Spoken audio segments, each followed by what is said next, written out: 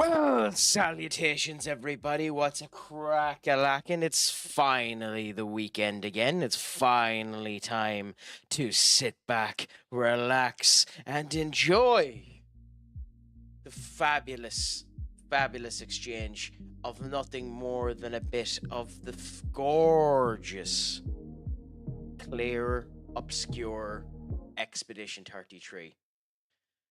I've been salivating at the idea at getting back to this game.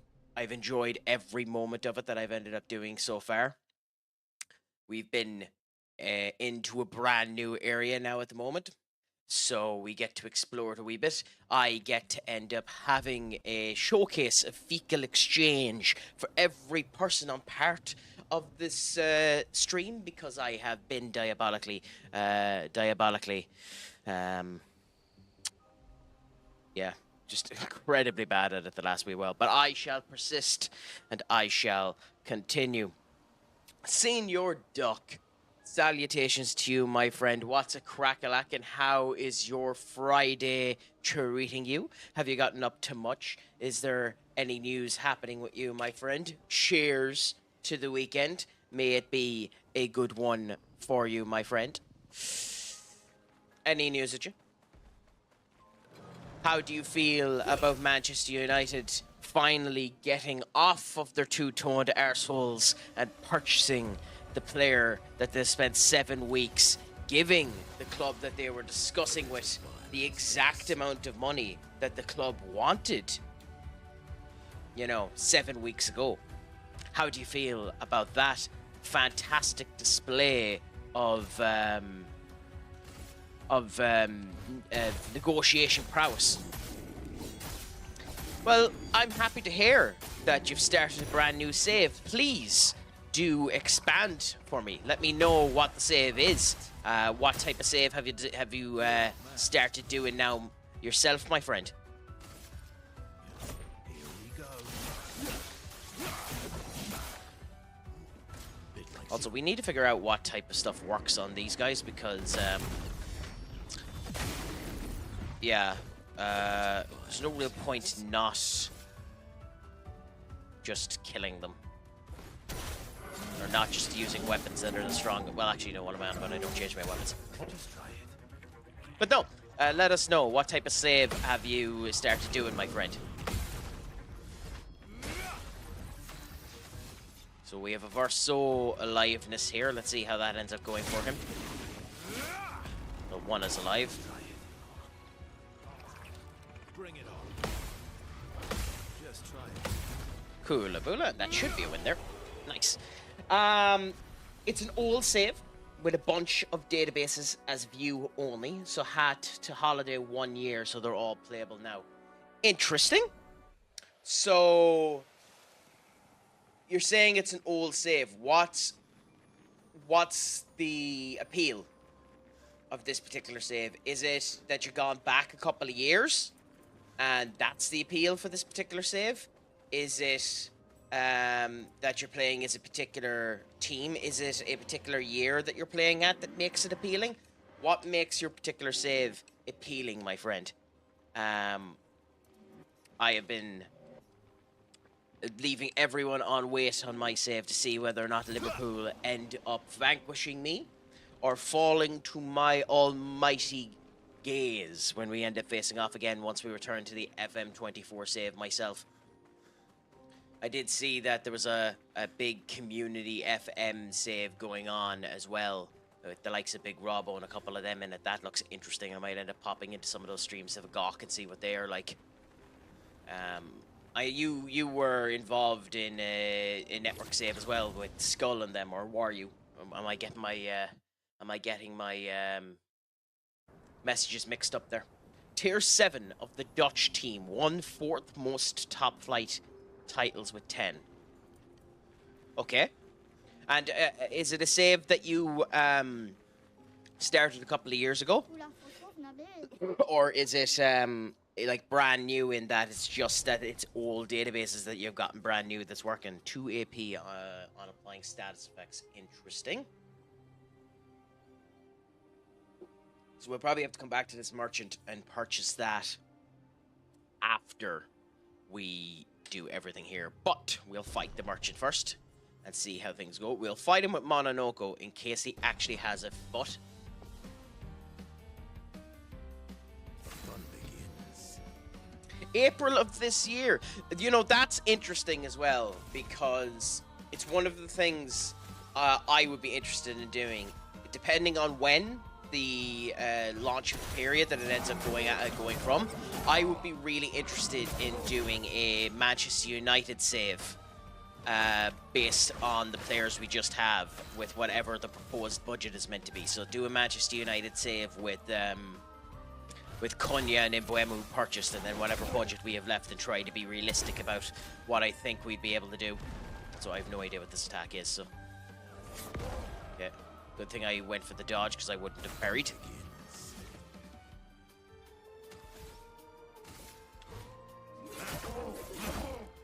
Cool. Yeah. Like, is it still being updated at the moment? Or, and is there anyone doing up-to-date databases at the current moment in time? I haven't been passing any heed of what the latest up-to-date FM24 is like at the moment.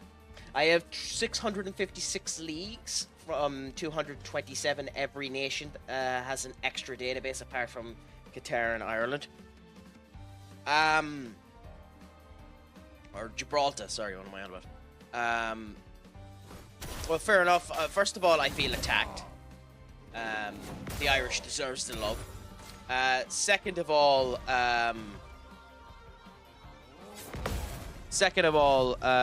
that must take forever to load, my friend.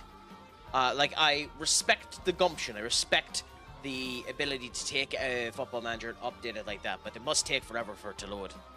As for this now, we have him defenseless, which means we should end up doing more damage to him. We're in the middle of this fight here, but we do have an AP problem at the moment, but thankfully we seem to have the attacks down. Like, it's just when the foot starts to go down when you do the parry, so that's nice to have somewhat sorted out. We can end up getting a nice mark here. A lot of damage. Now we can break him the next turn, so that's good if we survive this, which we should do. Here we go. Nice little dodge there. Playing 21-2 with every vanilla league and player loaded. So for that, how is that working at the moment? Because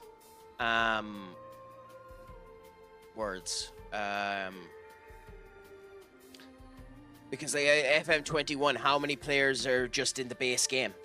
We'll heal ourselves just for the next fight, not this one. We don't have enough for that, so we'll attack him. Like, it has been years since I've touched FM21. Who knows, maybe in the future I might go back and do a old school FM save. I forget how many of the old school FMs I have, but I have them, so I might end up looking into them. Into Season 7 FC Utrecht, won 12 leagues. I'm managing the B team too. Oh, so you won 12 leagues in comparison of the B team and the A team. That makes more sense, because I was thinking, how do you have 12 leagues in 7 seasons? Okay, so the Diatron. +1 AP per moon charge on the start of a turn. Base gains 1 moon charge. We're never going to use this weapon. But at the same point in time, it's probably better than the beneficial contamination. Still, we'll wait and we'll get the beneficial contamination first. And then I'll come back and I'll get that weapon afterwards, if I don't forget about it, which is the unfortunate thing about this.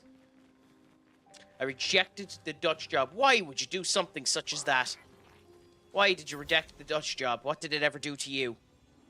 Want to leave international game to its own devices? It's 40k players. Interesting. I was thinking about it there. Why is he dead? We healed. Oh, the fight didn't count for healing. Of course. Your turn to dance. Not impressed. What? Crap baskets. I was thinking about it there, and if FM 26 does come out, as you know, most people think that it will, and not everyone is as cynical as I am when it comes down to that company and their practices and the fact that I think that it's shut. But if it comes out, I wonder if it's going to come out still with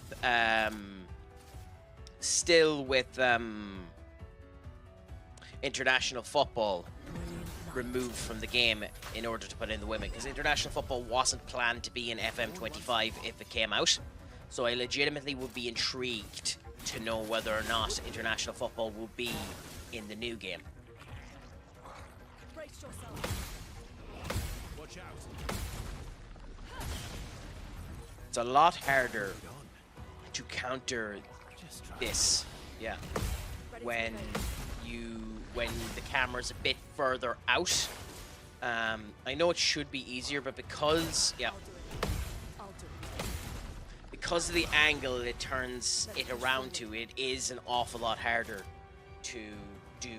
Now, it's a waste of time me re-healing him, but I can, and I probably should try and get as much health as I can up for the next fight as well. 21 save is decently quick. Well, that's nice to end up hearing now. Because it's nothing worse when you're playing those type of games and it takes forever to load.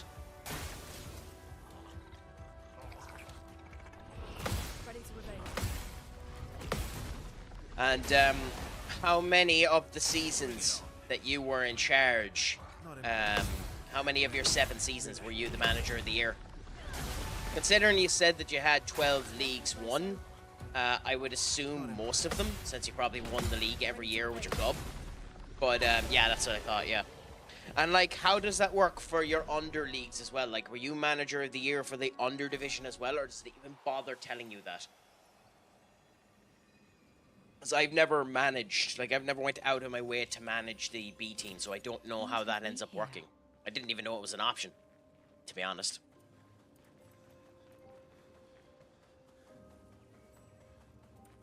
Interesting. Can we not? Okay, we can't.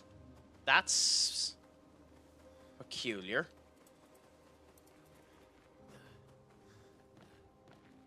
Okay, Craic, what are we meant to do here? Because we can't go out there. It's not letting us jump up here. It's not letting us go up onto that. So it should be that. It should be that. Yeah, it should be that.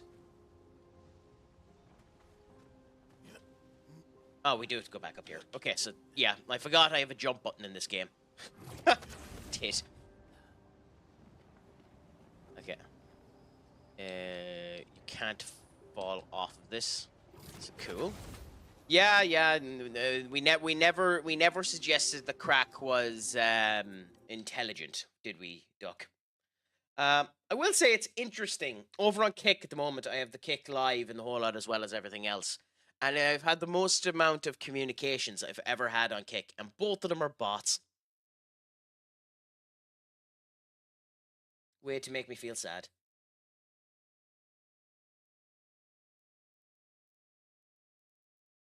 Had to ban them. Yeah. Ooh, it was dark. Interessante.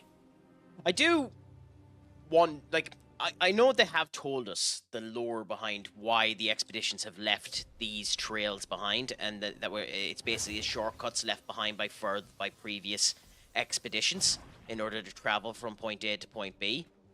But they've never actually explained A, how the expeditions left them behind, and B, given a kind of horse manure excuse as to how they work.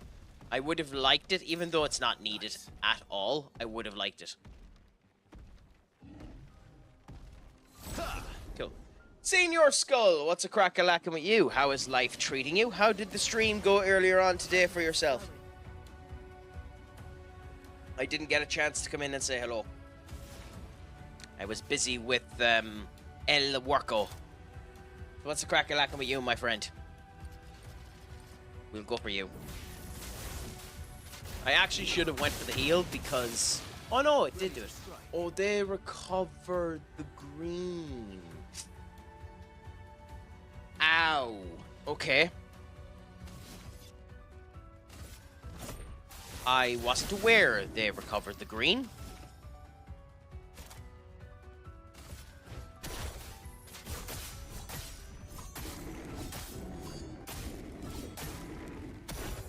That could become an issue in a bit, but we'll see.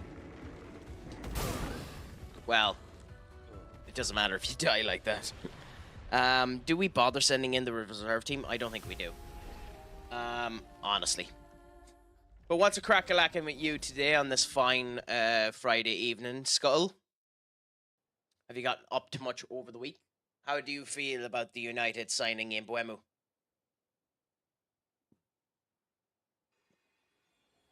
Have you decided, like everyone else who had a Switch to, if you purchased one, to purchase Donkey Kong Bonanza? Which looks interesting, but I really hate that design. Do you have a Switch too, Doc? You've hardly ended up getting the new Donkey Kong game, have you? Interesting. I ran off of it and it spawned this. That's an interesting little tick for the next one. To be honest, it looks epic. The Embuemo deal as being decent. The more I think about it, the more I'm not sure. And simply not sure because it is a lot of money. The 70 million quid we're spending on him could have been used for 2 players if he had a proper scouting department. But I am also cognizant of the fact that for some reason in this transfer window, the transfer values this year are astronomical in comparison to some of the other ones.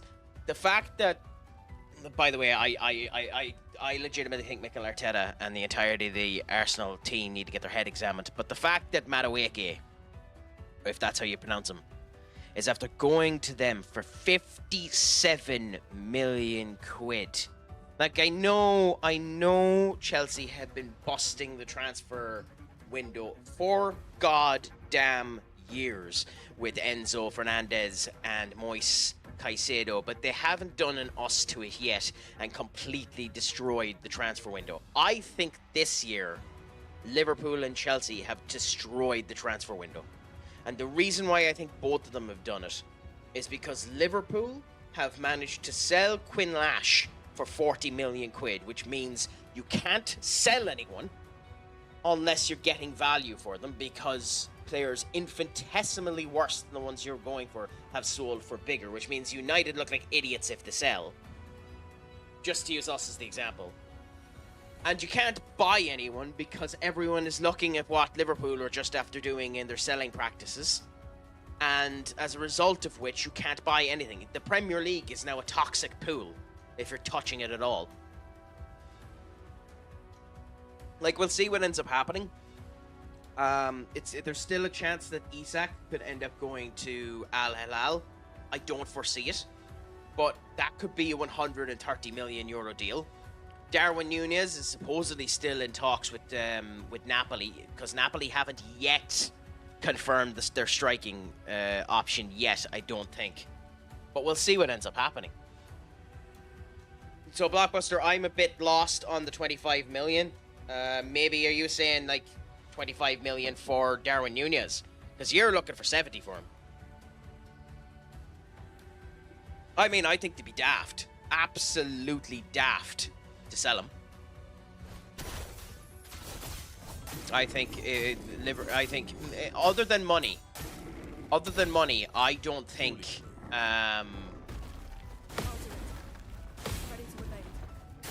fuck. Get ready. Fuck. Fuck. Okay.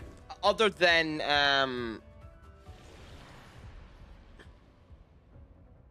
PSR, I don't think Newcastle should sell him. At the age that he's at, I don't think they should sell him. I do think, if the market wasn't so goddamn corrosive, I do think they need to go and get him a number 2.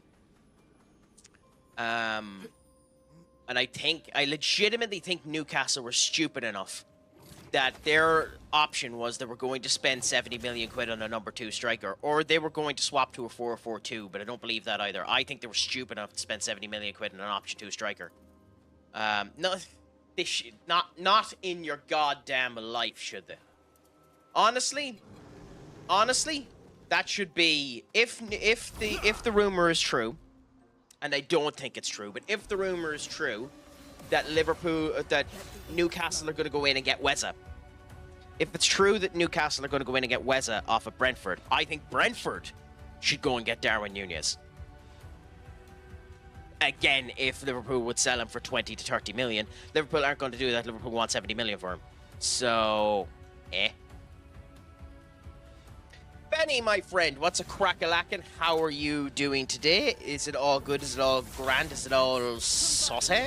Are you still in work? Or are you home? I know I started a half an hour later, so you should be home by now, I do believe. Yes, you see, but that's still bonkers money, Block. Even you have to admit. He's not, like, at the moment... God damn it, I went for the wrong one. At the moment, due to his track record, I don't think he's worth 60 million for you. At the same point in time, we're looking for stupid money for some of our players, so I can't really comment. Damn it, I'll get that in a second. Your turn to shine. Take cover. Okay. Thank you, Benny. You are a gent and a scholar.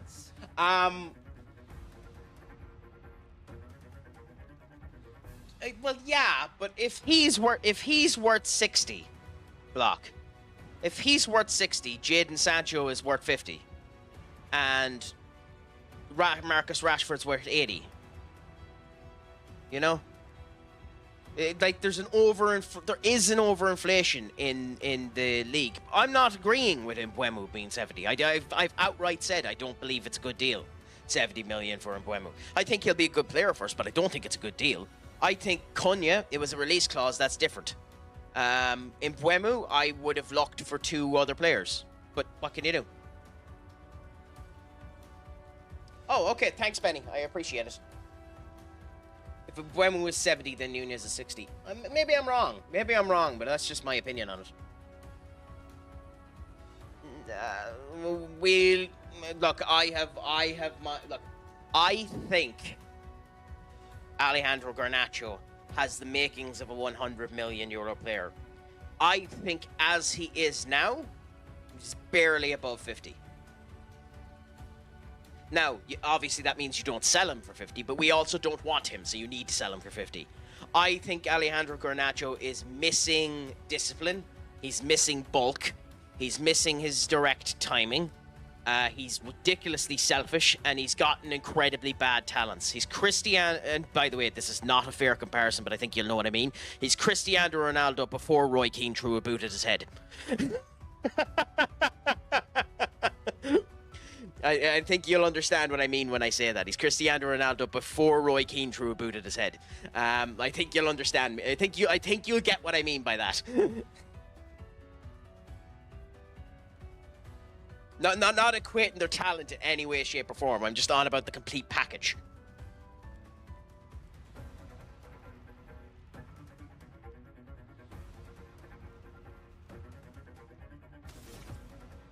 As I've turned around and said, I let my moderators, I gave you that power for a reason. I let you choose what to do with it. If you do the wrong thing, though, do know you will get punished.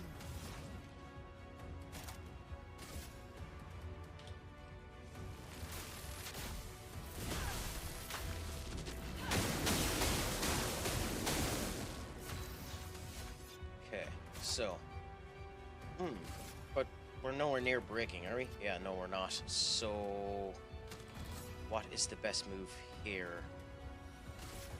Nope, not you. I think the best move is Defiant Strike. What are you to... Duck, are you speaking back to your Lord and Master? Are you speaking back to the broadcaster? Apologize now, Duck. You can change that with Garnacho. You teach and try to get him out.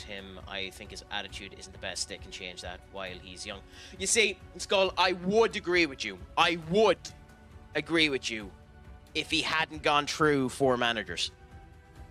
He's gone through Ole Gunnar Solskjaer, Ralph Rangnick, Ten Hag, and Ruben Amorim. And he was given time with Ruben Amorim.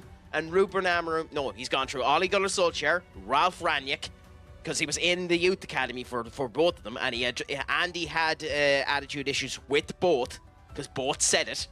He went through Ole Gunnar Solskjaer, Ralph Rangnick, Ten Hag, and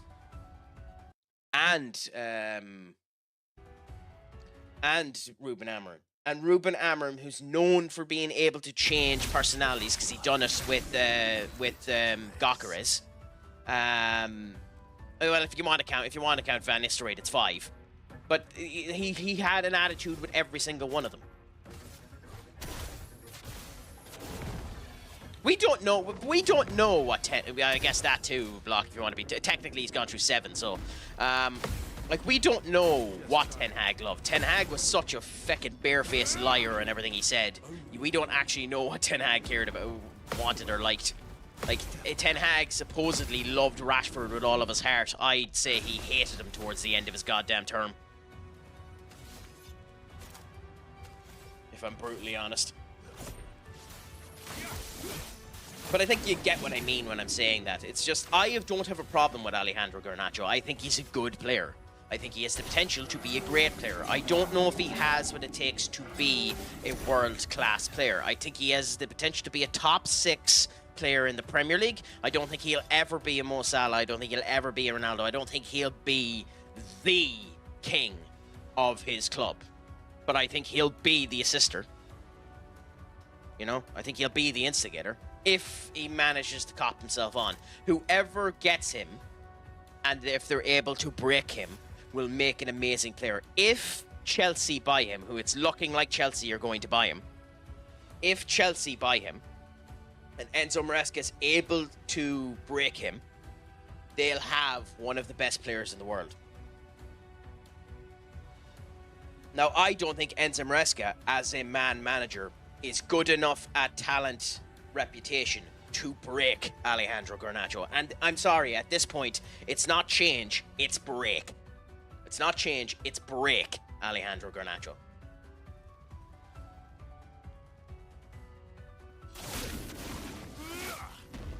Bring it on. Damn it. There's only one of them in the Celtics down. We will use the reserves. Yeah, and that's my big point, Doc. I mean, but here's the thing, and I'll get to it in 1 second. So here's the thing, Skull. If you're not actively selling him, and someone is coming in to buy him, where you don't want to sell him, you're right. He's worth 70 million quid. Okay? I repeat this. If you actively don't want to sell him and someone is coming in to buy him, you're right. Because you actively want to sell him, it's 45. As I'm saying, potential-wise, he is a 70 to 100 million euro player. As he is now, he's 45 million. We want him out of the door. It's his value as he is now. And unfortunately, you're going to eat your ass on that asset. Now, we bought him for 250k, so who cares? You know, we're making a big deal about the fact that he's worth 100 million quid, and he is worth 100 million quid in a couple of years' time. But if he destroys the entirety of the team, who cares? Zlatan Ibrahimovic, one of the best strikers in the world. There's a reason Zlatan Ibrahimovic has 13 clubs underneath his underneath his belt. It isn't because Zlatan Ibrahimovic wanted to travel around the world like everyone thinks it is. It's because Zlatan Ibrahimovic was such an attitudinal asshole, which worked for him, such an attitudinal asshole. Everywhere he went, he pissed off the crew, so the manager just went, nope, out. You know? No one will admit that, but that's what happened. Out. Get out. So, you know, like Zlatan Ibrahimovic, fantastic player, one of the best players in the world. There's a reason he went to 13 clubs. And you can't do it. With Garnacho, you have to get him out. Zlatan Ibrahimovic, I don't think he's ever had a transfer over 60 million quid. Now, to be fair, in the year period where he went, you know, like in Zlatan's career, it's a bit different. Obviously, the inflation of transfers weren't there, but he didn't have the equivalent of the world's top transfer. I think Robert Lewandowski's transfer to Barcelona was more than Zlatan Ibrahimovic's biggest ever.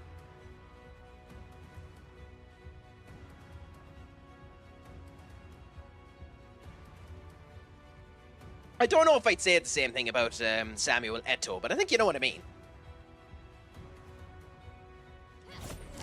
Because just at the end of the day, I have no problem with Alejandro Garnacho, none whatsoever. But I do think he's dug his own grave. But I also legitimately think United should in no way, shape, or form sell him to a Premier League squad. Who gives a feckin' crap what he thinks? Someone outside of Europe will want him. Sell him outside of Europe, and if he doesn't want to go, he has a 3-year contract. Plonk his arse in the under-21s. And maybe he'll change his attitude then. You know, I know the reason why we want to sell him is because it's pure profit and our PSR is supposedly bad. Again, based on the stats, our PSR isn't as bad as people were saying it was. But we'd end up doing that. I also, by the way, would put a 40% sell-on clause to whoever the hell we put him to. And I'd end up putting in a buyback clause if you could. But that's another kettle of fish. That's up to everyone else to do it. Oh, was that what it was? Okay, fair enough. Then I'm wrong on that. But I'm wrong on that. I forgot about that deal. I forgot there was a swap within that deal.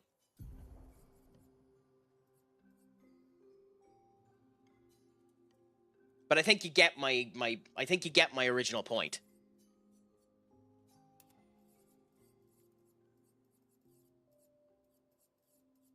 Anyway.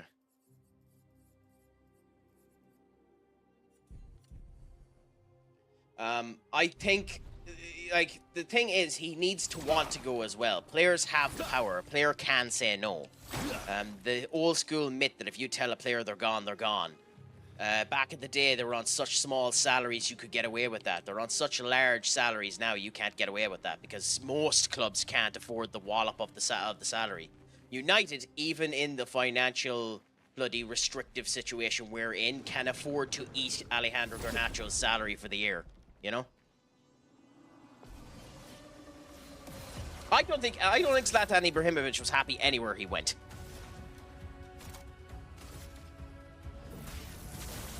Now, maybe it's because he's over in America and Americans, he's playing to the fact that Americans don't know the difference. But, like, he's saying that one of his favourite clubs was United, which is complete horse crap because he hated every minute he had on the pitch in United. So...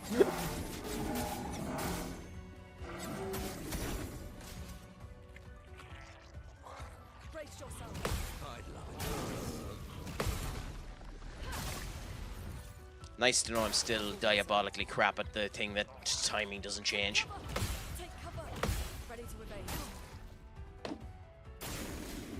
Christ, Craig.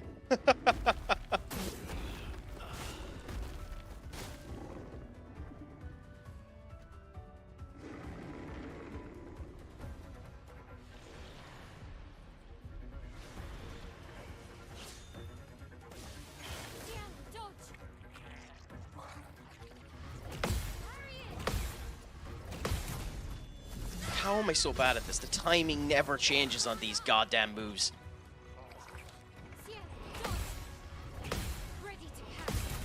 Anyways, he boasted how he conquered the MLS and never won anything here. I'll snip at you a bit on that one, Benny. It wasn't that he boasted that he conquered the MLS. It was that he was having equal numbers to the top goal scorer in the MLS at the time. I think when he said what he said about the MLS, that he conquered the MLS, was that he was two or three goals behind the 25-year-old that was top of the league at the time. And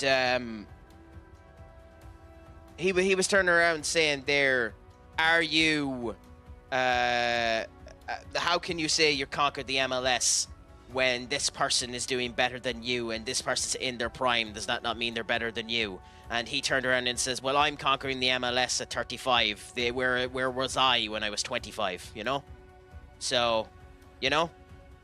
So, it was a vanity point, but he said it he said it in a different context. It was to put down a 25-year-old who wasn't in Europe, you know, who was in the MLS as opposed to going to Europe, stating that he can be the suave dick of the town in the MLS all he wants to. I was playing for some of the biggest clubs in the world when I was 25 as opposed to him who's not doing diddly squat, you know? Was his point. Now, whether or not you agree with that or not, which obviously you won't, is an entirely different kettle of fish. But, you know, sure, but he made the same claim about the Prem after he left United. The sad thing is he kind of did. Like, he scored... What did he score? He scored 18 goals for United. Like, he scored the same amount of goals for United as Ronaldo did when he came back. So, like... And if he had went to City, he easily could have gotten to 30, you know? Like in his particular case, for what he needed to do, well, you're right, but for him it is. For him, he doesn't need to worry about any of the rest. So long as he scores goals, he's done what Zlatan needs to do. And Zlatan has arrived, Zlatan has conquered. Fuck the team, Zlatan has done... So he's not lying, he's done exactly what Zlatan said he would do, you know? Obviously, that's one of the reasons why he doesn't stay in any teams, and also one of the reasons why no one ever puts him in one of their top strikers of all time, because he's a selfish prick who thinks only about Zlatan Ibrahimovic. Not that there's anything wrong with him being a selfish prick that thinks only about Zlatan Ibrahimovic. You want your striker to be a selfish prick. You're not a good striker if you're not a selfish prick. I honest to God believe that. Fuck! Sorry. I honestly think you're not a good striker if you're not a selfish prick. Let's push forward. Shit. Oh, he's not getting any health as a result of that. Ground, so that means... No.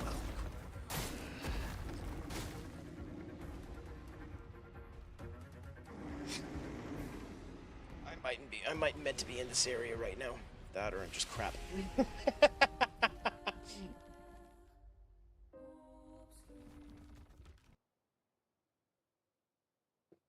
However, at the same point in time, when it comes down to specifically United and their selling practices, we'll see what ends up happening. Like, the United deal at the moment, United supposedly have a second offer brought in from Juventus for Jadon Sancho. 15 million quid for Sancho. 12 plus 4 in add-ons, so 16. But 12 plus 4 on add-ons. Thing is, I think at this point, just take the 12.4 and get him off, because he's going to walk off scot-free next year if you don't. However, here's my little schnicket on it. Sancho wants the entirety of his contract paid in order to do that, so that would mean United would need to pay 4.8 million quid directly to him. Now, I'm sure there's some tax ways you can get around that where you wouldn't need to worry too much about it. But at the same point in time, I'd almost say do it. Sure, negotiate with Juventus, try and get Juventus to pay for that extra 4 million quid. But if Juventus want him, take him. And Juventus is supposedly also meant to be looking at Rashford as well, which is interesting to me. Striker needs killer finish instincts, not set up goal. In the modern game, I don't agree. Especially in England. In the modern game, the English game is so fast. And the defensive play is done so differently. You need to be within the play-by-play, otherwise you're never getting the ball. There's very few long ball attempts done, unless you're a lower down the division team. I think the killer instinct you're talking about is needed for the likes of West Ham, is needed for the likes of Everton, is needed for the likes of Brentford. Yes, I know people are going to turn around and say United are 17th, but you know what I mean. For the teams that are playing Sean Dyche ball, you know, Sam Allardyce ball, I think the killer instinct is needed for that. I think you need both. In the way that every other team is playing, which is the reason why every other team plays shit. It's the reason why everyone is playing absolutely catatonically crap, you know?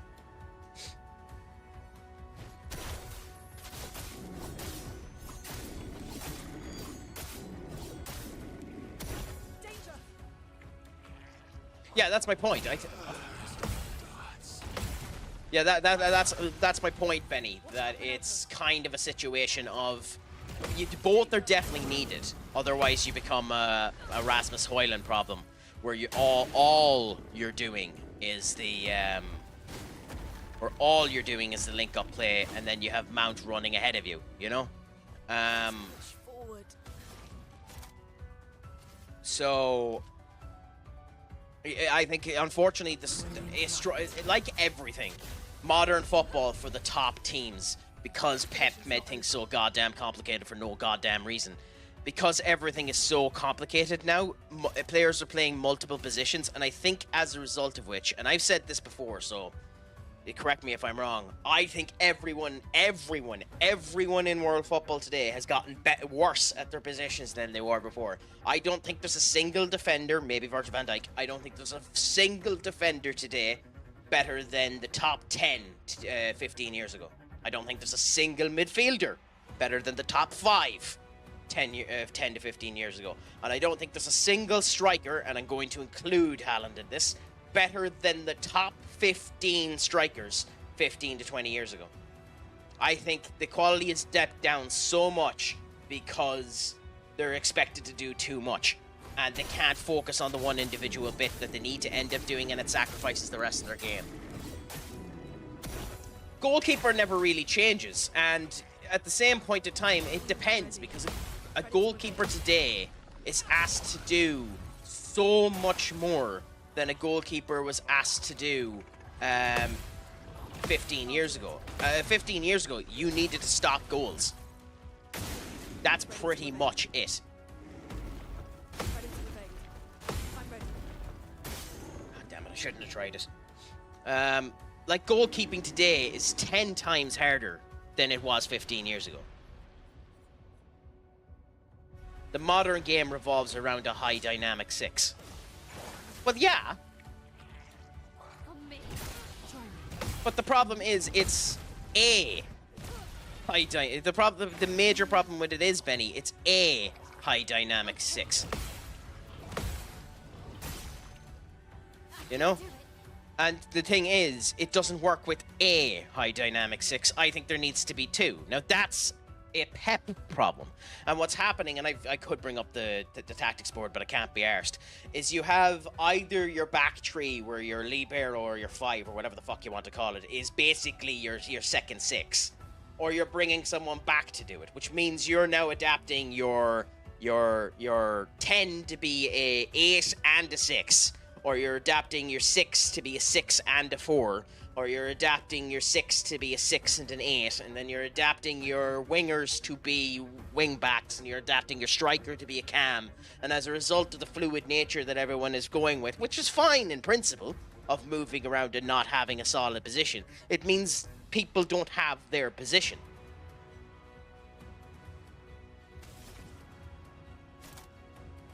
It also doesn't help too, and this is a massive problem with the modern game today, and nobody wants to mention it. It also really doesn't help today that the game is both rightly and wrongly, weaker than it was 15 years ago. And the prime example I can give to you is first season Casemiro for United. First season Casemiro would have been given a pat on the back and a chirp in the back, and a chirp on the neck for the tackles that he was putting in the first season that we ended up having him. Yet he got carried every single game he was playing. Every single game Casemiro played, he got carried. However, in Spain and 10, 15 years beforehand, you would have been given an award medal and a bloody cold bear for the tackles he was making. And I think the game has become a wee bit too light. It's needed, mind you, but I think it's being overdone. And I think that doesn't help the defenders, and I don't think it helps the midfielders. I think... And because the attackers aren't actually attackers, it causes problems for them as well as a result. Now, maybe that one is me being too much. Maybe that one is me being too much of a contrarian. A proper challenge.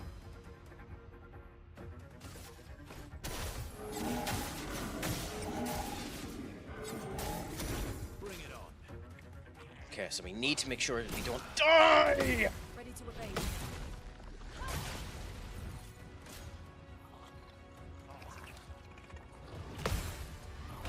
I'll do it. I'll read that message in a second, Benny.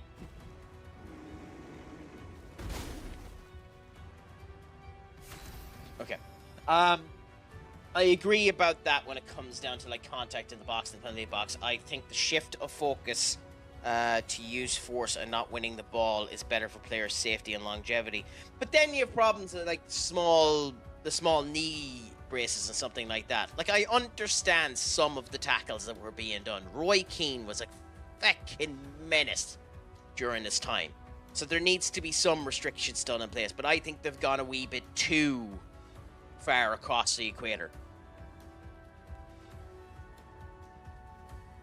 And I think oftentimes now you'll have people too afraid to do it. I think legitimately, and this might be me smoking pipe up there, putting smoke up the ass of a player that doesn't deserve it. But I think legitimately, if Hannibal Maybury, the United Academy player that I think we either have him out on loan or we have sold. I think we might have sold him. I think Hannibal Maybury would have been a fantastic player 10 years ago, because every time he went on the pitch for us, and it was quoted as he's being too excited. Whereas what was actually happening was he was just being aggressive in his tackles, bouncing the players a bit, moving them a bit and bouncing them, being a wee bit too avarice with his shoulders. I think he would have been a genuine player. Yeah, and to be honest, that's about right. If that's what we sold him for, I forgot, but yeah, no, that's fine. Some of the academy players like that, like I know we sold Iqbal. I know Dan. By the way, here's a question for you. I know this is an entirely different topic, but I'll bring it up in a second because I know Dan Gore is one of the ones we're after putting out on rent. What do you think about a player being put out on loan and then going to the same establishment twice? Because Dan Gore, I like Dan Gore. I think there's something about him. I don't think he's as good as Toby Collier. And we'll see what happens with some of the players, especially tomorrow when we see the likes of Bandito play and a couple of the others go. I'm really looking forward to seeing Leon. But I think it's the kiss of death for the likes of Dan Gore to be sent to a League One side and the same League One side twice in succession. I think that's the kiss of death. I think that's the sign your ass is getting sold or your ass is getting released. It's the same thing I have with Ethan Williams, ironically, who's going on the game, who's in the trip to Switzerland tomorrow as well. He's 22, so that's an entirely different kettle of fish. But what do you think of that? Am I being daft, or what do you think there? I know that was a completely different point than the point I was originally making, but it got on me.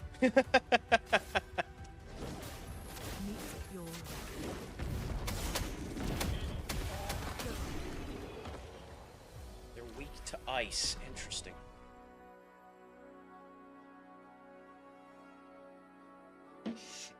Interesting. They're weak to ice. And that was Crack's rant while trying to beat a fight that he should be easily beating, but is too cheap to bother his arse to use the chroma elixir to heal himself. I will actually use the chroma elixir to heal myself.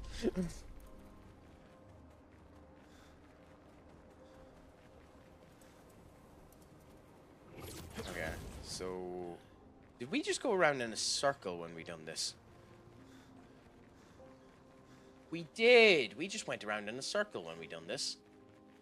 Interesting. Did we miss anything here? I don't think so.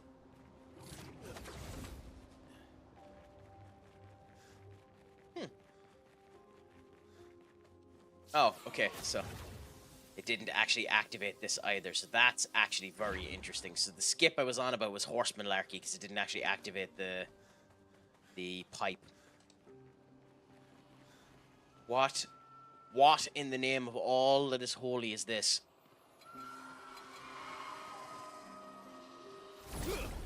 Okay, I figured this was going to be a boss. God, the music in this game.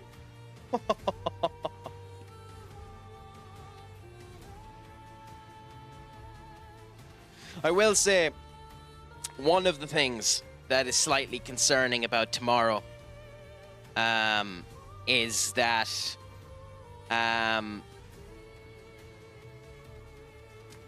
Xerxes didn't travel with them over to Switzerland.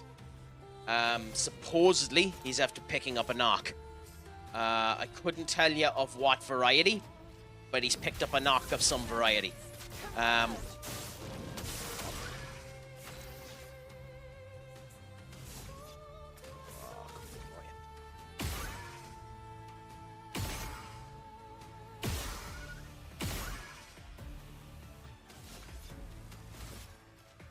not looking forward to this.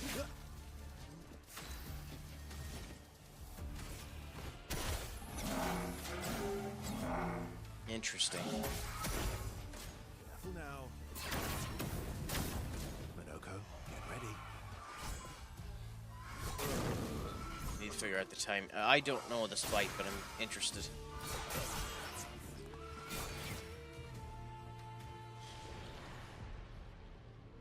Yes, because I need to figure out the timing.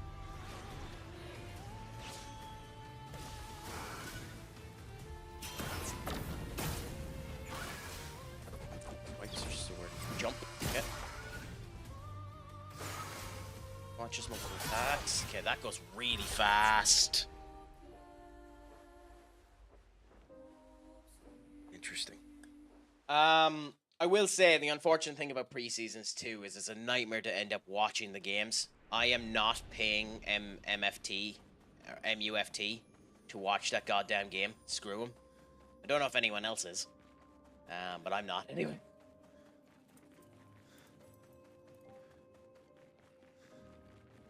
Anyway, back in we go. Let's try this fight again.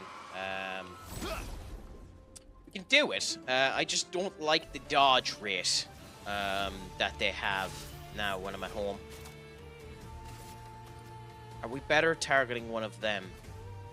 Maybe we are. No, we weren't.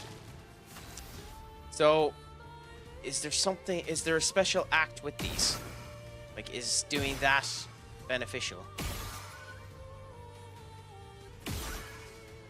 Because we can barely hit them.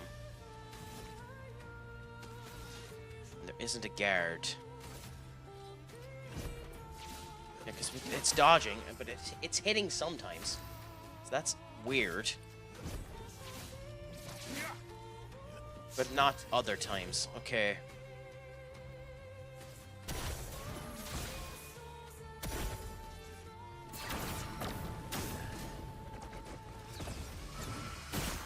So we're almost always better waiting for that. Interesting.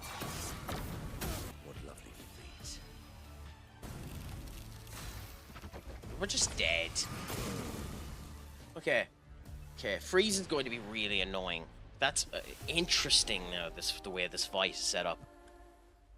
I don't like how the shielding effect. Maybe do we have a scouting effect on this?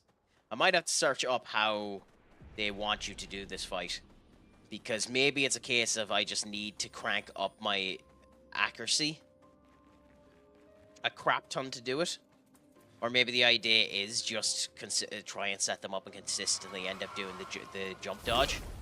Then maybe this is one where you do need to do the parry more than anything else. Okay, so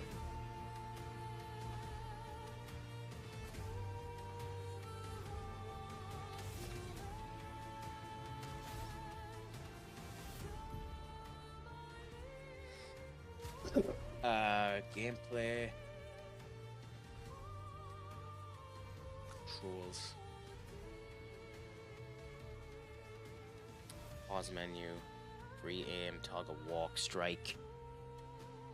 There doesn't appear to be something that does that. I might search this up just to have I know I'm trying to do this as blind as I can, but I'm going to search this up because I'm curious about the dodging of this.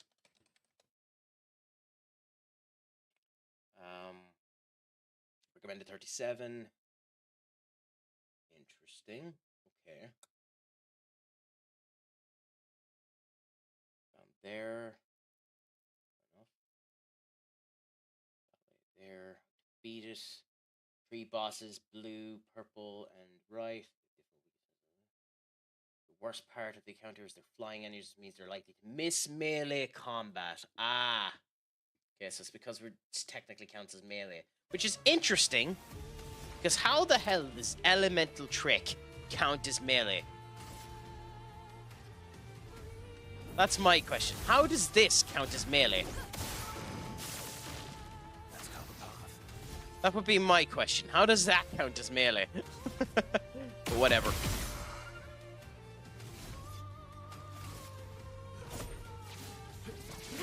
Like, I understand that. I understand them missing that. But, like, the other bit, I don't know.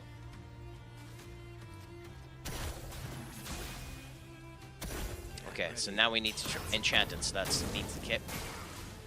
Swipes at the floor. We jump, and we can hit them back. Cool. You are now going to do the multiple attacks, which is fast. Yep. Faster than that. Enchanted target, which is... Yep. New. Damn. Damn, damn, damn, damn, damn.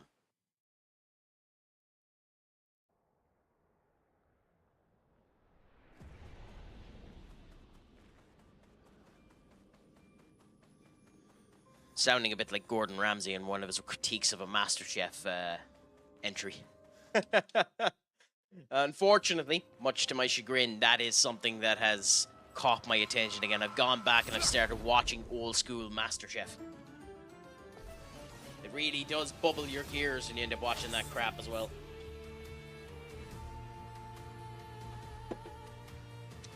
Okay.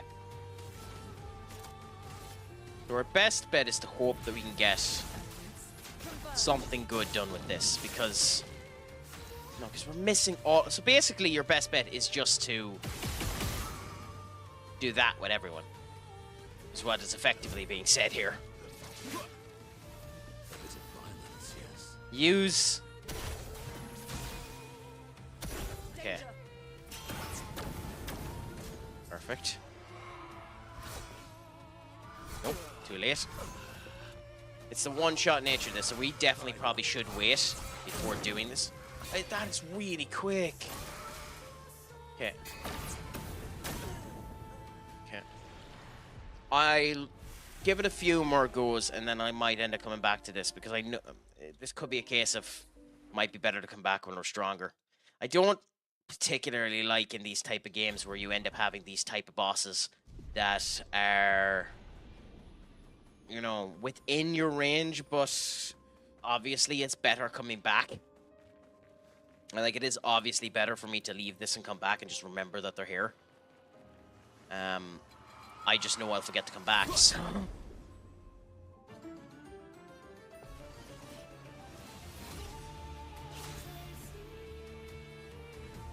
just helps that this music is awesome. Okay, so sense. Okay, so we get 4K doing that. Is that the best route? Unfortunately, it might be. It's gonna take forever to kill them, though, if you do it that way.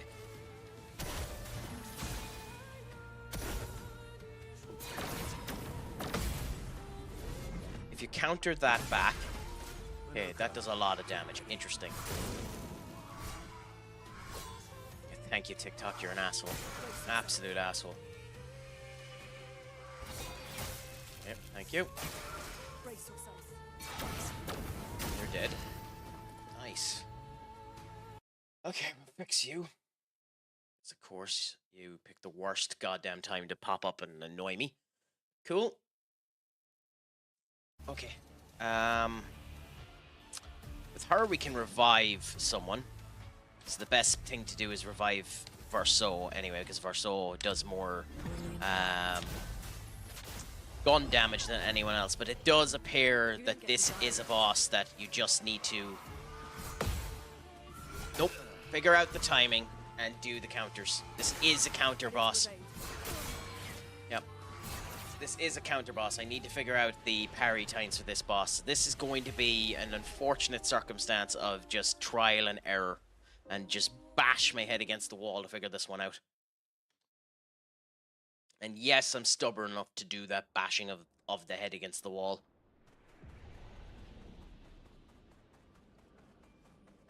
I do also want to try and do a save where I'm near these guys, so I'm not running the whole time back. This is where I've recently been playing some games on an emulator, just because I don't have the console that I use to run them. It's Pokemon games, by the way, in case you're wondering. My old Game Boy isn't working at the moment. I've gone to get fixed. And I'm currently playing some old school Game Boy games that I own, and having the save feature is fantastic when you want to test some stuff. Okay. If this hits at all, it's good. Why is that move in particular missing? That's insane to me. The easiest attack is to avoid the parries of that. Weakness, Sayel should be able to target the middle boss with Dark. Mael should be able to target the left one with Fire. Luna should be able to target with Ice. So, like, does the weaknesses just always hit?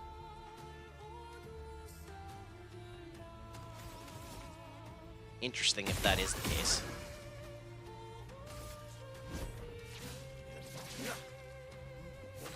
So do I have an ice move here for him? No. Okay, fair enough. We'll give everyone back some health. Cool. So now, enhances for the target. Come now. Good. So we have the timing for the enhancement at least gotten. This is a jump, so that we've auto hit with the jump. Multiple attack, so immediately goes. So multiple attack is the worst one because it's just instantaneous. There. Cool. So the instantaneousness of the multiple attack is by far and away one of the most hard things to figure out the timing for. Now, Mononoke, we could do that to give the energy, but I actually think the best thing to do is revive her. I won't lose again. And with Verso, do that. We have breaks now, so I should have kept enough to do the perfect break, but still, we can go and do this. Cool. Oh, we got to play again. Do we have enough for the break? No, we don't. Okay, fair enough. Then we'll just do that. And we'll try again on... Game.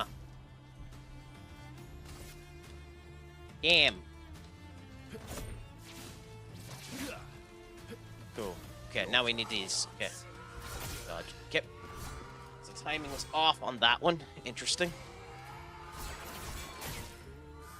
Okay, so that multiple attack, it is almost instantaneous on each other, but my timing was still off. Enhance, so we're doing this again. Cool. So This is the way to go and beat this boss. It definitely is, because we're doing the most amount of damage to it. Unfortunately, we do have a break skill, which is Reservoir Bonk, on Mononoko. If it doesn't hit, we're probably done. So, as a result, I think we're actually better reviving specifically Lune, and hoping that they're alive long enough after the end of this. Fucking attack.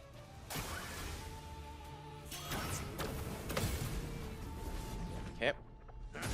Nice counter. And the slice. Cool.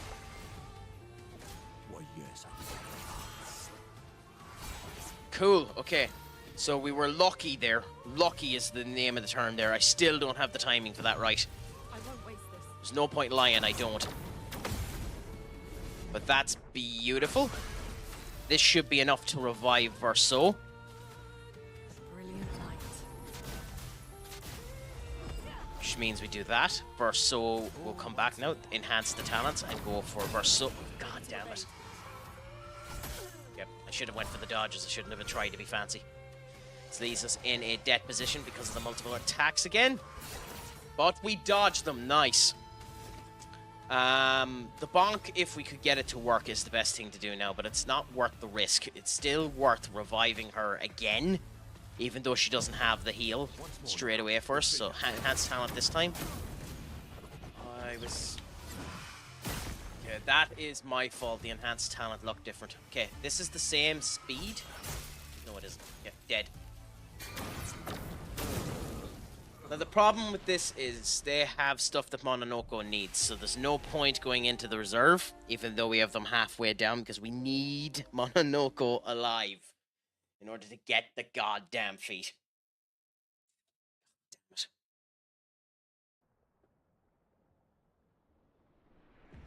So we have one of the moves down, where, especially when it's on the left-hand side, we have the timing brilliantly. When it done it there on Lune, the aspect ratio ended up putting me off. So we'll try it again and we'll figure it out. We'll get this boss in the next 20 tries, I think. Especially if we can get the counters figured out. Okay, so Lune.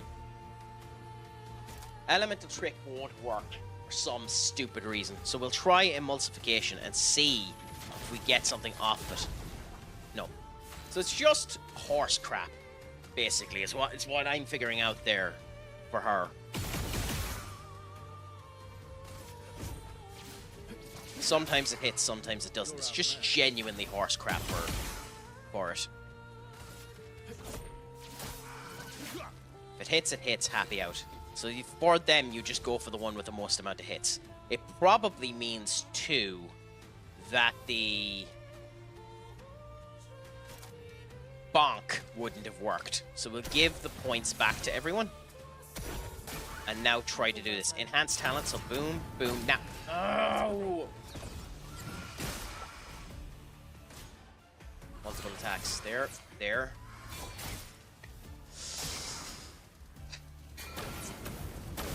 Yeah.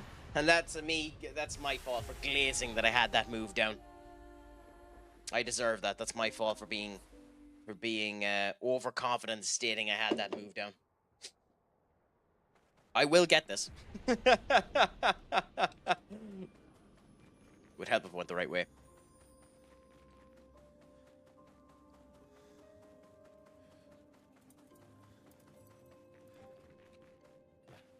It's the case in everything when you end up doing it. When you start getting confidence, everything starts just boiling over and failing for you.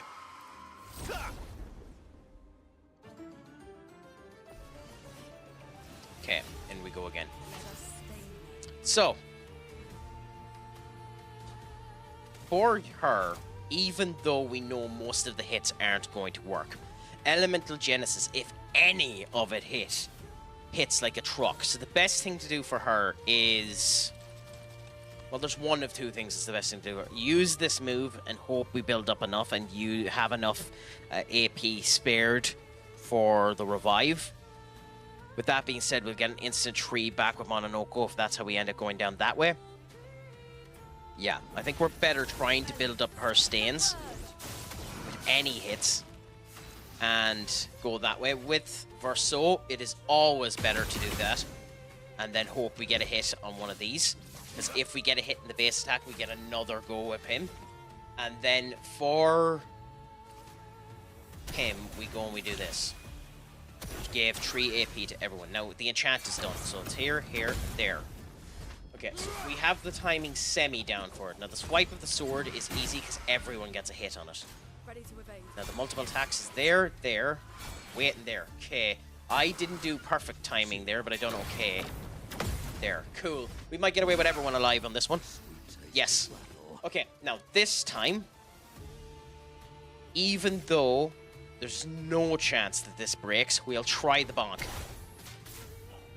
Why did we miss that? I mean, it was worth the attempt to try it. We'll do the same thing with Verso, even though it's really unlikely the one hit would work. Oh, it worked! Okay, cool. Unfortunately, he wasn't the breakpoint. Damn, that's unfortunate. Still, actually, we know for a fact that was the wrong move to do with Verso, because Verso, we should have just used his attacking move. Still, we'll do Thunderfall now and see how this works. Is this the right move? Probably not, but still. Yeah, 6 dodges. Interesting. Okay, so we get the jump done there. Cast spell, so the timing is there. That is still an awkward timing, but it is based on the turnaround. The enhancement is now. Okay, that's annoying. I should be more accurate on the enhancement. Now, we're better trying to use Verso's break than Mononoko's, because it hit. We know that it hit. So we'll revive with the revival tint there. Okay, I wasn't expecting that. Okay, fine. It is that turn. It's too late. Fuck. Okay. It's 5. So we can do 1 hit. Okay, and that marked him. And now we try the perfect break.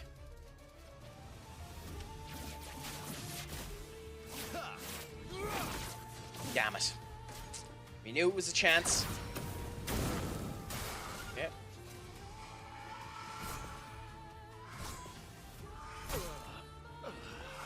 Okay. To be fair, it wasn't a move I was used to. I was trying to determine where that came down. So it'll take me a while to get used to that move. I'm going to need to hope when that move happens I have someone alive, because it's almost guaranteed that that's going to kill me.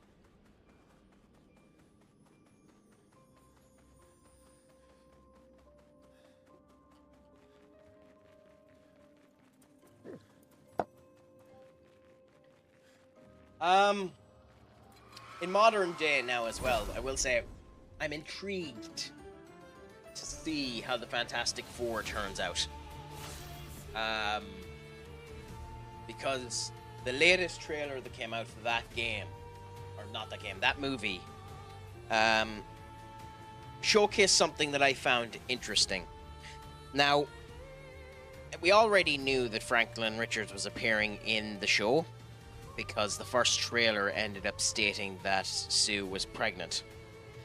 And I find it interesting that they decided to go down the route of having Reed Richards tell the people that he wouldn't give up his child for their safety, which yet is the hardest thing a parent could ever do, give up their child for the safety of others, but the safety of many over the safety of one is a genuine hero thing.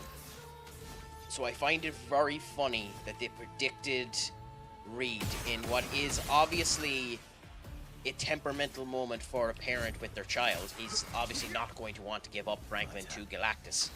But at the same point in time, that is a more villainous retrospective on the situation. It is a much more villainous feel to that action, you know, because you are dooming the world, you know? So I find that hilarious and very, very interesting that they've done that, and it gives me more credence to the thought that maybe, just maybe, they're going with the idea that this Reed Richards will become the maker in Doomsday, which I would love, to be honest. Okay, turn, and it's there. Take cover. Okay. I don't know. People have watched the movie, so the fact that it hasn't been spoiled yet makes it surprising that there's no word if Doctor Doom is in the movie.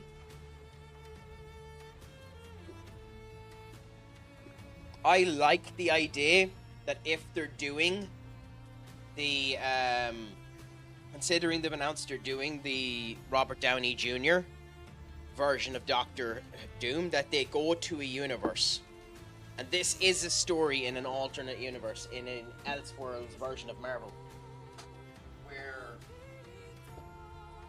Tony Stark is still the general genius that he is. However, instead of having a struggling childhood where he was neglected by his father and the whole lot, he actually had a fairly loving life. But he went to college, MIT in particular, in order to learn, and his roommate was Reed Richards. And himself and Reed were very confrontational with each other. And Reed was always one-upping him and always succeeding ahead of him. So in order to achieve excellence over Reed, he attempted a thing known as the Doom Project. A project which ultimately negatively affected him. And he has the same situation happen to him, needs to end up making the core for his heart and the whole lot. But because the Doom Project failed, and Reed Richards got everything that he wanted, so Tony Stark fell in love with Sue Storm. Reed Richards ended up taking the girl. Reed Richards took his scholarship. Reed Richards was the most successful person in the university. Reed Richards done all of this stuff, and Tony Stark became jealous. He tried to create the Doom Project. The Doom Project failed, and as a result of which Tony Stark became Doom. You don't have Victor Von Doom. He became Victor Von Doom after the fact when he founded Latveria specifically to screw with Reed. I like that idea quite a lot if there was some way to do that. But it would have to be a complete Elseworld story, and I don't know how you get around writing that. I'd love if that was how they ended up going about it. Okay. We can revive Mononoko, which is nice, because the more we have, the more safety we have. Okay. Swipes the ground. Cool. The more of us that are alive during this, the more damage that is done too, so that's brilliant. Stronger spell. Cool, we got the timing down right for that. Did we deserve the timing for that? Heck or no. What?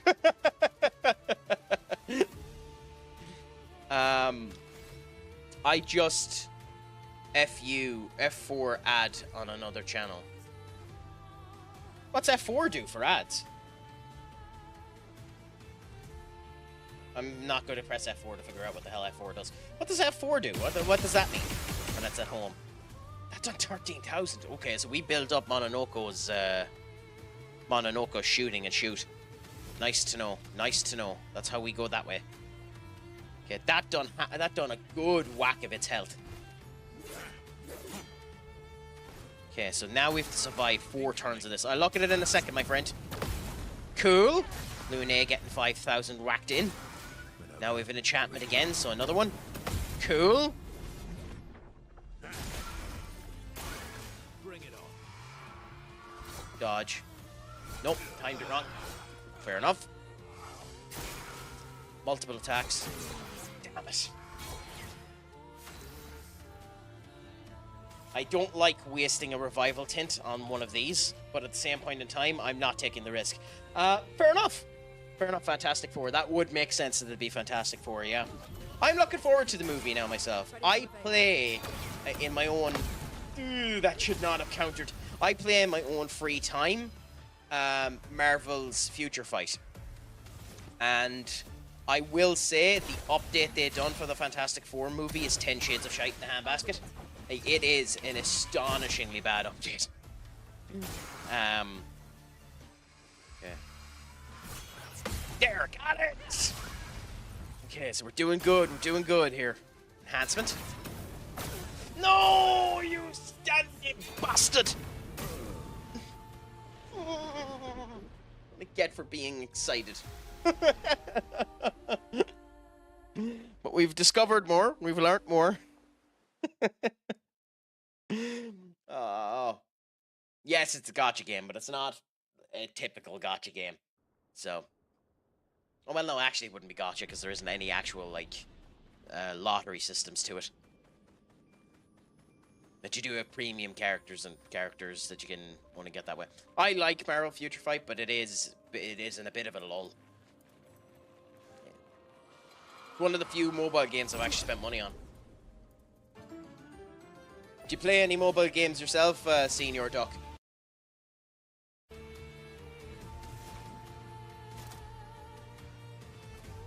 I think we're actually better. Yeah, I think we're just actually better doing that. At least we know what hits.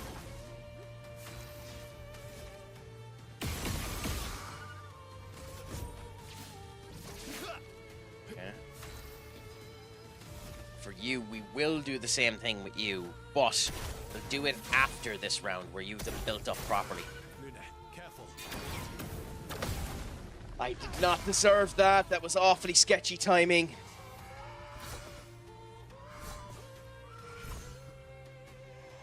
I didn't deserve that either, to be honest. Cool.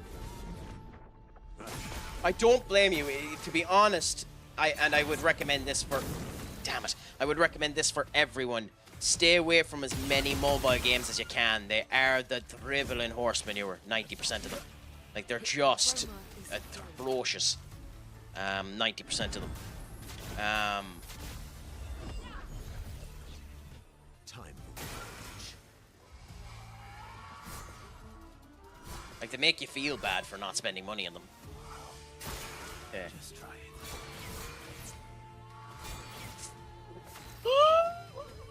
The timing of that.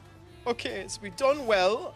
Mononoko could share the love again and give AP to everyone. But I genuinely think we're better just going... Yeah. We didn't do as much as we did the last time, but we done enough. Okay. Luna, careful. Cool. It's dangerous that on Luna because it curves for Luna. Curves for Luna, so the timing seems different. Okay, so we're now at the point where where we have the break. Okay. Just multiple attacks. Okay.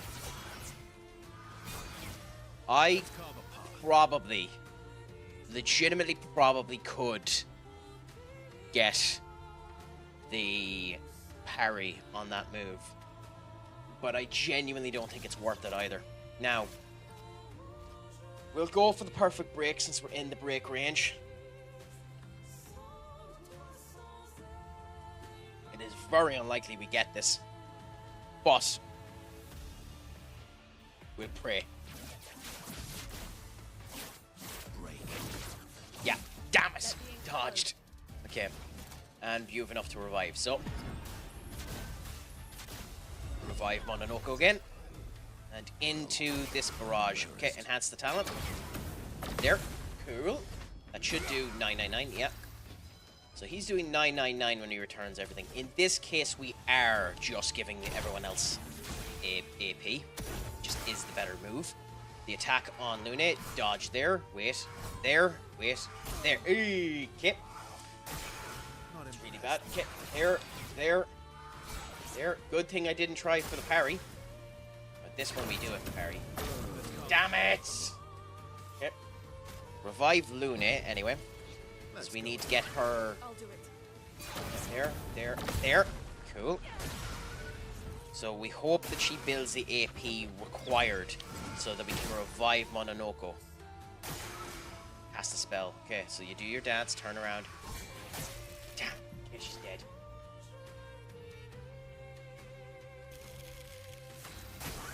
Oh well. That's a really annoying that she's dead.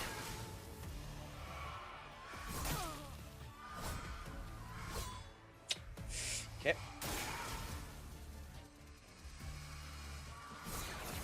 Good, we got the timing there. Did we deserve it? Probably not, but we got it. And immediately, no, actually immediately we do aim for the head and just go boom.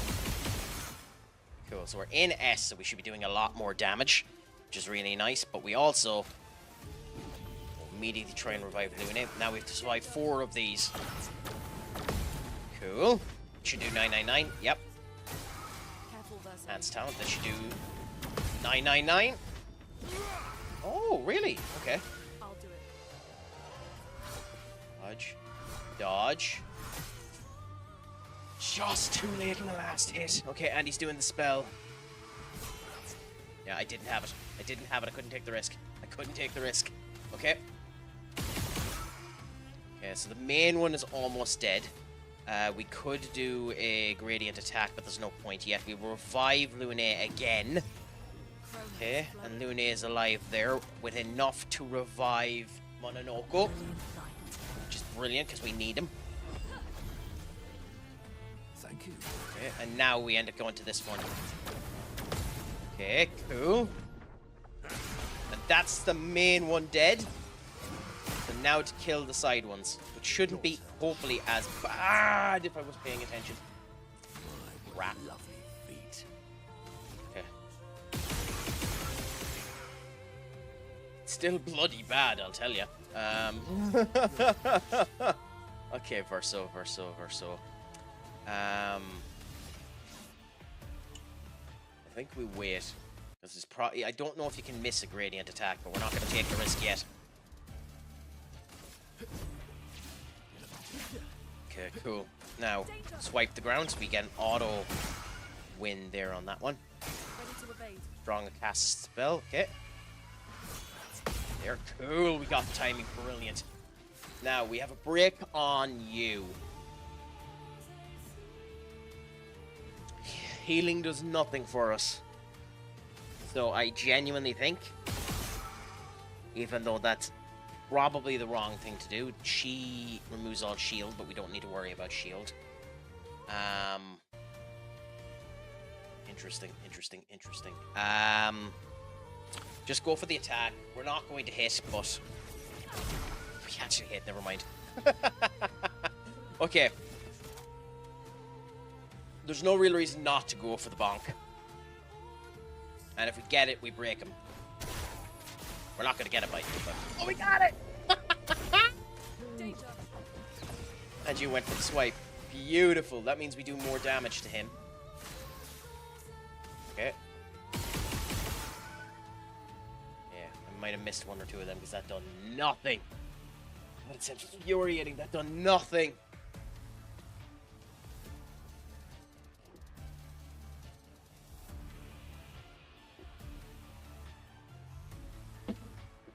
Okay. So Verso is currently S ranked.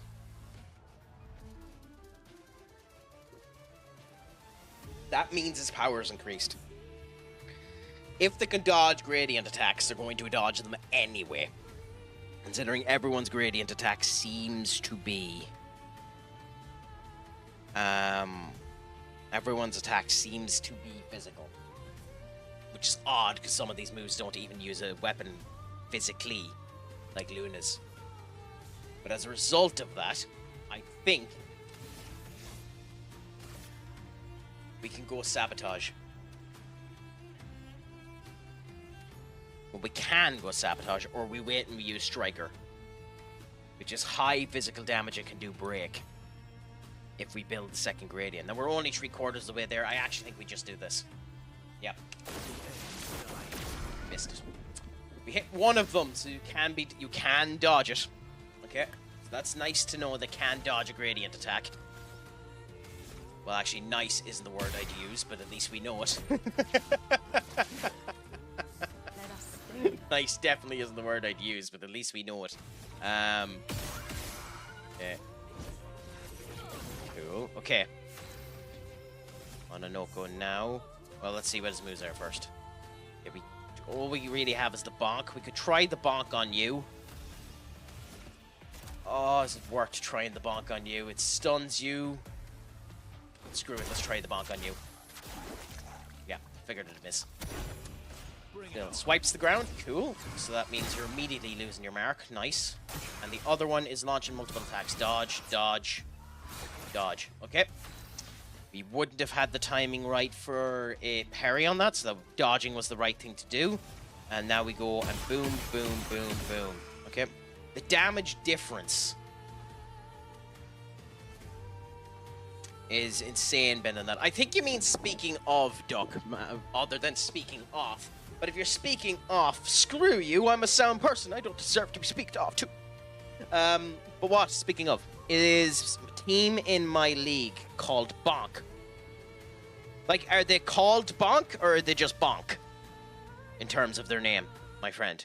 Or is that me being ultra specific and annoyingly obtuse?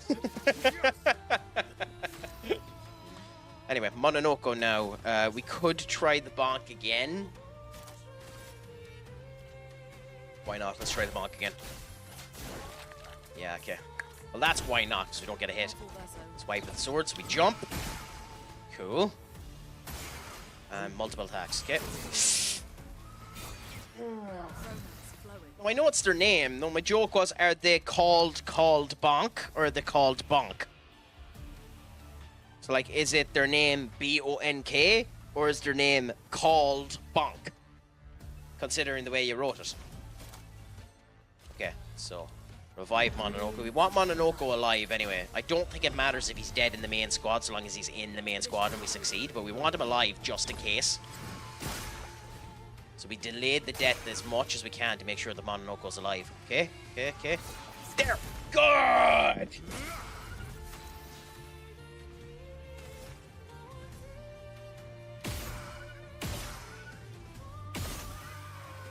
It's dead. It's dead. Okay, and there was one. And there was one. I said we'd be stubborn enough to end up beating this boss, and by golly are we. I don't want to toot my horn before the chickens have hatched, but we're beating this mother effer. We got a hit too, which means we get another turn with Verso, which means 2 more hits. Perfect. Do that. Okay, and then we try again. Oh, we got a hit. Interesting. We don't actually want that hit, but still. We could try for the bonk again, but I actually don't think it's worth it. Cool. Okay, and now we go for the hit.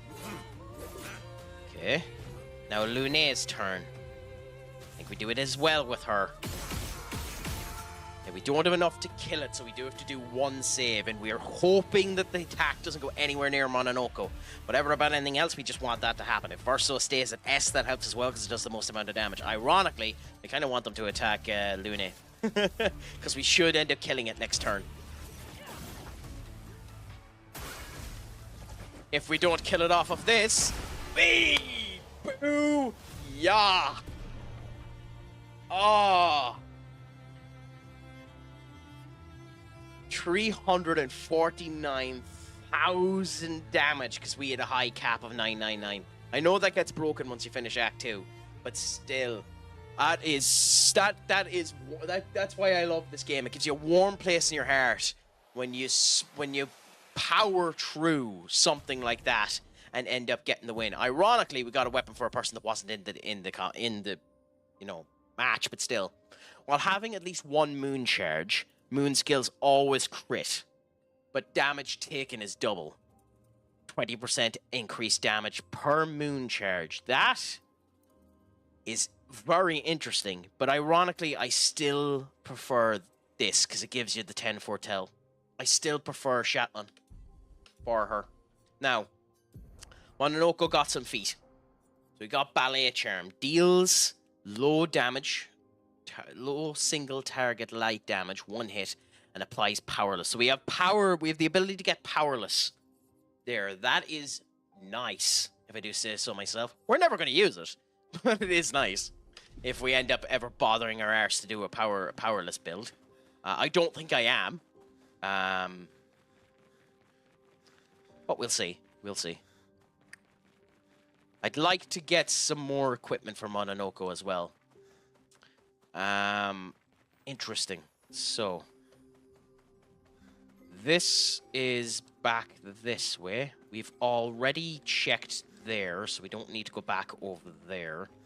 However, I do think there was a way down. Because we've seen the 40 flag here, which is where we saved the last time. But I think you can jump down one of these, can't you? Yes, so we've seen this here. What was here? Did we get something here? I think we might have gone down here the last time, but we'll as well check again just in case. We came down here, but I don't think we done anything down here. So I think we go down this way for now, and then next time we continue on. Ooh, okay. What is that? Okay, kill you anyway. I will say on Twitch, the little applause break, limited time emote is gorgeous. At some point, I do have to go and commission proper emotes as well for the crack attack. I need to figure out. I've been trying to come up with a design myself in order to specifically piss off Benny, which is crack shouting out of a microphone, because that little chibi character is effectively now crack since we got rid of the crack basically avatar that was siphoning people's information and I didn't know about it. I want to get one that says kind of like this. You'll have to give me a second.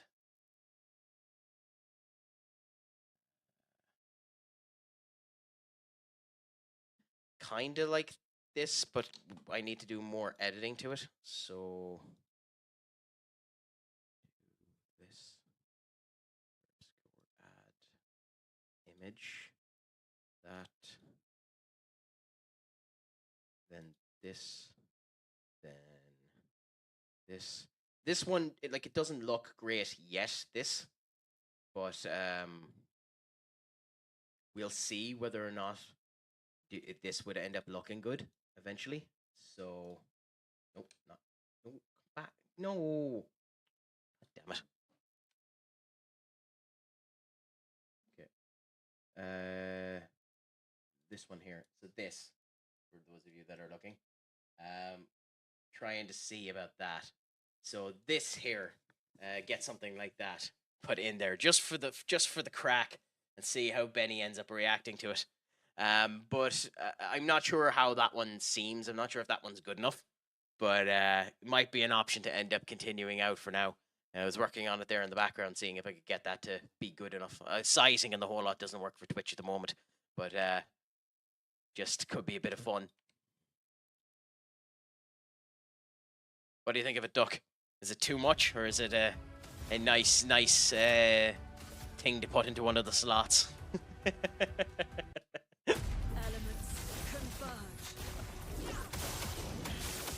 Oh, that's unfortunate. We almost had enough to end up doing that, so perfect strike now. I do have to figure out a right build for Verso. Verso is ultra powerful, especially if you can get his gun to work properly. Ooh, okay. That implemented rush. Interesting. Okay. No, back, and we don't have enough. Of course we don't. Attack you. The chef's kiss. Yes. Yeah, so I might end up adding that in at one point in time as one of the emotes, if I can get the sizing figured out. It just takes a wee bit of effort. It shouldn't be that big of a pain in the arse to figure that out. But you know yourself, it's just trying to size it and make it look grand within the parameters that Twitch is looking for can be awkward every now and again. Okay, so we will do the energy here, even though the actual best thing is to kill the secondary enemy. But we'll do it anyway with this counter. And then we will revive Verso. Like so. And that actually gives us our full trifecta of stains. So we dodged. Oh. Interesting. Huh. Very interesting. Very, very interesting, that.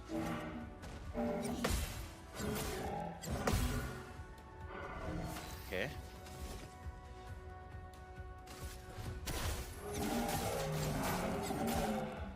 Very interesting, that. I wasn't expecting that at all.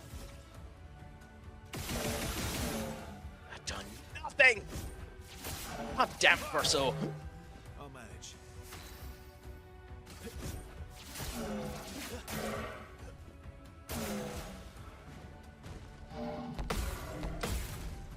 Good, we got our counter. I mean, Luna did... Ooh! Oh, we already had that weapon, we're just leveling it up. 8 to 14. So sometimes it seems like there's actually no point in spending your chroma on upgrading the weapons, especially if the... What is this?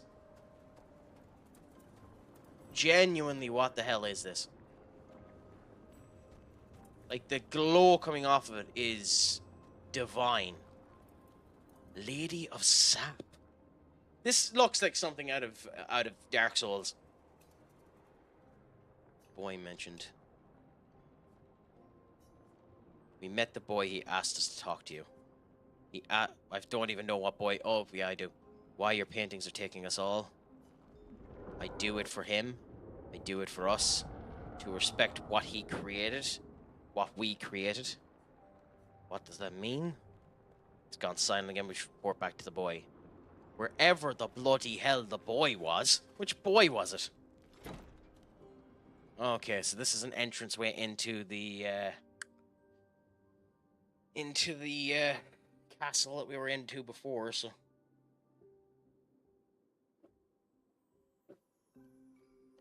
I think there was a boy we found earlier on in this that we talked to. Near one of the gates. So we can go and talk to them. Let's see how that goes.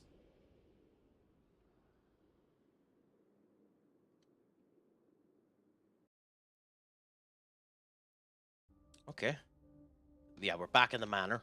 Covered in blood, but, you know. It would be wrong if we weren't. Okay, and we get... Ooh, a music record.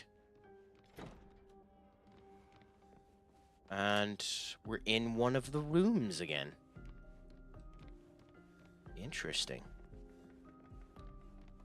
I wonder whose room this is.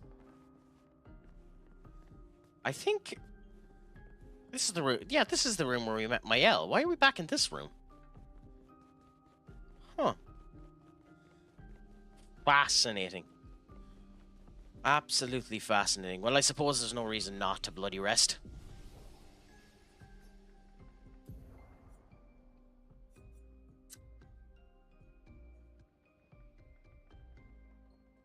Okay.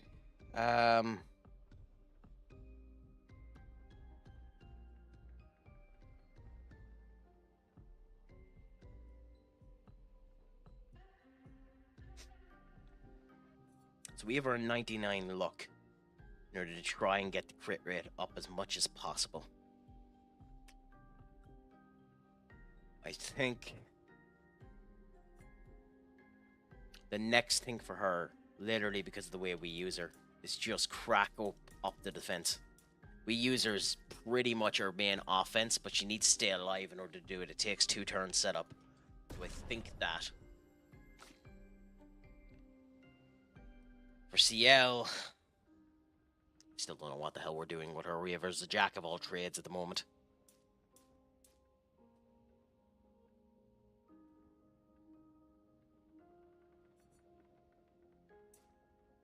Yeah, screw it. We'll just go like that. It's nice to get the crits anyway, every now and again.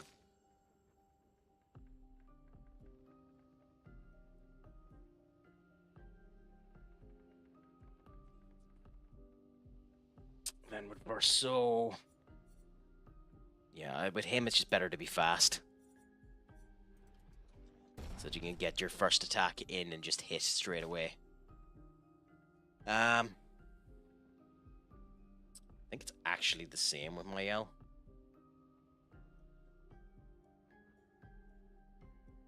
Just be fast. So yeah. I think we'll just go fast here.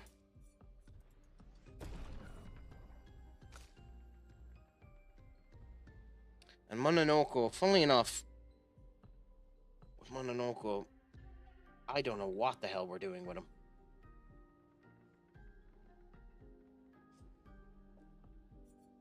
But be fast, I suppose.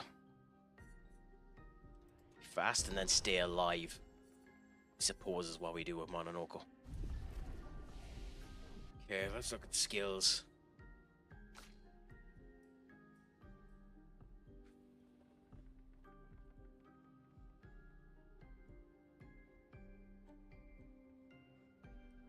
So we don't have any of our other skills unlocked there. We still have a couple of skills locked there. We have sword ballet. Here. Extreme weapon 5 damage critical hit does extra damage, uses the weapon's element. We have Fencer's Fury. Which I don't think we're ever going to use.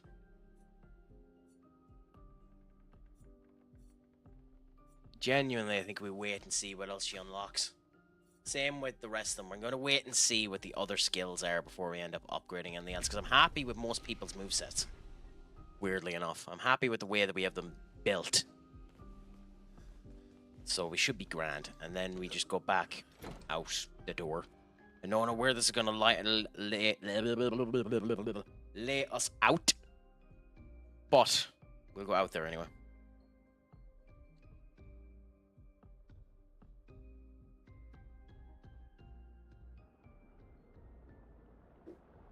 The Irish weather is an absolute phenomenon. By the way, if you know enough Irish people, eventually, even when you don't ask to in every single conversation, the weather will end up coming up.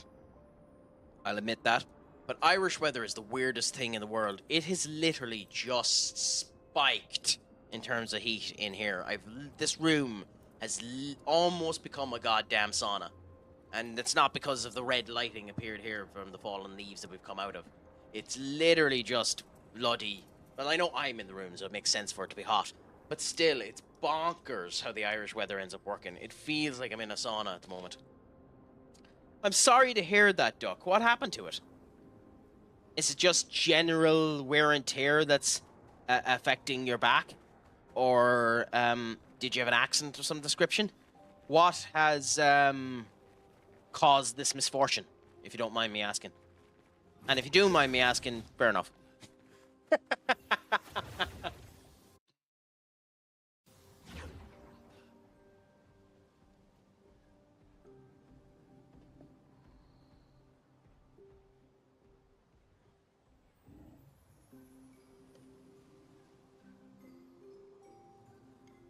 complain about it being hot, and you decide to put a fucking hat on me. Thank you so much. You are a gentleman and a scholar of the greatest degree. You will be remembered forever in the annals of history of the people that have made my life good. Causing no mischief, no pain, no annoyances whatsoever. You will forever be known as such.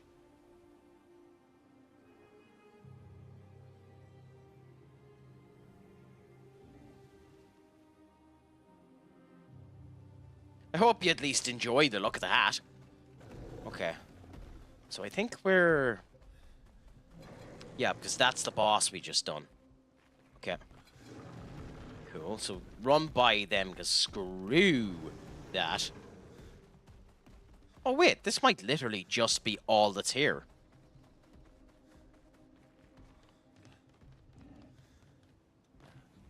Yeah, I think this is all that's here. Yeah, because the boss was there and we bet the boss.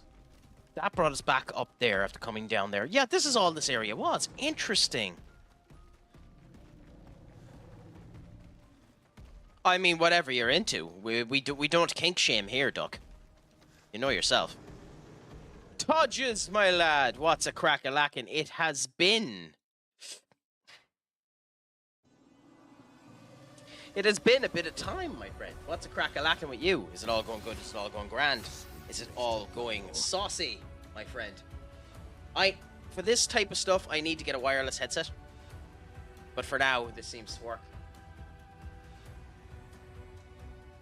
Actually.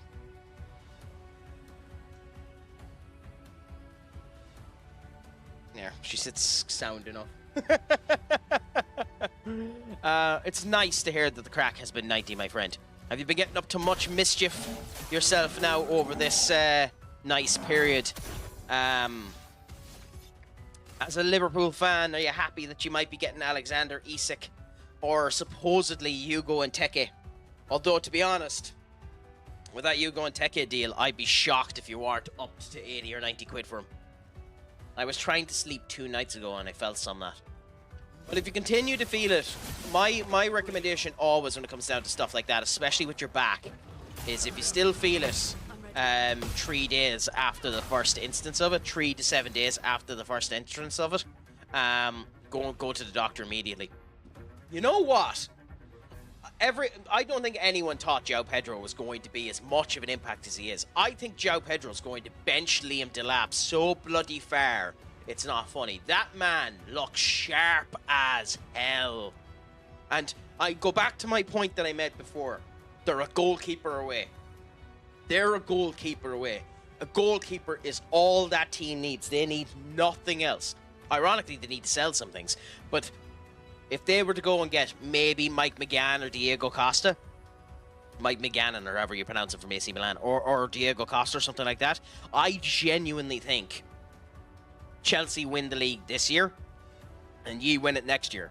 Because I have a feeling ye have too many players and ye might capitulate under the weight of your own success with the new players that you brought in. But we'll see. We'll see. Time will tell. Well then, Duck, all I can say to you is if it hurts to sit down, stand up, up, up, up, stand up, stand up, up. Yes, I know. I'm off as the direction I can F.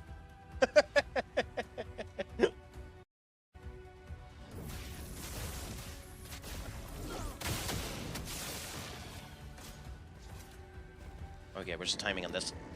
Now. Nope. Nothing there.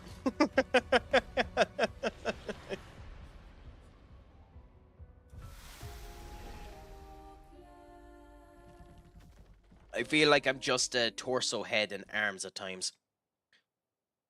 I mean, it means you'd probably be more useful than half of the United team at the moment, but hey, just relax, man. If you are starting to feel really, really bad, my recommendation for everything in those situations is go and get a hot whiskey and just relax, sit down, try and calm yourself down, get an ice bath or an ice bucket or something of that description. Maybe get a hot water bottle, something like that, and just try to get in a comfortable position. I understand it. It's the biggest pain. Your back. When something bad happens with your back, it is just the worst thing in the goddamn world.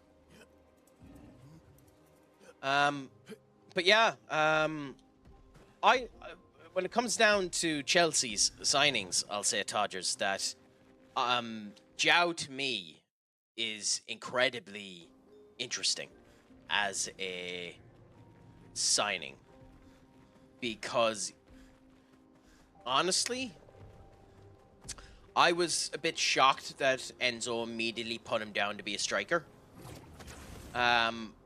I do find it very, very, very, very, very, very funny that there's loads of rumors now that we're going to go in for him. We're not in for João Pedro, go in for Nicholas Jackson as a result of the fact that he's pretty much been ostracized. If we go in for Nicholas Jackson as United, and we go in and we try and get Nicholas Jackson, I mean this with every function of my being. If we go in for Nicholas Jackson, and sign Nicholas Jackson for 60 million quid, every single one of them deserves pain in their next life.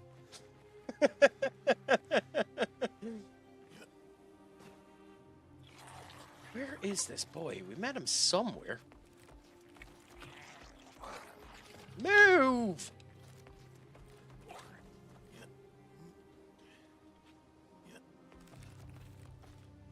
Okay, so it's not here.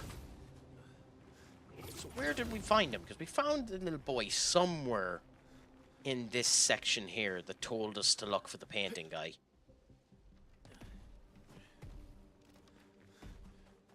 Interesting.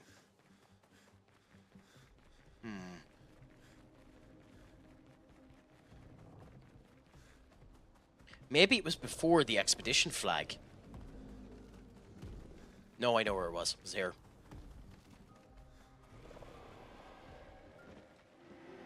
Please find her and ask her why she kills all. We found her. Really? What did she say? She's doing this for you to respect what you created with her. But that's not what I wanted. I never... Please, maybe you can do it. Stop her paintings from erasing anymore. Be careful. That's ominous. But fine.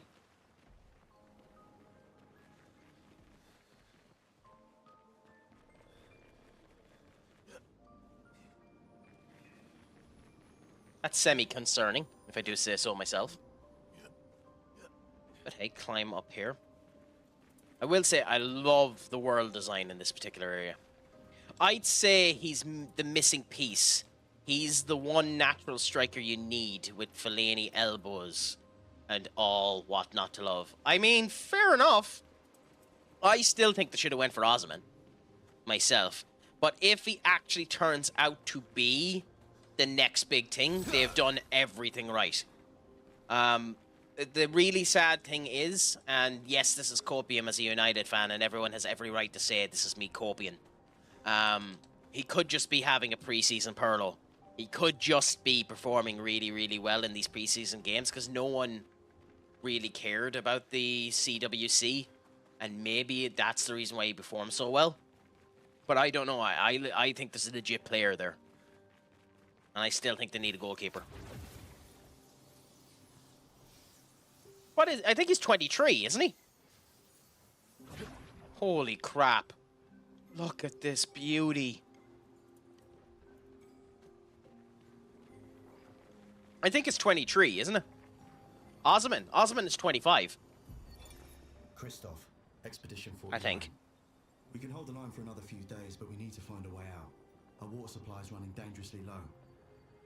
Focusing on strategy around healing was a smart move. But we can't take down an Everin like this with our weak firepower and our backs against the wall. 26. We can keep the fighters healed for quite some time, but not without water. Even with water, we'd eventually run out of stamina. For our allies who come after, sadly our lives may have proven that defense is both absolutely necessary and wholly insufficient. And yes, João Pedro was 23. He's the one good former Brazilian Watford striker. I mean, yeah. I'm hoping that Matthias Cunha breaks United's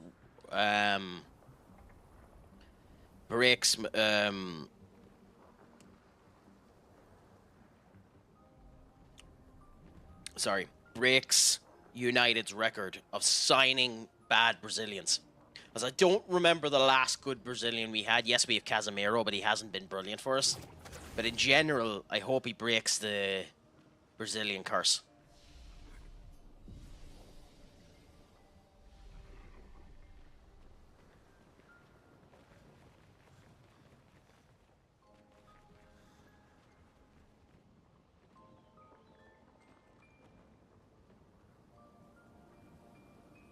I do think that's really funny. Anyway. Which one? Richarlison? I mean, Richarlison's not that bad. And, like, joining Tottenham was probably one of the worst decisions Richarlison ever made. Which is funny, considering they needed the backup to Harry Kane, but like he joined at the wrong time. He didn't come off of the woodworks burning with fire, piss and vinegar. So he had issues there. I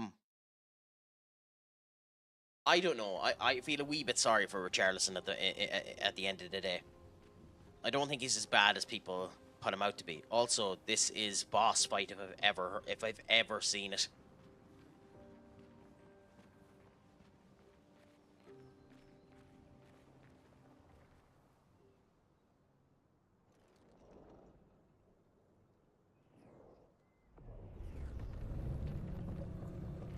What the hell?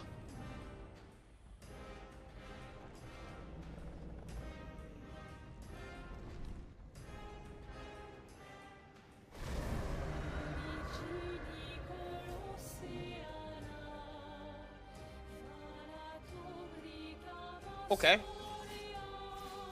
So we're going up against something called the Scavenger. Interesting.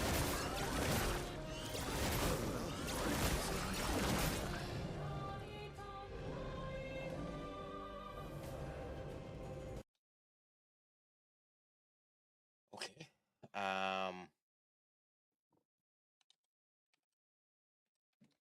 That is interesting.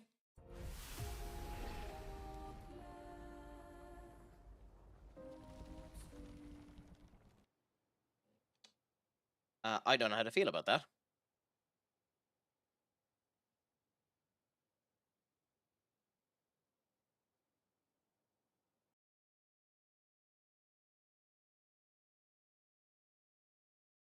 I mean, we'll figure out what to do with it as we go into it, but that just annihilated me straight away.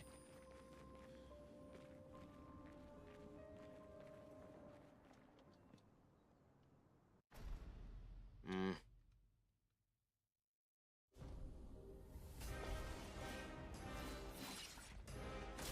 Okay.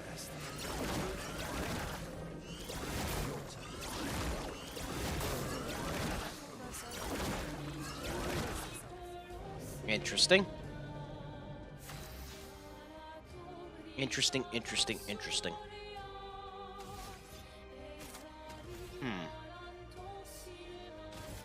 Very, very interesting, that.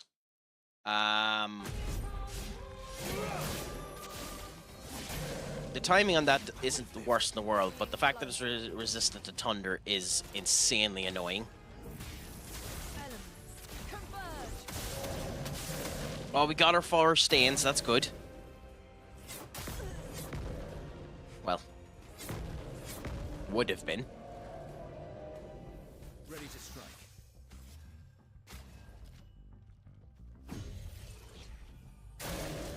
Okay, dark magic now.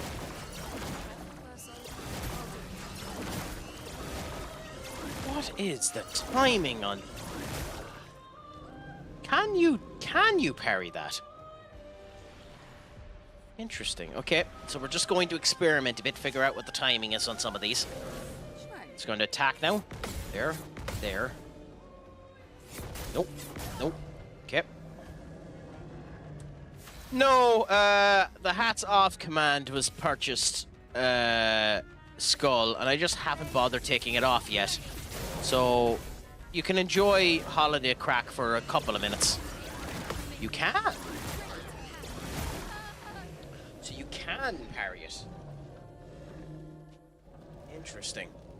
Is it worth it? Probably not, because there's a lot of them to parry. But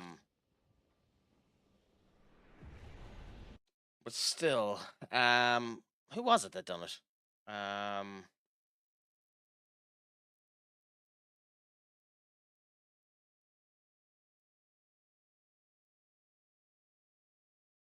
I mean, the queue has been emptied, so I actually don't know who did it. Doesn't matter. I think it was Duck. Anyways, back into this boss fight we go. Let's see how we do one more time. Round and round we go. Where we stop, nobody knows.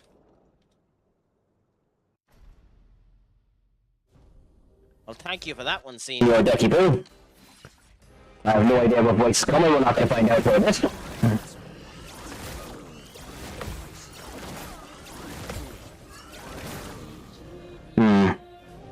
I need to figure out that timing. I don't need to do the parry. I really don't. But I really want to figure out that timing.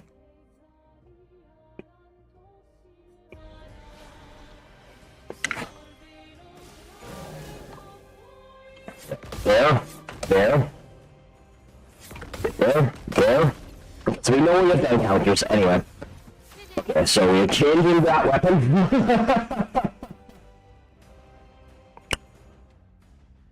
Yes, how did you find it, Skull?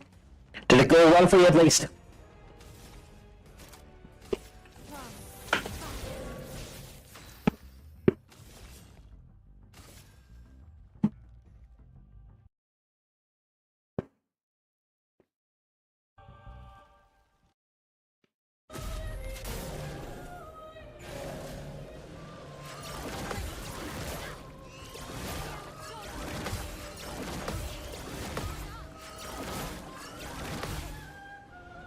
because there is a color on it to counter it.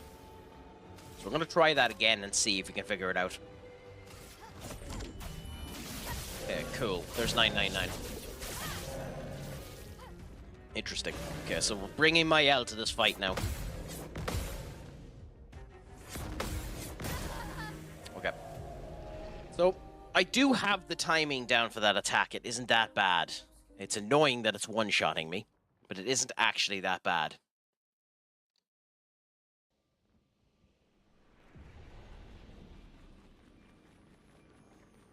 I mean, yeah. But yeah, I mean, they're all going to end up starting hard and you'll end up getting better from there. But hey, at least you ended up getting it and you ended up enjoying it. You did enjoy doing it, right? Okay. Do you actually have to dodge? Okay, how much does it do?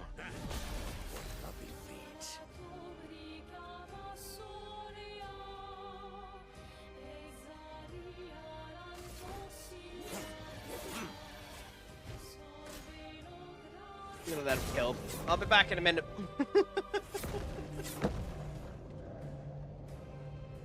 Oh, screw that.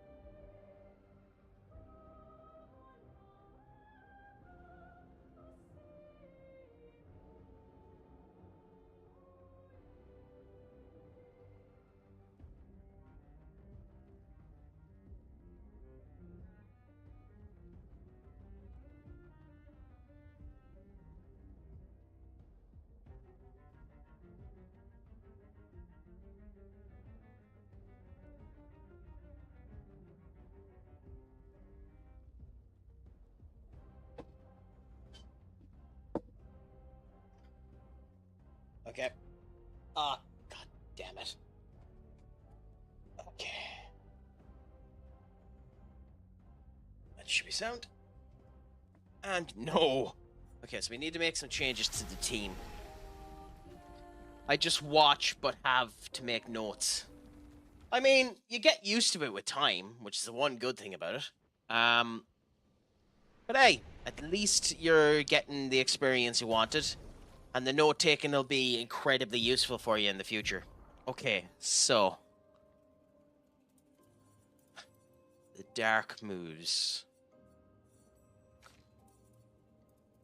Electricity isn't doing anything.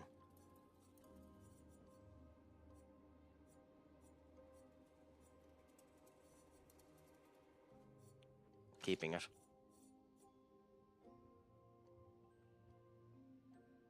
I think we're actually keeping this as well, aren't we?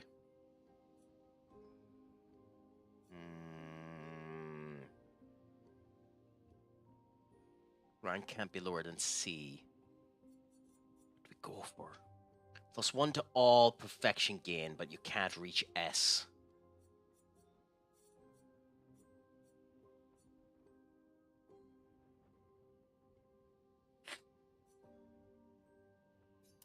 We try Beryllium. And then for her, we keep her the same, but Mononoke we have to swap because the dark is saving things. Okay. And we're going to replace Verso with Mael for this fight. And try it again. Season starts 4 weeks, but thankfully I'm not alone. Have help with someone that's there a long time. Happy out! And that's what you want, to have that little bit of support behind you and continue on and hope that it ends up going well. God damn it, come back here. With the stuff that you're ending up doing. That's how you want it to go. So hopefully it goes well for you now. If I'm honest, my friend.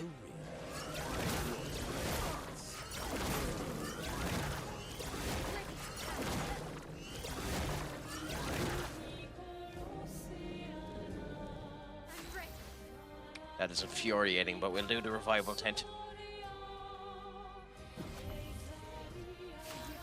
Okay.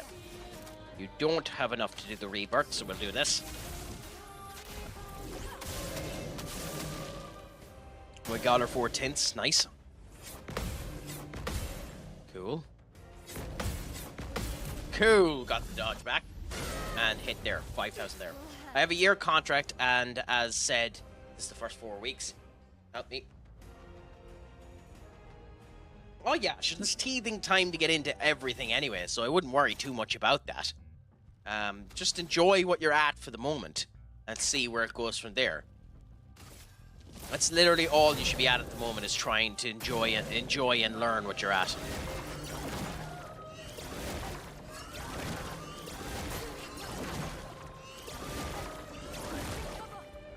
Okay. Well, that was good. We done good dodges. When you're saying when you on, who are you on about? Skull or me, or what are you on about, Duck? Because for me, I don't know. I might be on tomorrow. We'll see how things end up going. I have a couple of personal things I need to end up doing, and I might be meeting someone to watch the United game. If I'm meeting them, then unfortunately I won't be able to do anything tomorrow, which likely means the next time might be Monday. But I'll be trying to go on tomorrow, but it'll probably be Monday again. As for tonight, I'm definitely going a wee bit longer, but as I said to you before, and I'll say it to you again, considering you're feeling sore, please don't feel any obligation to stay. If you want to end up heading off, please do. Your health is more important than anything else. Yes, Skull, because I currently, based on the first 2 games after the season that we ended up having on the Asian tour, Amaran lost my trust. Those 2 games were enough for me to not be an Amaran supporter. I'm not an Amaran hater. I'm not an Amaran be gone. I'm not an Amaran goodbye or an outer. But it was enough for me not to be a supporter. So I really want to see what changes he has done. I really want to see if there's any improvement within them. I want to see what Diego de Leon is like and what some of the youth can do. Because ideally, what I'd love to end up happening is a couple of the youth come true this season. Like Harry Amos is supposedly going out on loan. And if he is going out on loan, that's fine. But I want to make sure that he's going on loan to somewhere where he's actually going to be good, or else we're losing another player. Oh no, I can blame Ruben Amaran for the words he said after that shambolic display. I can't blame him for the words that Omar Barada said after that shambolic display, which is the reason why I'm giving him a bit of an off. But the way he reacted to those 2 losses or that loss in Asia, buckled my tits so much that I'm angry with him. I mean, I might be. Legitimately, I might be on that long, Duck. Depends on how this game ends up enthralling me a bit. So if you want to stay here and wait for Lord of the Mysteries to come out, I'm happy to stay with you.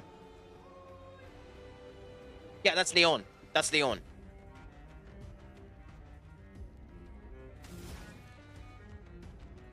How we roll. Owen, how are you doing? It has been some time, my friend. What's a crack-a-lackin'? How is your Friday evening treating you? Are you all nice and saucy and ready for the weekend? Is it all good? Is it all grand? Is it all saucy, my friend? What's a crack-a-lackin'? Pleasure to have you back in. You've joined us while we're in the middle of a boss, seeing if we can end up getting things together proper and see how things end up going. I do actually think our best bet is healing her. The dance begins. Okay. A pleasure to hear. Have you been up to anything exciting in your escapades nowadays? How are you rolling?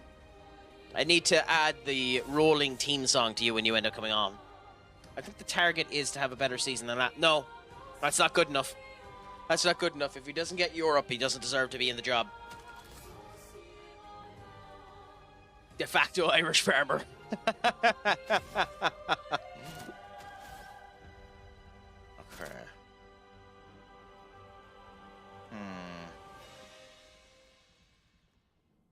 Yes.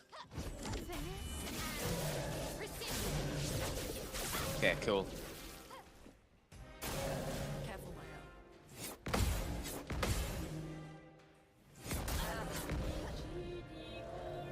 Fair enough.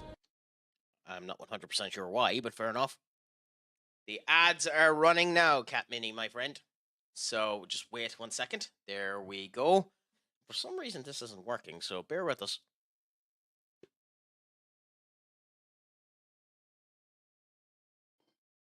Should be working now.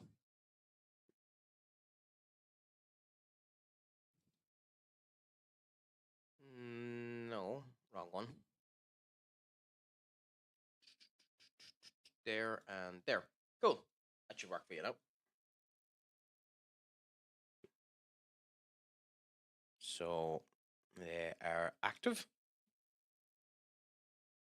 I shall try, Senior Duck, to not curse. As we said, there are a number of words that don't count within that, but I'll do the best that I can. But Kat, thank you so much for allowing an advertisement to happen in the middle of a boss fight. Yeah, come to here, do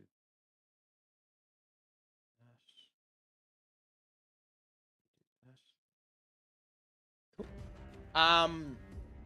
Biggest bit of news for me was I saw Oasis in Manchester. Happy out. They had a surprise with them, didn't they? Was it them that No, it was Lewis Capaldi that brought on Westlife. Yeah, how did you find that event, Owen? Did you enjoy the Oasis in Manchester? I couldn't begin to tell you, Skull. His face is all over it. I would assume since he's after returning back there the other day on Raw, he'll probably do something. But I couldn't begin to tell you what. Maybe him versus Braun Breaker. It was indeed. They brought out Pep. He sang. Fair enough. Yeah, it was class. I used to live there, so it was good to be back. I'd say so. Did Noel and Liam come out in the retrospective Manchester jerseys? Because I think it's Noel supports United and Liam supports City, or is it vice versa? I know one or the other does. The summer fruit drink. If so, they're not special. Are everywhere these days. I'm lost. I'm lost, Duck, on what that means. So why is that not working?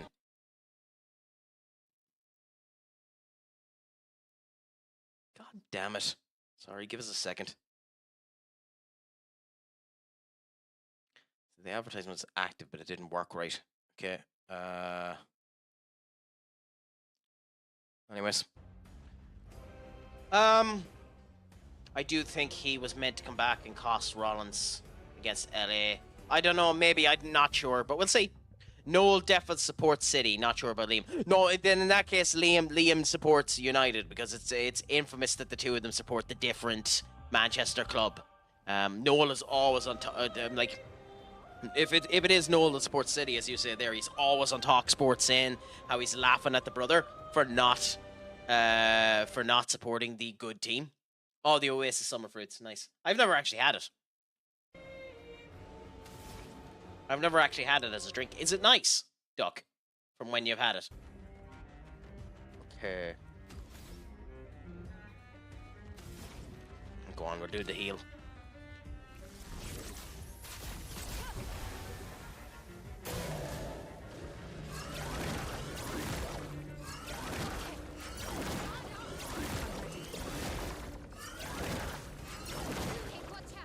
Okay. We could probably do the counter on that, but it's not worth the attempt to try it. Noel definitely supports City, as Evra made TikTok when Chelsea beating City in the Champions League final and singing maybe trolling them. Oh, okay. I'm not saying anything about it. I'm just... I just know that he's on TalkSport on about it. And I know that the other brother definitely supports United. God damn it, crack. I should not be doing this bad on this fight. I won't waste this. Ready to evade.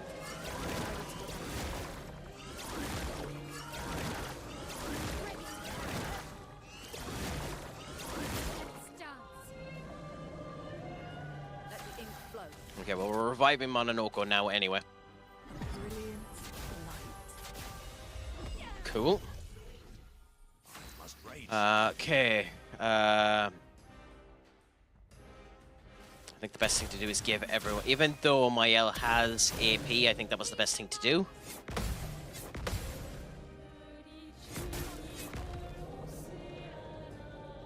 Damn it. Is there anything in SummerSlam you want to see that's not confirmed? Nope. Nope. Not a thing. I'm not interested. I'm not actually that interested in SummerSlam, to be honest. I think the thing I'm most interested in, funnily enough, and most people will laugh at me for being interested in it, is I'm interested in Jelly Roll's match. Because I think Jelly Roll will actually be good in the WWE ring, if I'm honest. But we'll see what ends up happening. We'll see. I am, like, saying it, I'm an awful hater. I kind of want Naomi not to retain, even though she's definitely going to retain. Mainly because I just don't want Naomi to be the champion in Clash of Paris. But that's just because I'm not a fan of her wrestling.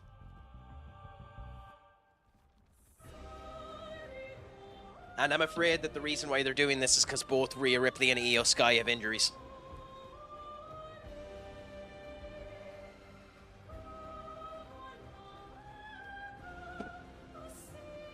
Anyway, we'll see. What about yourself? Is there anything you're interested in? Okay, that done okay damage.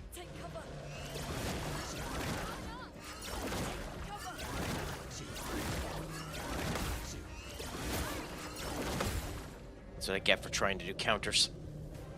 Noel City fan, as when he was a guest at the World XI Awards ceremony, he said, "I'm glad to be here.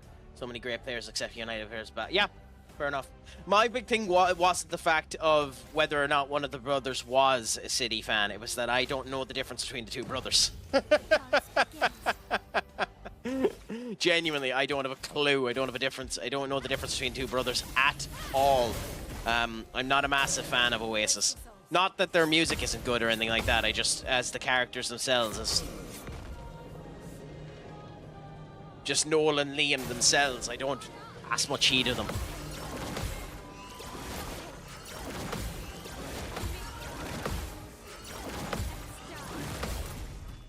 What's their...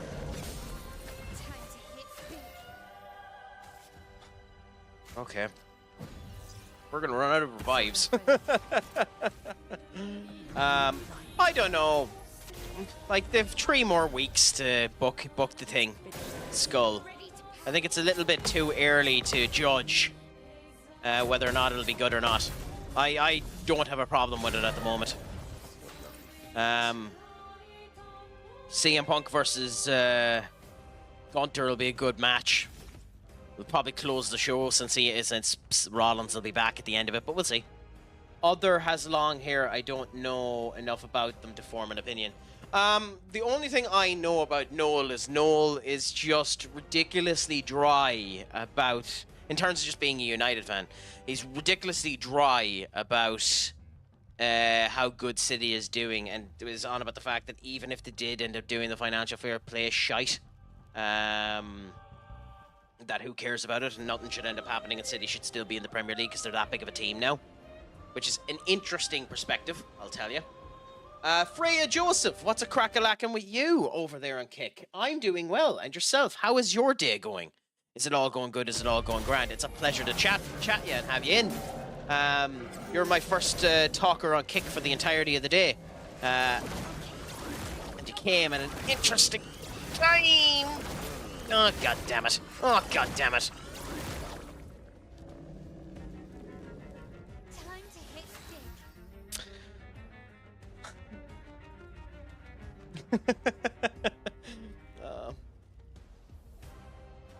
I think I might have lost them.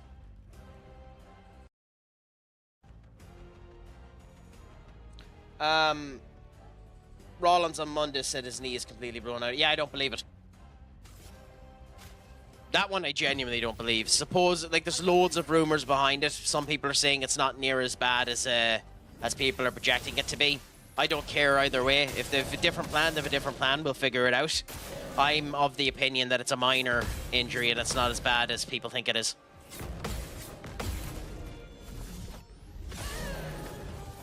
God damn it. Okay, so we've gotten to a second phase. We've used most of our support items, and we're only into the second phase, so this is a really bad display by me.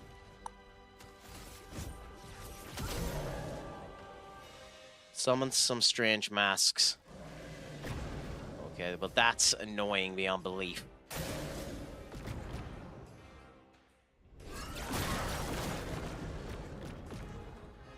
What?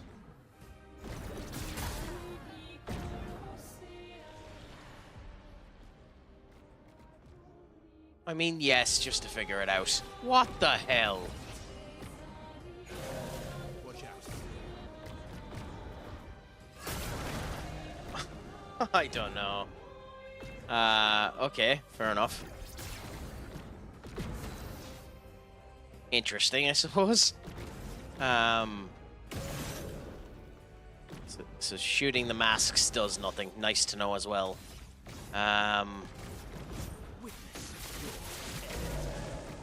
Let's go.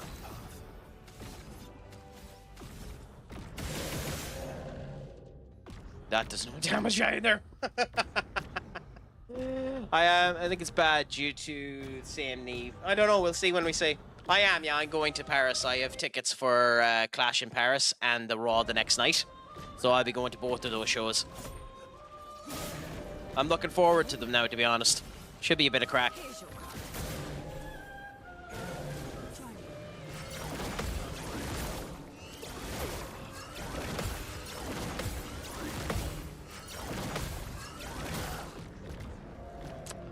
Fair enough. Take your shot. What makes them great, Duck? What's great about them? Have they gotten you many good players? It's great, and then tries to buy Bosman. I don't know, which they don't on 21. I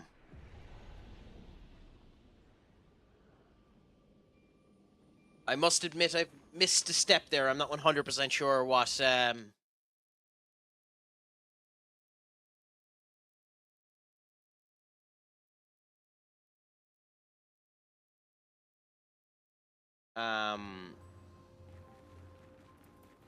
he signs a mixed age range player. I mean, fair enough. So, like, does that mean he is actually being good for you, or he's being bad for you, or what's the point there? Because I kind of lost what the point was.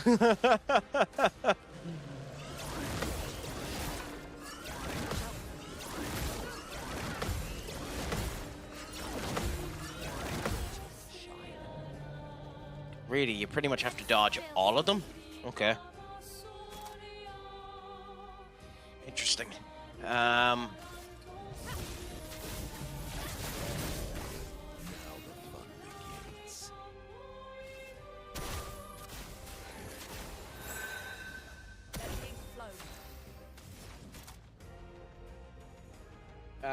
If there's one match you could have, AJ versus Cena. Problem is, can't convince the kiddos to come to my team. Probably needs to be more extravagant sweets. I don't like the phrasing of that, but I do understand what you mean, Duck. The phrasing of that is, if I had the Rock meme of the eyebrow, it would currently be done. I suppose I could do this as opposed to it.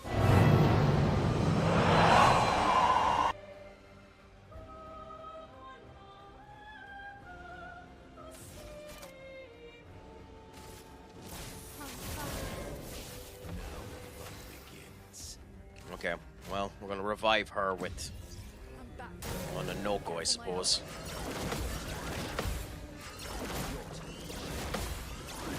Waste of time, genuinely.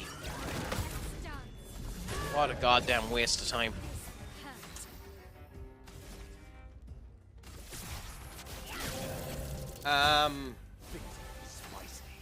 I think you agree with me too that that is a bit suspect the way that you stated that.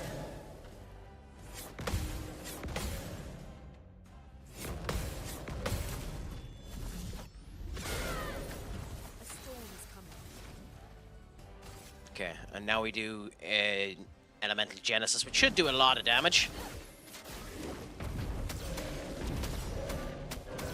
13, 15, 18k, so not as much as I would like, but enough.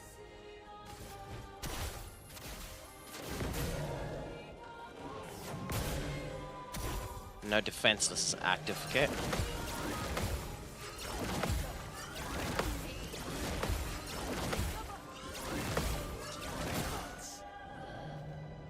On the last one, Crack, on the last one.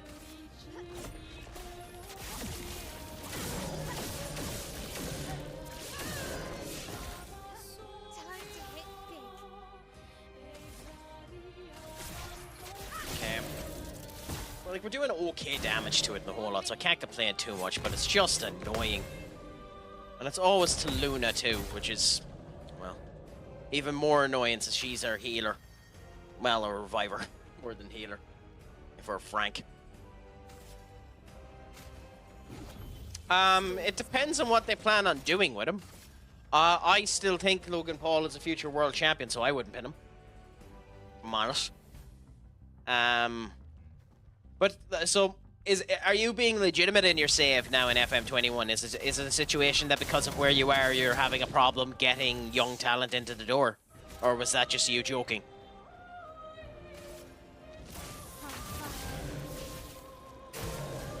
Okay.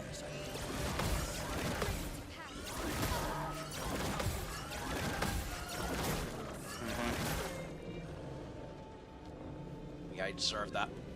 I deserve that.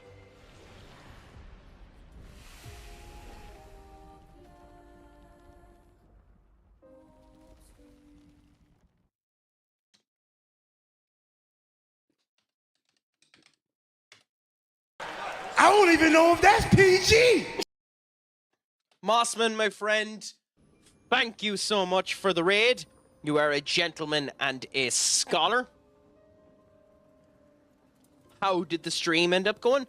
Please let me know. I will at some point end up putting a proper rating notification up for everyone so that I can end up seeing things to be better. But how are things with yourself, my friend? How did the stream end up going? What did you end up getting up to? What was the crack? Was it all 90? Was it all good? I suppose you were doing FM today, was it?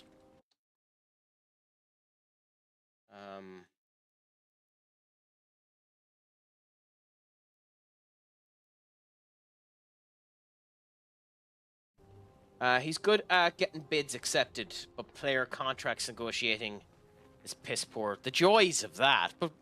And I'm guessing you're doing a 100% director of football save, so you can't interject at any point and actually do the contracts for the players that he ends up trying to sign. We change the contracts so they actually end up working for you.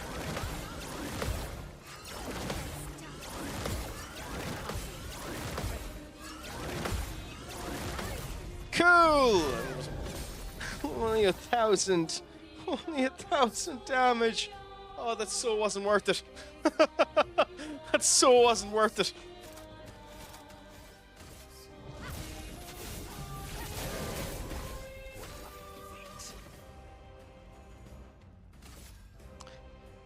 Was pretty good. Yeah, it was FM. Had to sell one of my best CBs to Madrid. We got a cool 140 million. Not too bad. Well, actually, yes, bad enough. Have you anyone in the Wingworth ready to replace them, or do you have to go fishing now on the market to find a proper replacement for them? Because I thankfully, well, I had it happen to me when I was with Crystal Palace, but that's because I got relegated and they had release clauses because Palace are dipshits before I ended up getting there. So I had it happen to me there, but I haven't actually had it properly happen to me where one of my key players was just gone from me. So far, It's been a good stream. I've been playing Clair Obscur Expedition 33. I've been in this one area for most of it. Currently going into a boss fight that I'm meant to be able to do. But I will say I feel underpowered for it. Yet, thy stubbornness shall persist, and I shall continue until she's beaten. How many seasons are you into it? I kind of had a plan. Had a DM. It's amazing at CB, so just moved him there. Spent 137 million on a replacement for DM. Nice! I mean, that's probably one of the better options, I suppose. And you could swap them in between it. Have you been enjoying Peak? I haven't bought it yet, so I haven't a clue. Annoyingly so, that I've lost one game every season, apart from the lost 2 in the others. Well, that's annoying. But hey, just continue at what you're at and try. You'll eventually get your perfect season, Duck. Like 12, I think. Happy out. You're further in your league than I am in mine. I'm in the season I'm doing. I'm in season 10 or 11. Not 100% sure which one, but we're close to it. And which team are you currently with? If you don't mind me asking. And is FM all you end up doing, or do you do any other streams as well?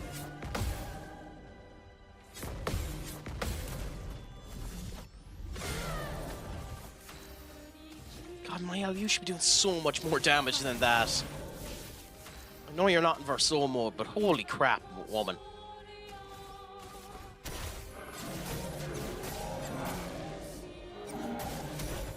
Okay. Okay.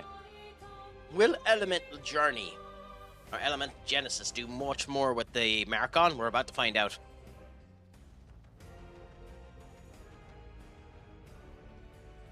For the amount that it's worth, Skull, especially if you have a couple of friends with you, it seems to be.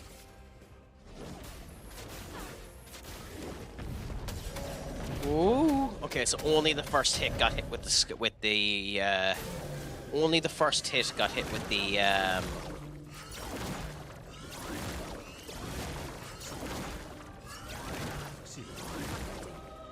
only the first hit got the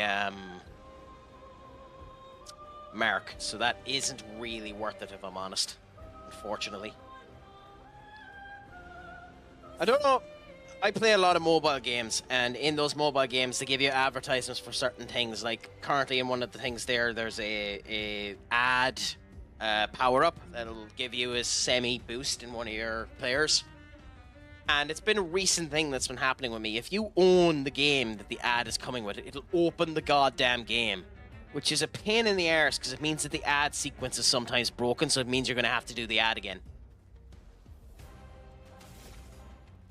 Okay, we'll go with this so that we end up staying in Verso.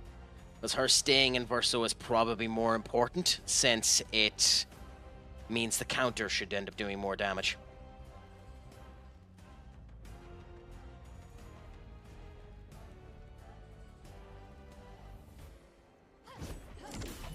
So let's do this. 5k, 1k, 1k.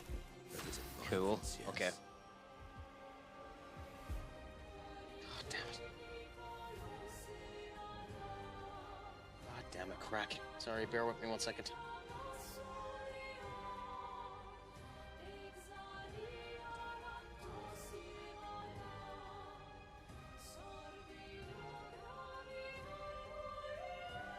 Anyway, you have a gradient attack free, but we'll use that gradient attack with Mael when we end up going back to her, because it does well, it burns them, which is handy. You're going to watch potential one of the best UFC fights of the year tomorrow, Craig? Honestly, probably not, Skull. Maybe after the fact, but definitely not on the night. Ooh.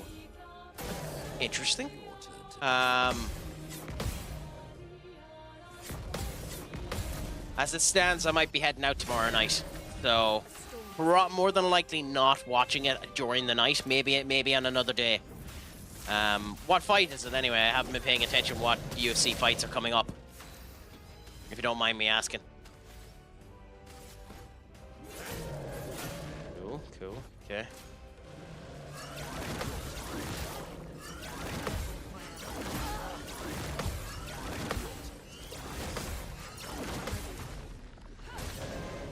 Holloway versus Dustin Peoria. Yeah, you're right. That should be a good match if Dustin doesn't end up being a dirty fucker like he sometimes does in some of his matches. But it should be a good fight all the same.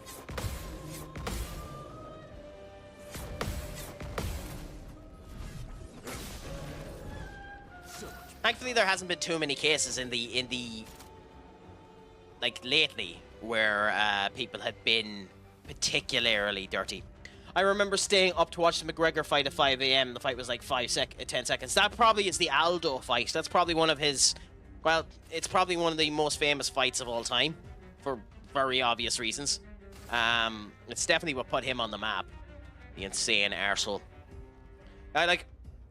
It's fun. It's unfortunate. Well, it isn't at the same point in time. It's funny that he keeps harping on about the fact that he's going to be the president of Ireland. He's not going to get the 4 county councils to approve him.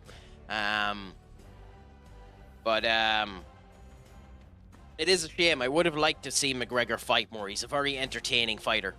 It's unfortunate that he broke his leg as bad as he did, which shortened the activity rate that he had when he was around a hell of a lot more. I really enjoyed watching McGregor because it brought genuine appeal to the sport the whole lot, just from the people that hated him more than anything else.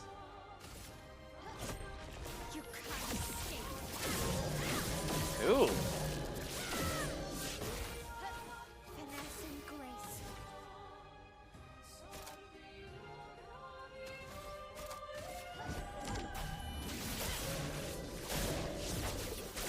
Cool, a lot of damage done there.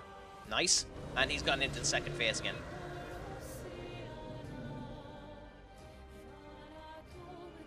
Yeah, the masks are being summoned.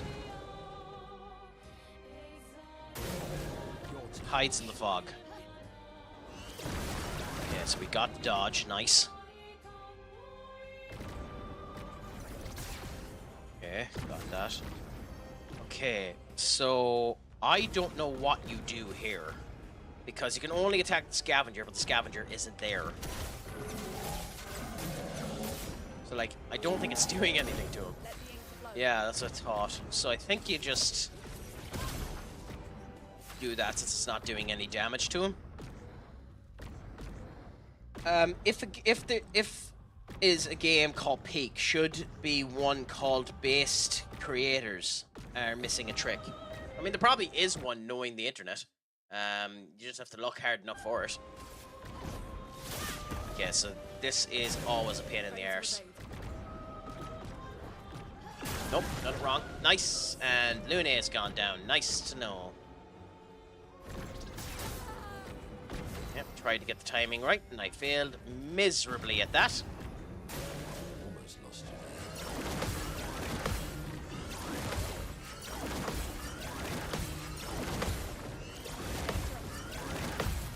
you. Oh, nice, we got the counters. Nope, I guess you did. Shouldn't have tried. I mean, you can tell me if you want to, Skull. I'm not really a bettor. I've had bonkersly bad luck when trying to do bets. So it's not something I tend to end up doing, but you can tell me if you want to. Okay, so. Cool, got all the hits off. And boom. Yeah, the mask fires, and the timing on that. I need to figure out that timing. Such an obnoxious timing. Nope, dead. Yep. Shit.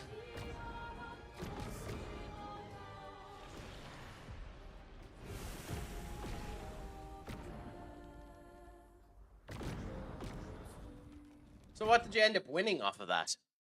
Off of £2 on Leicester winning the league? Because I'd say you probably ended up getting a nice pretty penny out of that. It depends on when you put it down, mind you.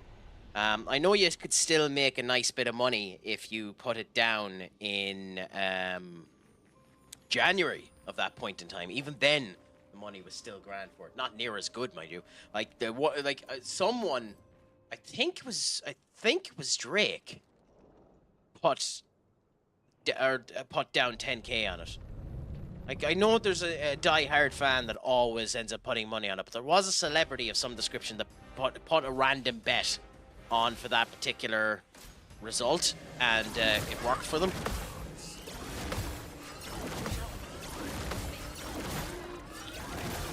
For fuck's sake, my yell. Well, I know it happened to a die-hard fan, but I think there's a celebrity that did it as well.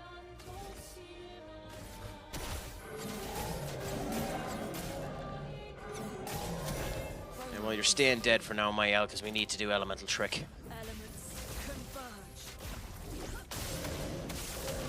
Cool. I'm ready.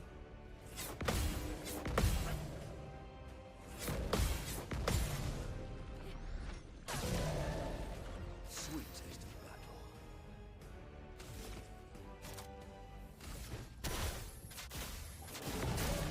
Cool. Yeah, no, I'm happy for the die-hard fan, because legitimately for him, he was putting that bid on every year, just hoping for something to end up coming for them. Alright, now if you had a time machine, you would have bought some stock in Apple when it was really, really cheap, or you would have put money into cryptocurrency when it was down at £1. Like, there's a lot of crap you'd end up doing if you had a time machine.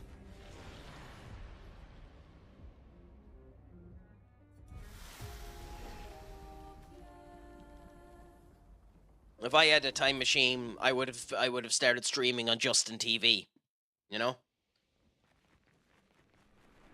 Or actually been competent and learned a second language so that I can end up speaking in a category that ends up not being as saturated as English. You know, there's loads of stuff that you could end up doing to benefit yourself if you had a time machine.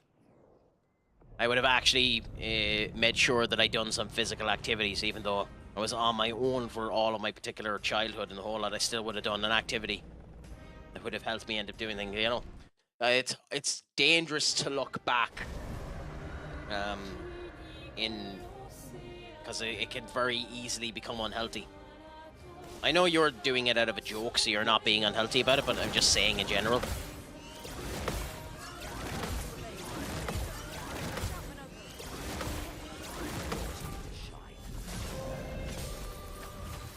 Okay, so I've done 1,000.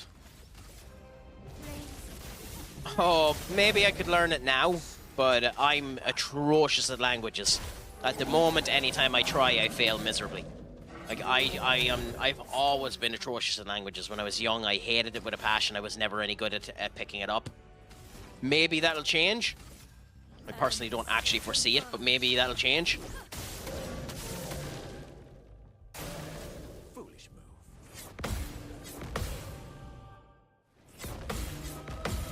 Like, I'd probably end up downloading Duolingo if it didn't supposedly die. The Duolingo is dead thing is really, really funny to me.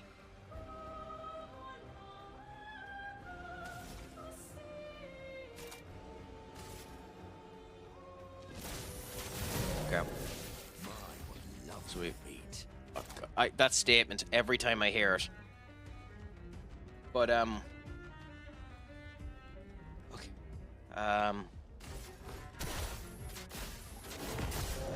We can do that, put defenseless on it.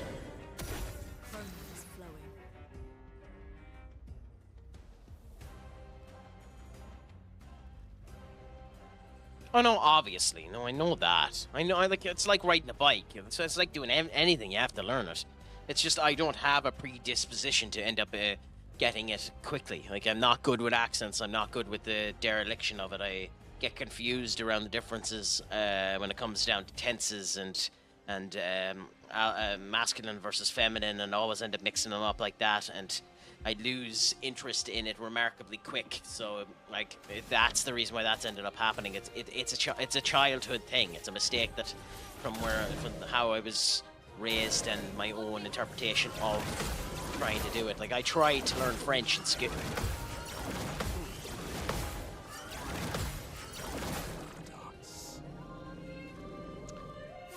That one actually bothers me.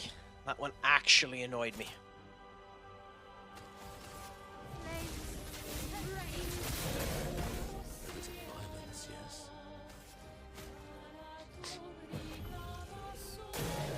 reason why English is one of the hardest languages is because there's so much shite in the English language that means something else than what it fucking meant to fucking mean.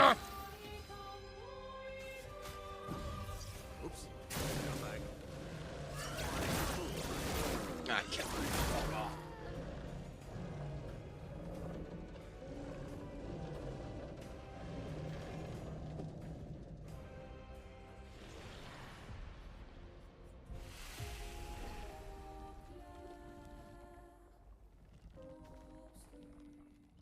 Yeah, I ended up going into a Mr. Bean sketch there. Apologies.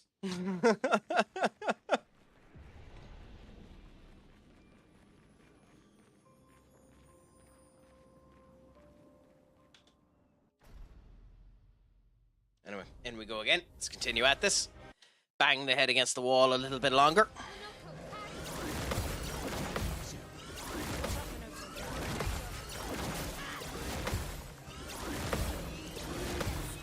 Of course, because I finished with my L and she ended up getting hit. It didn't fucking counter. Oh, game.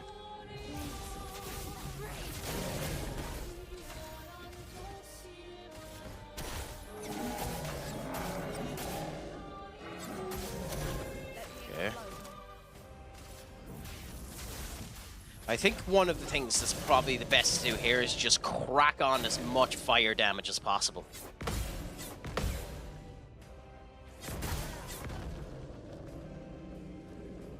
There's no excuse for me missing that. None whatsoever.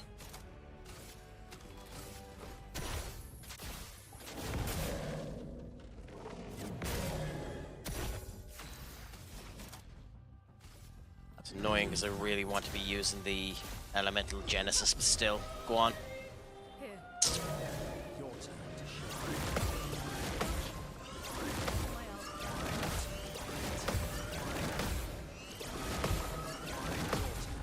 Cool. Still only 3,500, but it's still something. We can do this, which will lower the fire efficiency on it. Cool, so now it's no longer resistance to fire. Now we'll go and we'll do the mark again. Only one of these hits will do a good bit of damage.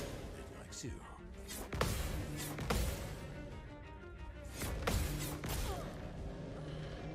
God, lovely. Lovely feet.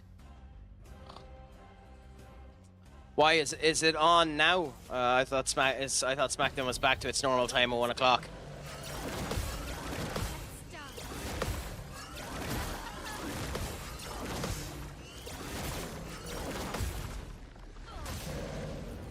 Romance flowing. To do another rebirth.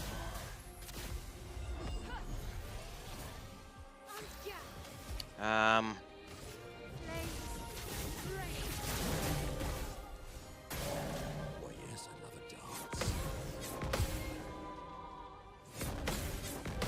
Cool. Now, when we get it down to its second form and the other guys end up coming in, then we'll see what ends up happening. That's when crap hits the fan properly. A storm is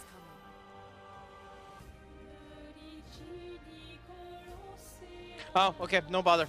If are you heading off now, Skull, or are you heading off in a bit? Because if you're heading off now, please enjoy your night's sleep. Have a great old time, and I'll chat you later, my friend.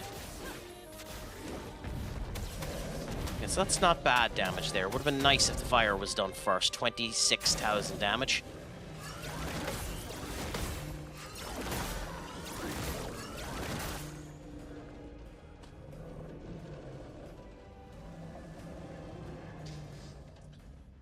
It's officially not worth doing it for that goddamn move. God, that's annoying. No bother. Have a great time, my friend. Make sure your crack is 90. And as always, poke my horn.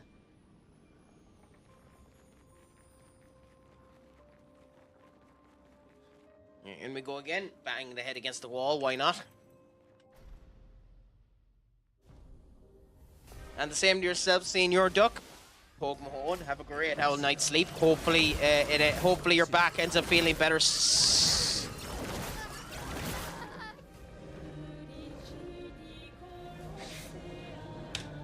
Hopefully your back ends up feeling better later on. Amanda, my good friend, you came in and I died immediately. That's the sign of a great person. How are you doing? How is life going? Is life in Russia going well?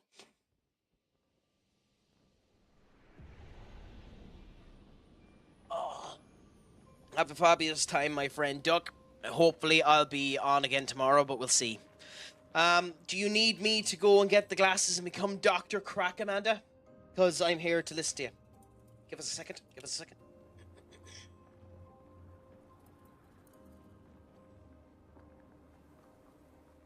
How can Dr. Crack help you today?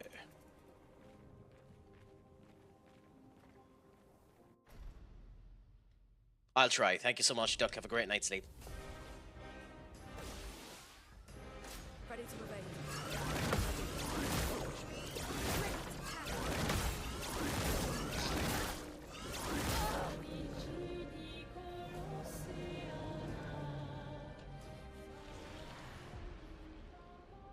I have just become incompetent. Genuinely incompetent. It's fascinating. Okay. So it doesn't look like Mononoko gets anything off of it. I'm going to do this one last time with this team. If it's true that Mononoko doesn't get anything off of this, I'm replacing Mononoko. But yeah, no, Amanda, I'm sorry to hear that today appears to have been a disastrous day for you.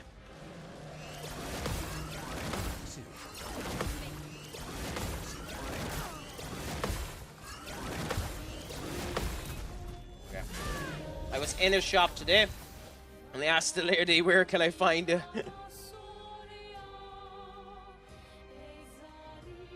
Yep. Yep. I can understand why that, I can understand why that might cause a wee bit of discontentment for the day.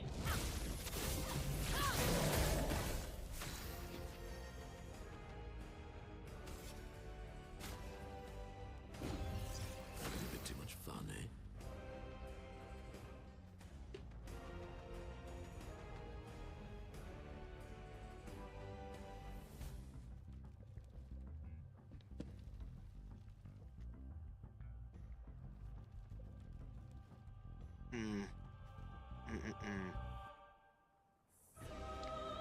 So all the United players were doing autograph signings in Stockholm.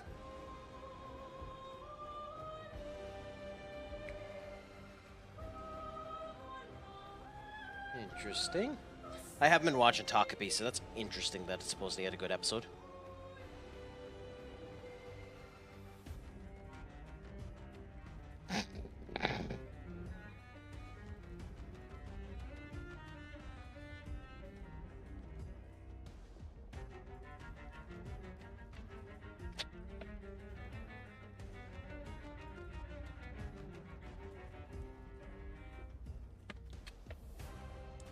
I'm genuinely kind of surprised that no one has gone in to Benfica for Richard Rios.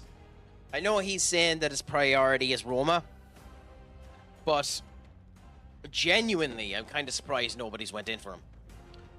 I realized as soon as I said it, she was all laugh, the joys of language. Hey, at least she enjoyed it. Yes, enter. We finally have Brian Mbuemo. Well, we should have. He has to go through the medical, and I hope the medical team actually makes sure that he's fit in the whole lot. But 70 million quid for Brian Mbuemo, out of the door, happy out. The next big one is supposedly we're looking at a 23-year-old goalkeeper from Royal Antwerp in Belgium. Supposedly there's a chance we might end up being going for him. And if you believe the grapevine, they're looking for a striker as well. At this point, I'm not 100% sure what they're looking for when it comes down to striker, so that intrigues the hell out of me.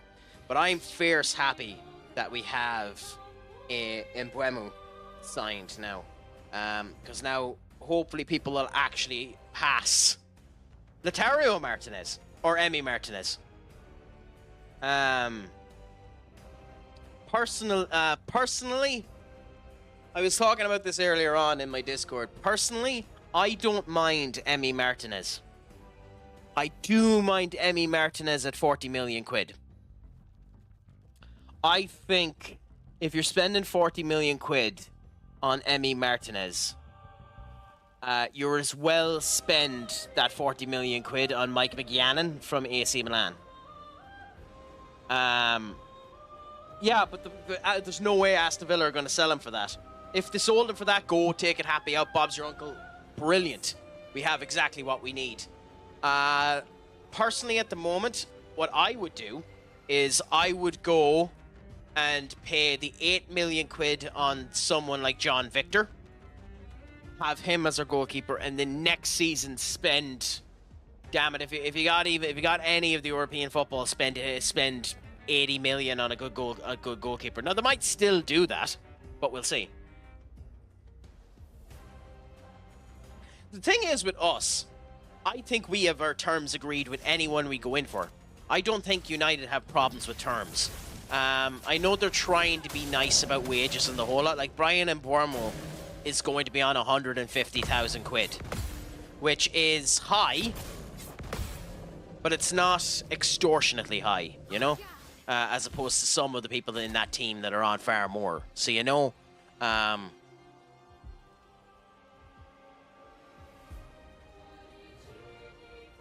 Amanda.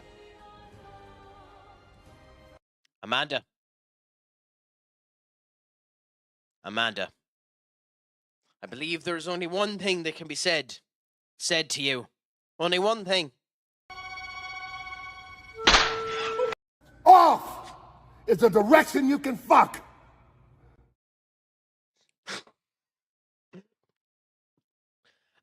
Yes.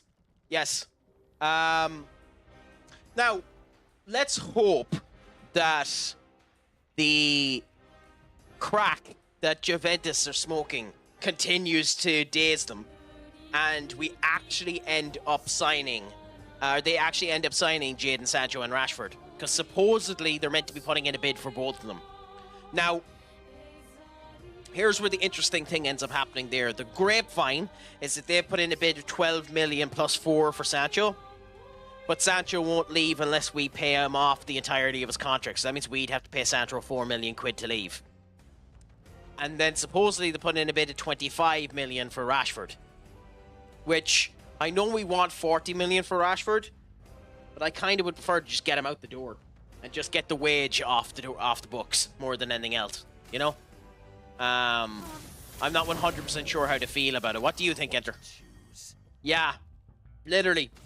Now, I don't like paying him the 4 million quid. I would be of the opinion, just pay him the 4 million quid. I know what United are going to want to do, is United are going to want to go and try and get Juventus to pay the 4 million quid. So, like, you pay us the 15 million quid, that goes down off of your taxes, and then you end up doing a rebate that'll pay Sancho his 4 million quid or something like that.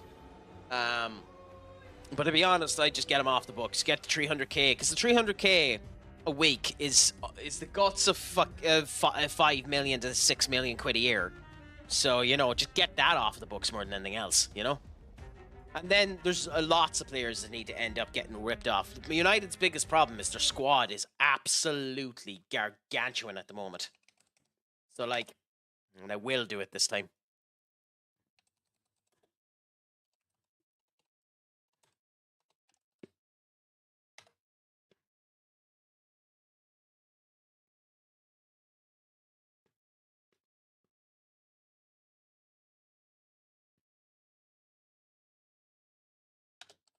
So bear with me 1 second.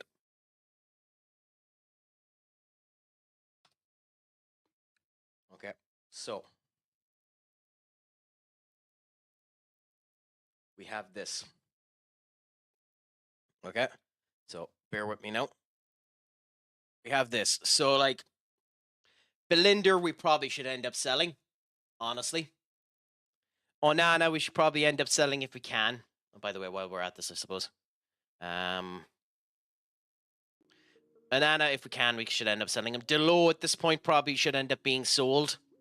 Maguire probably should end up being sold, simply because we need to trim down the size. Malasia needs to be sold. Casemiro needs to be sold. Honestly, at this point, Dan Gore probably should have been sold more than put on loan because he's gone back to Rochefort for the second time in a row. That's a joke. Anthony needs to be gone. Rashford needs to be gone. Sancho needs to be gone. Honestly, at this point, I'd get rid of Ethan Wheatley as well because he's not going to be anything.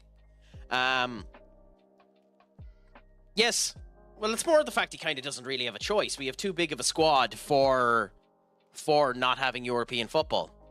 Now, the other big thing that's interesting about it, and I'll ask your opinion about this one. We were mentioning it earlier on in the chat here. I do too, actually, especially considering Adrian Heaven will be back. Lenny Yoro will be fit. And hopefully Martinez will be back after the first 4 games, which is annoying that he's going to miss 3 important games, but he should be back fairly soon. Plus, we have Shaw back, and if he's fit, Shaw will actually be good. I know we should get rid of him, but if he's fit, Shaw will be good. And everyone looks leaner, so hopefully Shaw will be fit. That's the one good thing about it. I think that's going to be the big thing about it. Hopefully people will be fit. You see, the thing with Shaw is I don't think Shaw has had a chance to be fit for about 2 years. I think he got that big injury 2 years ago and then has ever since consistently played injured and then went to the Euros and injured himself properly. So we'll see what happens this year. I think the fact that the Euros or the World Cup is coming up the next year too, and those players want to get playing at the World Cup, means this will be the year where everyone tries at least. But we were mentioning Alejandro Garnacho. I'm of the opinion Alejandro Garnacho is a potential 70 million to 100 million euro player, but he's not there yet. And as a result of that fact, and the fact that we want to sell him to get rid of him due to his attitude and other issues, I think we have to accept 40. But I also think we shouldn't dare sell him to a Premier League side, and because he has 3 years left in his contract, if he doesn't go outside of the Premier League, just relegate him down to the under 21s. Yeah, that's the same. But I wouldn't sell him to the Premier League. I wouldn't sell him to Chelsea or something like that.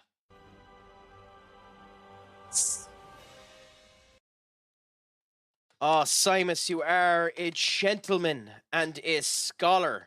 What's a crack-a-lack, my friend? How did the stream end up going? I know you ended up doing Rune today, right? Because elements ended up changing or something like that. I hope it was a fantastic stream, to be honest.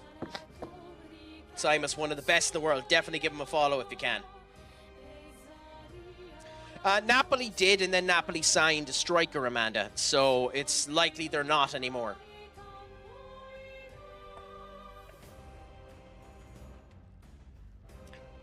That's odd. Like, considering you got the PC fixed. I'm surprised to hear you're having performance issues with it. Or is that just Dune itself having issues at the moment? I'm doing well, Simus. I'm doing well. Other than the fact that this boss is literally raking me across the coals. But I'll still try. I mean, probably, unfortunately. I suspect all of them will be loans.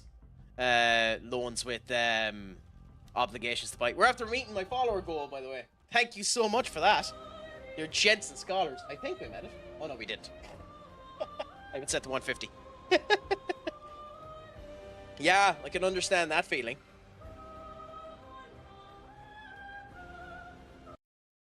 Sorry, give us 1 second. Bula?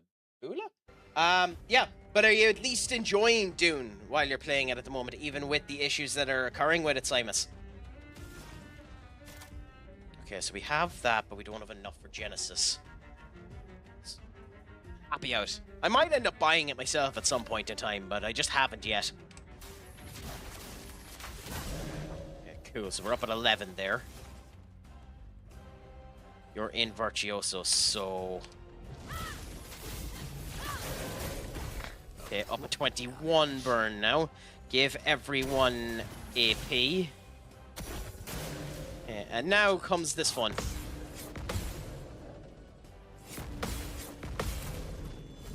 Well, it's a pleasure to hear that it was great anyway, my friend. And same to yourself, Iridan. Thank you so much for showing the Rex's love It's an absolute awesome emote, to be honest. I love it to bits. Yeah, where are you doing the pub quiz? Like, is that just over a Discord call, enter, or how's that working for you? Because I heard you mention it in your Discord chat, and it sounds interesting. I have random bursts of useless knowledge. Like, did you know Cocoa Pops has 17% iron? Did you know that the Vatican City isn't part of Italy? It's its own independent continent. Did you know that the City of London is its own independent country, and in fact, isn't in the UK at all? Yeah, random bits of useless knowledge like that. All the goddamn sand. I don't know, I love the sand. The sand gets in between your toes, you feel so happy and scrumptious. It's a pain in the arse when you're trying to clean it away, though, and I can understand that, Eridan. Not too bad, not too bad. Let me know about it, I might end up joining you if you want. Anyways, we still don't have enough to do the Elemental Genesis. Wow. Oh, we do, we just have the wrong setups. Okay.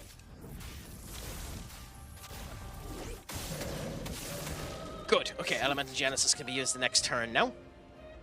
Is the capital city of...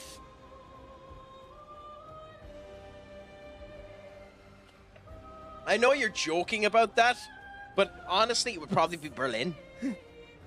I know you're joking about that, but it would probably be Berlin.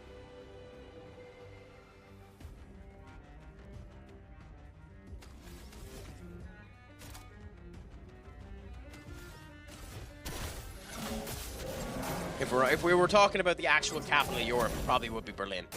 Just because of Germany's influence in bloody Europe. It's not worth trying the parry anymore on this.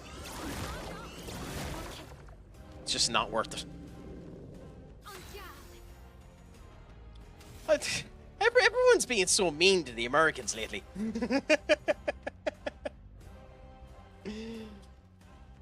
It'll make Benny angry again, Amanda. I mean, it could be worse. You could end up hosting a competition and then deciding to end up celebrating with the people as they're lifting up the trophy. Anyways, in we go now. And with the burn back up, so the tick will do 4,000. Okay. Cool. Luna should do 3. About 3, yeah. We're still a good bit off of the... Still a good bit off of the second phase. The second phase is where the actual problem comes, because the second phase is where he changes up his moves. No, to be honest, they didn't.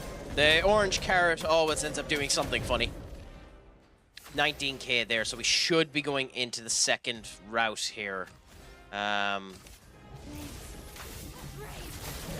Cool, so we're up to 15 there.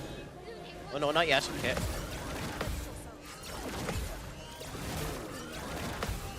That's what I get for parrying. That's what I get for trying to do the parry. Okay, and he's into his second phase. Okay, we've had problems with this every time we've gone into it.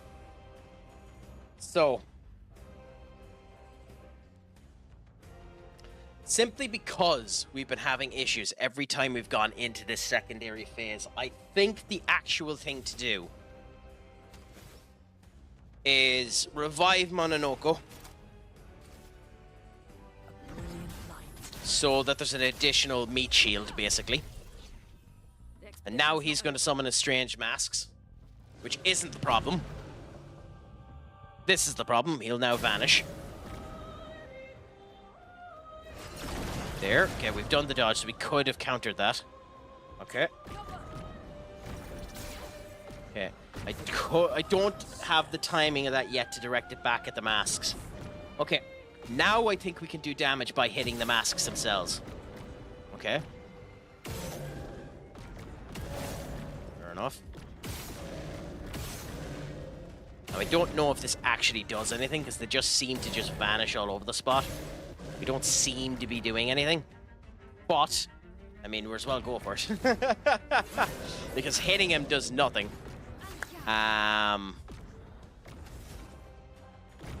to be honest, neither does hitting the masks, which is annoying, so we won't continue to do it for Mael.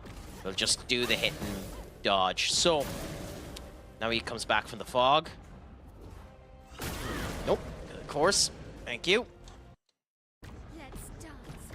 Okay, mask fire. Okay, thank you, game. Okay. Immediately revive Lune. Too much fun, eh? Because crap, she doesn't have the revive. Okay, fine. Heal. We'll do a heal on Mononoko.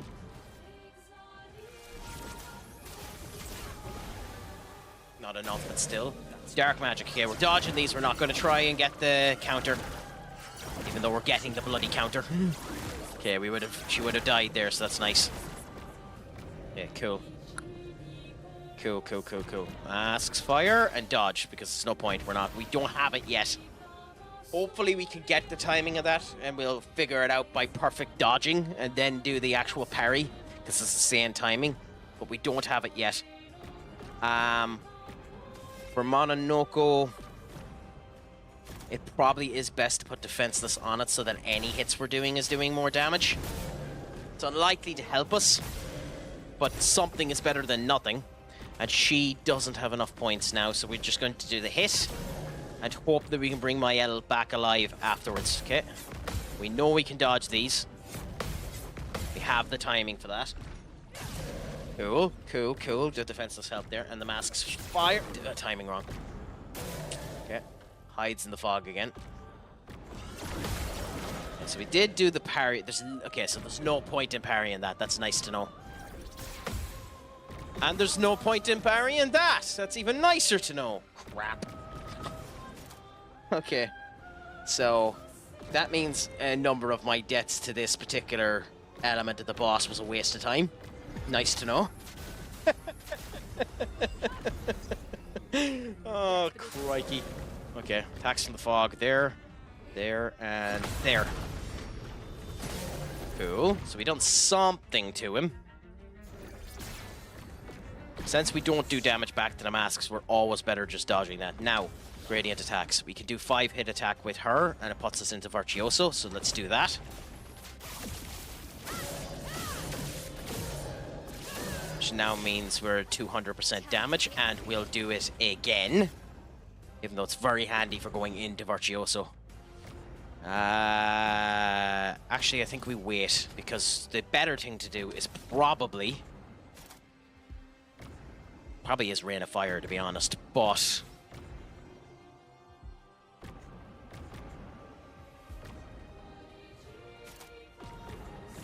no, screw it. Okay.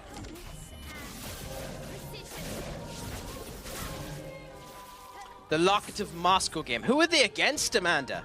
And what's their stadium and the whole lot like? The only Moscow team I know of is CS Moscow. Because I know their stadium was used for one of the Champions Leagues. Okay, so we have Rebirth back here, 0 AP to use it. So we go Rebirth and bring Mononoko back, so the entirety of the team is back alive, so that's good. Okay.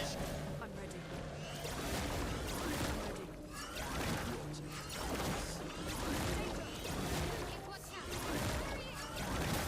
Son of a... All of it on her. Yep, okay. Absolutely hilarious.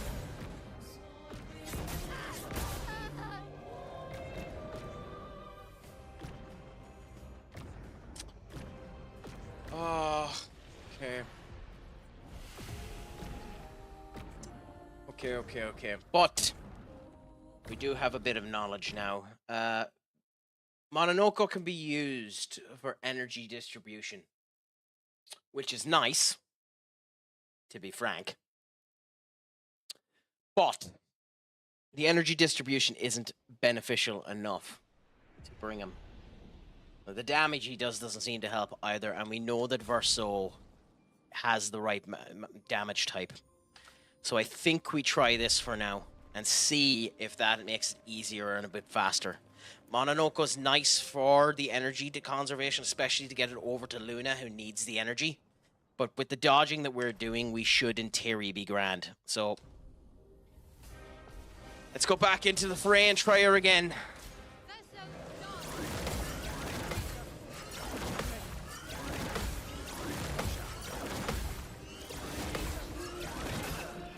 Yeah, nothing like trying to get into that and do it.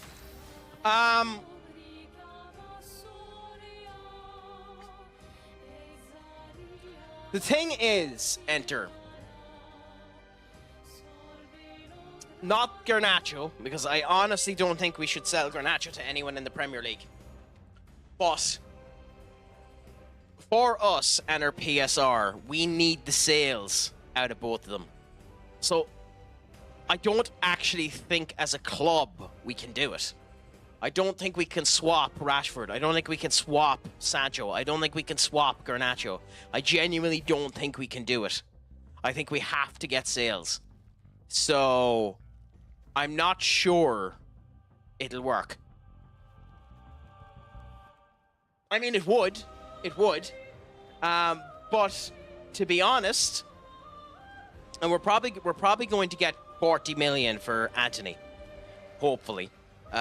Because Leverkusen are supposedly meant to be going in for him. Sevilla are trying to build up the money for him. There's talks that AC Milan might be going in for him. There's talks that AC Milan might end up going in for Rasmus, which honestly at this point I kind of want to keep Rasmus. I want to see what Rasmus does with Mbuemo and Cunha. So we'll see. It's looking like we'll keep Rasmus up until the preseason tour, so we'll see what ends up happening there. Especially with Xerxes after getting injured. It's only a small injury, but he's injured. Honestly, if I was to do a swap deal, and I know this is probably contentious, I'd probably do two.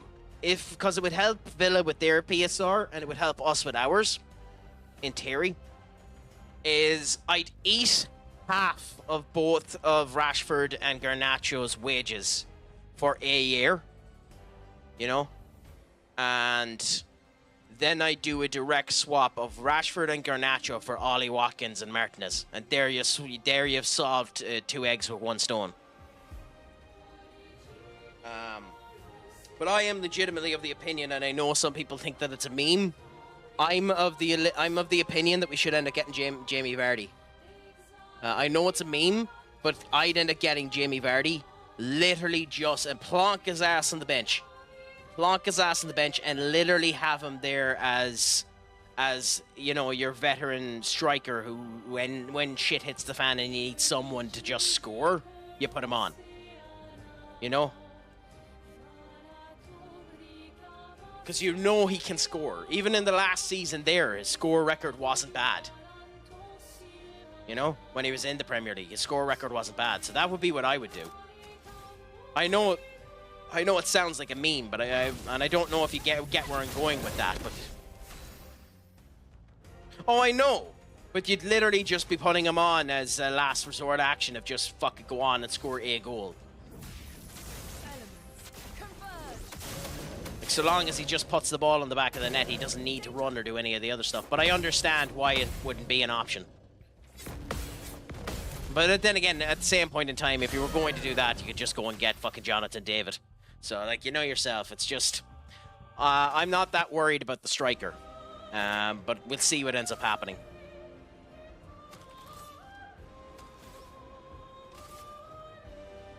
Hopefully Mbuemo wasn't a one-season wonder. Hopefully we didn't just sign Rashford 2.0. That's all I'll end up saying about that. But I think we need a good keeper as well.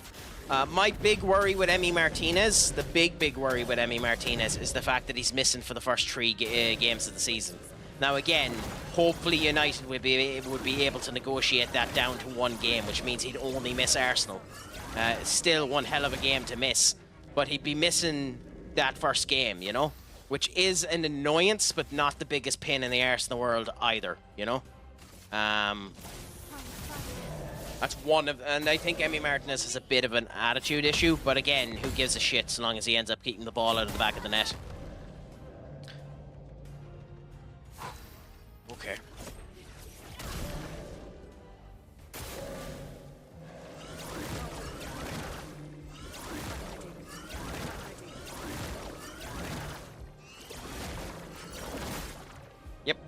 Nice. So I screwed that. Yeah, I think so as well, to be honest. I think the interesting thing about the first game of the season, Enter, is that it'll depend. I don't get at all what Arteta is doing. I don't get it at all. I think what Arteta is doing is bonkers. Like however you pronounce him, Mukalele or however you pronounce him, is just not what they needed. Now, it's looking like they're going to get Gyökeres. It's looking like they're going to get Gyökeres. Fair play to you. But strikers are known to run off of their pre-season. So if they don't get Gyökeres by the pre-season point in time, I think that may end up causing a problem for them. So we'll end up seeing what happens there. But genuinely, the money they're spending is daft. Absolutely daft. And what's worse is it's destroying the market for everyone else. Chelsea, Liverpool, and Arsenal have destroyed the market for everyone else. We can't comment. We've been doing it for years as well. But literally, the fact that Chelsea got 40 million quid for Quinn Lash has screwed selling clubs. So, like, United should be getting money for their players, but nobody wants their players, and nobody's willing to sell their players for cheap because you have the likes of Quinn Lash going for 40 million quid. So it's kind of screwed everyone, which is really funny. But I do think like, one of the things I would have liked we'd done more would have been the look at the likes of Richard Rios and have looked into those deals. I'm not a massive, we've done now, so who cares? I'm not a massive fan that we spent like 130 million quid on 2 players. Like, that reeks of Glazernomics, you know? I won't wait.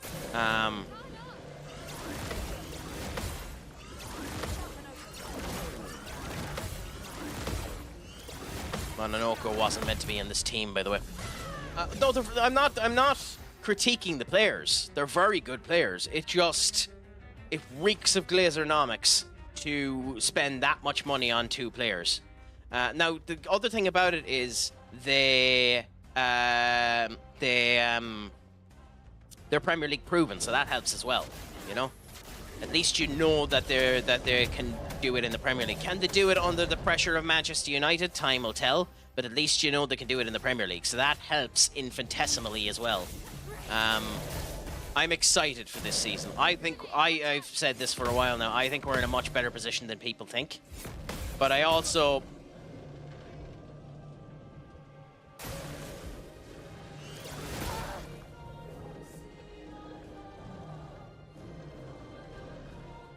Oh, this boss. But I also...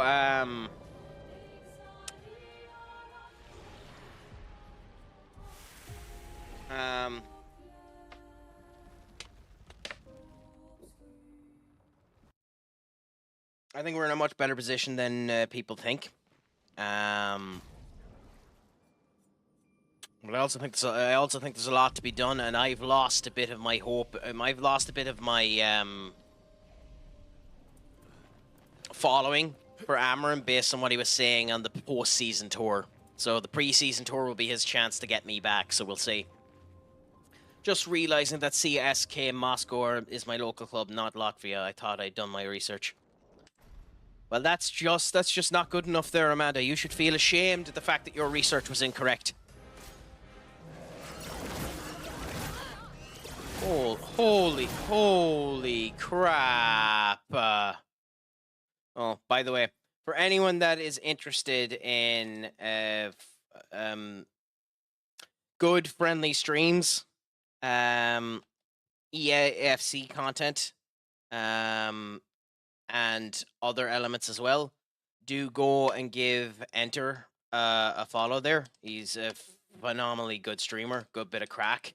Sound end up going on to in the whole lot, knows his stuff, and is always willing to talk, be genuine, be respectful. He's a great community.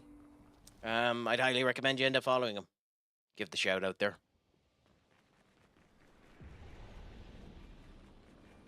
As I get back into this fight and die again. Do you mind that fact, Amanda, or will it impact your enjoyment of the match that you're going to go to? I wouldn't let it if I could. Careful, Berserk. The hell happened there? To evade. This feels 10 times faster than normal. Okay. That's annoying. Okay, so Verso is immediately dead, so immediately we'll have to do Rebirth as opposed to the elemental trick that we normally do. No, I literally know nothing about it. Don't know a single player, LOL, just came up there. Well, I mean, just that's the good thing about it. Just go and enjoy yourself. You'll be able to enjoy yourself much more now as a result of it. Okay. Here we go.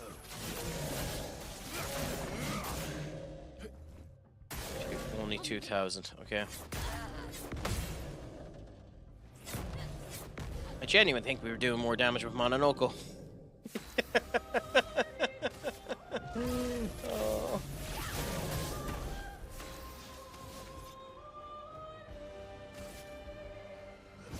Here we go.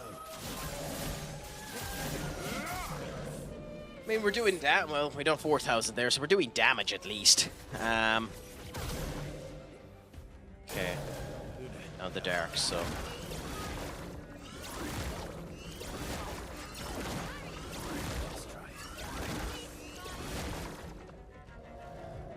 Okay, so I think Luna doesn't have the Picto that gives her a boost with the gradient.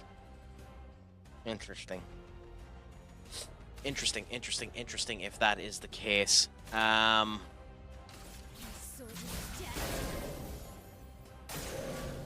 cover. Okay, so the fire itself done 999 damage, so we want to keep fire on him. Verso also wants to do as many counters as we can as well. So continue to do the assault on him, get Verso up to rank S as fast as possible, because he does more damage at rank S. Now we do the elemental trick, even though we really should heal my L. I do. I look in a second as to what that says. Yep, yeah. Careful. Okay, so with that, we need to consider whether or not it's best to bring my L back. I think we definitely heal Verso. So I think we do from the fire so that we heal Verso.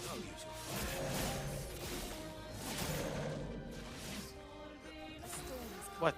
Why didn't that heal him? Oh, god damn it. I don't know how to pronounce that, so I'm not going to even attempt it, but at least you know one of them. That's nice. Pinyaev. The joys of foreign names where you try to end up having any inclination of how to pronounce it and you just screw it up 10 ways to Sunday.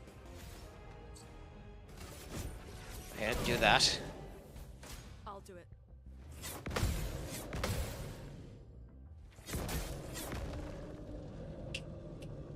Damn, that hurts. Damn, that hurts. You can do better. So she does have dodgers, just it's only the first one that it happens with. Okay, so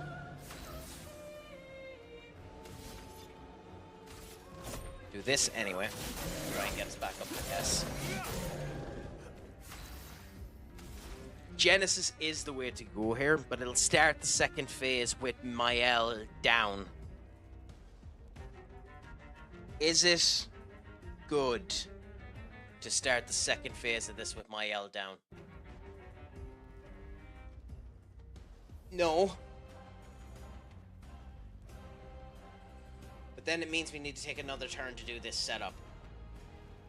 And we do more damage before it enters the second phase.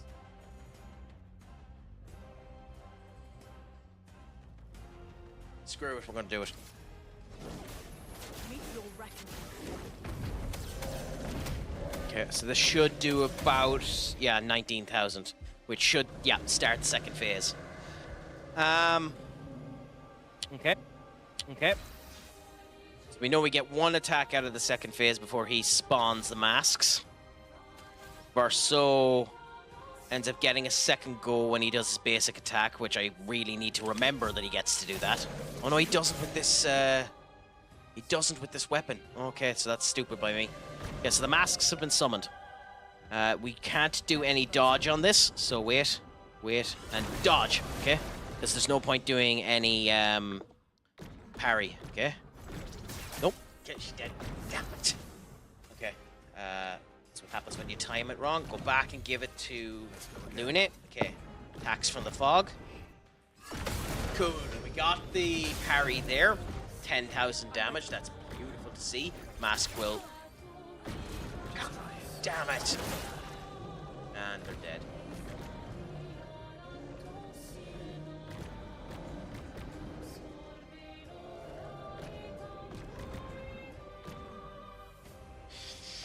There's no point. We don't have the damage profile on the other two. We don't have the damage profile on the other two to do the fight. And even if we did, we'd be here for an hour doing it. Which is ironic since we've been here an hour doing it. But,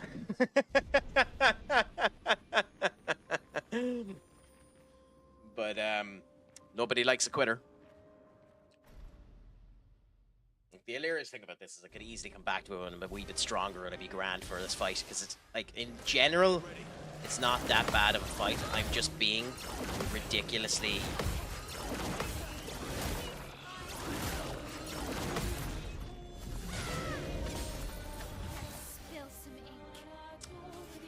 foolish.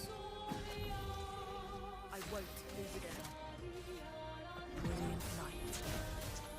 Okay, so that's one of the 7 revival tints gone in the first turn, because of course.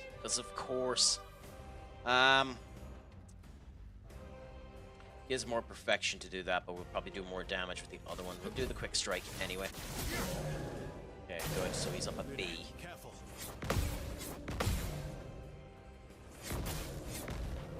How am I messing up that timing so bad? The timing doesn't change.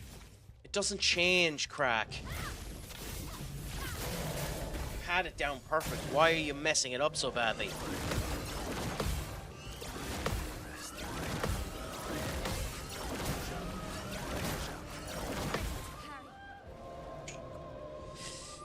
Ay, ay, ay, ay, ay.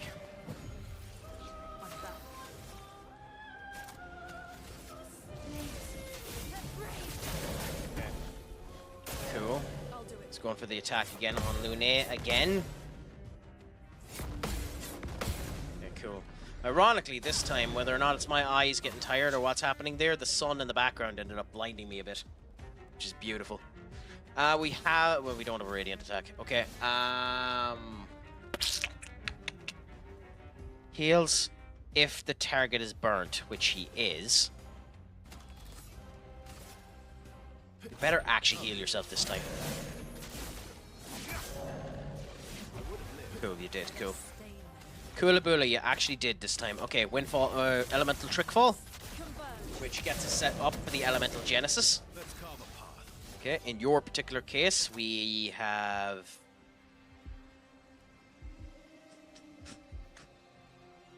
does perfect... I don't know if Perfect Break does more damage, but... from the fire, done a good bit of damage and heals him back up. So we'll do that again. And he is actually fired. So, okay. Gives us another little bit of a heal. And he's going for the dark magic this time. So, going for the parry this time. Nice! Should do 999. Nice! Okay.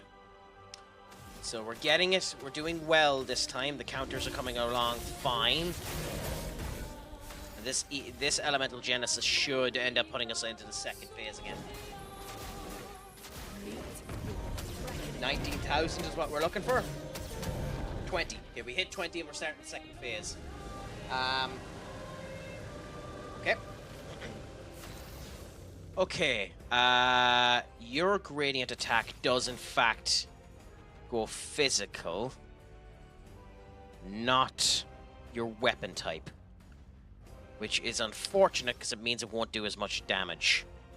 We don't need to use it yet. He is still burning. We know from the fire is doing okay in terms of its damage potential. 16k there. He done as much as the elemental Genesis did, almost. So Verso is getting up there. God damn it, the Rain of Fire would have been nice there, but we'll end up putting her into Verso stance. And now comes the summoning of the masks. Okay, now we just need to dodge everything here. We don't need to parry anything, so. There. Oh, crap. Okay. Verso, stay alive. Verso, stay alive.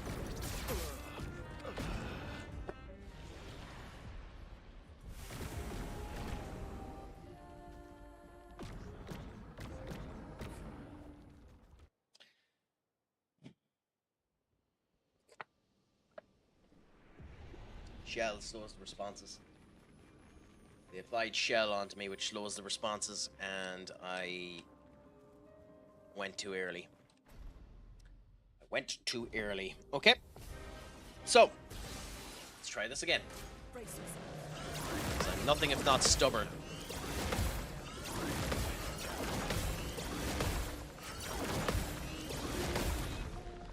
The only one that does minimal damage, I say minimal, 5,000 is still a lot of damage, but it is minimal compared to the others. Does 3 hits at medium damage, which when we got up in the barns ended up doing a lot more. We know that quick strike, well, we're in B, so it won't actually do anything. Perfect break won't do anything either, I don't think. I actually think the best option is to do the Assault Zero. Let's see what we end up doing. Here we go. 1,400, 4,000. We done 8k on that, so we're fine, I think. The fire is now active. We go Elemental Trick, and we start this. Who's he going to aim for the attack? Go for Verso, go for Verso, go for... No, cover, of course. I swear the AI knows that she's the weakest of them to do the counter. I swear it knows. Okay, from the fire, since we know it does more damage.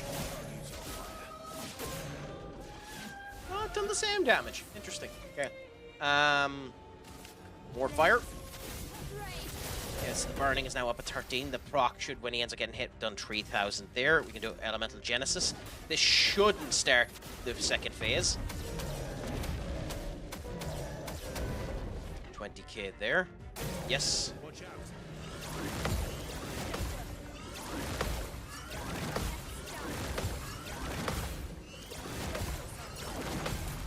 You can hear the audio output as to when it's meant to end up happening as well. That does significantly help to try and dictate when the actual strike is coming in, which is handy. Yeah, so we went to 6 that time, so we've done less that time. We're going to continue adding the fire damage up to 21. Nice. And the scavenger will attack Lune again, because of course.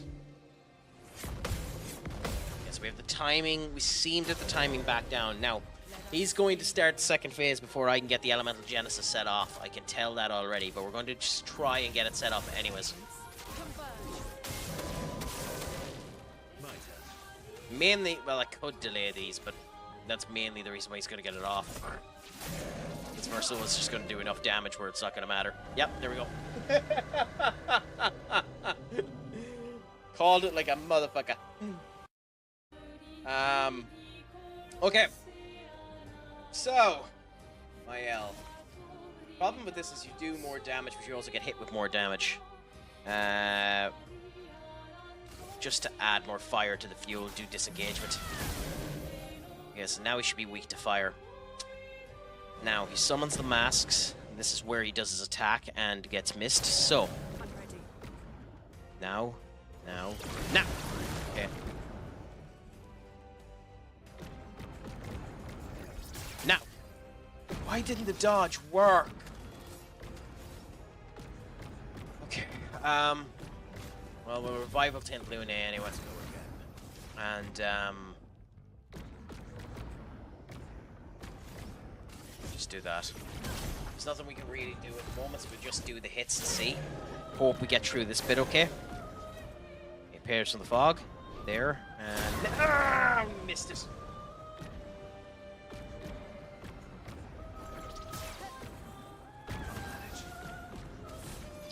well, at least we're gonna get the heal. This, and this should do okay damage, but that's annoying that we missed that. It's insanely annoying that we missed that. Dark surges now.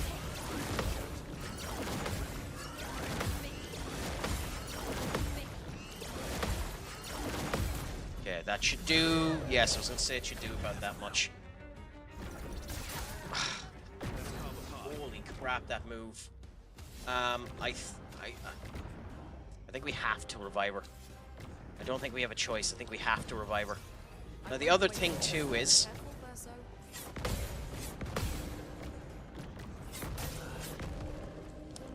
I was going to say the other thing, too, is do we do the Genesis, or do we do the...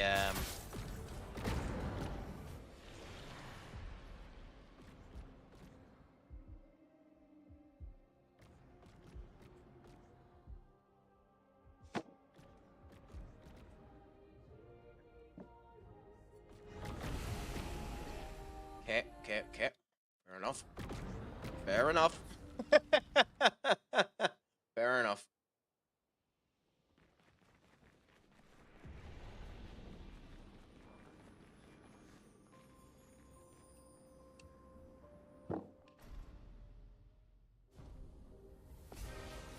Yep. Here we go again.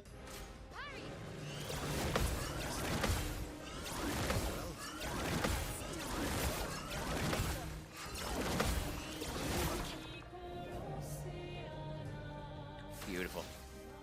Absolutely beautiful. Beautiful displays there.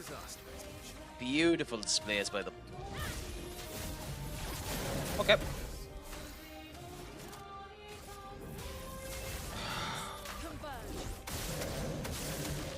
Yeah. Lune, careful.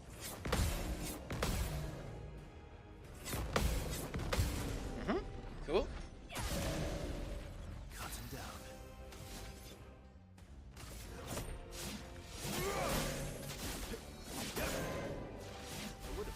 Yeah, 8k damage and a bit of a heal.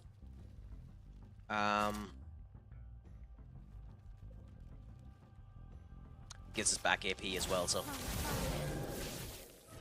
Cool. I'll look at that in 1 second, my friends. I'm not like other people who are good enough at this game where they can actually end up doing those counters based on the noise mechanics. Like they could look at the screen and just, you know, listen to the noise and be able to just hit the counter. I'm not that good. I mean, it's a very good design. It's a very, very good design. It's like you can see the orb up here, and that's what the masks end up turning out about when we go into the second phase. I don't know if this is a third phase, by the way. This easily could have a third phase. We haven't gotten far enough in the second phase to figure that one out yet. But we shan't worry. We'll continue to go through it for the time being. The face is so small compared to everything else. Well, like you can see, there's two of them. So like, there's a face there and there's a face there, and then yeah, its hands are tied together, and then its trailings are in the air like that. Okay, rain of fire. Let's get more fire onto him. Yeah, like it's a really cool design, to be fair to it.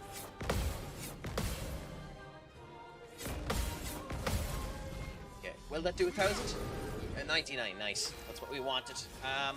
The other thing I should have checked on, and we didn't, unfortunately, before we came into this, was did Lune have the counter-attack Picto on? Because she isn't doing as much damage as I'd expect, so I'm thinking she doesn't. I'm surprised that didn't start the second phase. This will start the second phase. There's no ifs, ands, or buts about it. But it also might give Verso rank S, which increases his damage quite significantly. Like, as you see, we're gone up to 16,000 as opposed to the 8,000 we were at B. So, like, his damage has increased. Problem with Verso is if Verso gets hit, his perfection goes down. So we need to ensure we don't get hit here. Which, as we have determined, is easier said than done. Okay, here comes the masks. And now comes the vanishing of the scavenger. There. Okay, we've done the dodge, right? And they're aiming for Mael. There. Okay. For Verso, we just do a regular hit. And we're up at S, so that's nice. For Lune, we should have enough. We don't. Okay. We're going into this one-man short.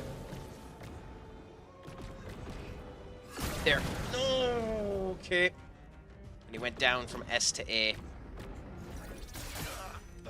Why wouldn't the dodge button work?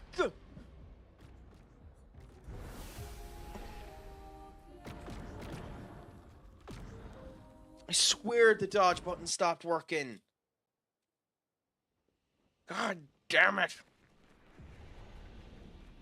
I have to get by that first stage. I haven't even gone by that yet. Well, I have, but not in a while. It might be time for me to reflect. Oh, I was meant to check the victims. Actually, it might be faster to just check the victims.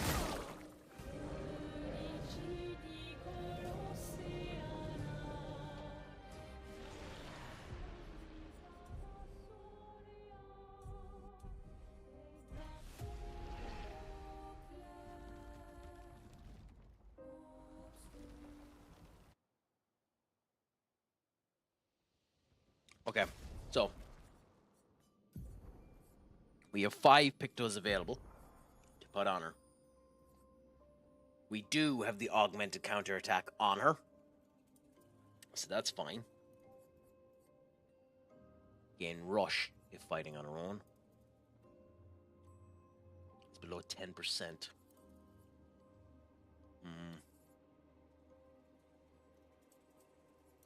Interesting. So combo, we don't have enough for it anyway, but combo attack would give the basic attack with an extra hit if you use it. On her, it's not that important. It's very important on Verso. So we need to put that back on Verso if Verso doesn't have it. On death, 4 AP to everyone else. Not necessary for her. Definitely not that. Healing an ally also applies shell for 1 turn. We haven't been doing the healing, but she is our healer.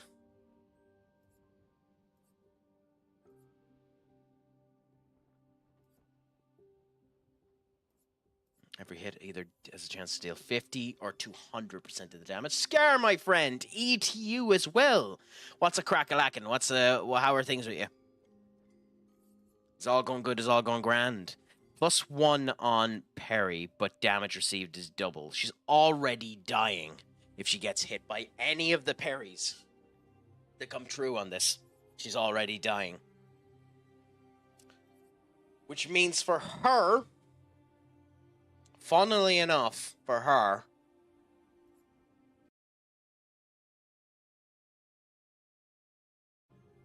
I think we give her it. She only has 4. Okay, never mind. Never mind. Never mind, never mind, never mind. She has Dodger. Could get rid of Dodger and give the Perilous instead. Which she would then end up doing the +1 on the parry as opposed to the +1 on the dodge. I don't... For this fight, dead energy isn't useful. All good, just relaxing, might sleep soon. Well, you're more than likely to stay in here as long as you want to, my friend, or go to sleep, all is recommended. I'm loving this game. I'm diabolical at it, but I'm loving this game, and I highly recommend it to anyone that can get a chance to go at it. Genuinely, I think it's well worth it. I genuinely think it's well worth it. So, if you haven't yet played this game or downloaded this game, please do. It's definitely worth it.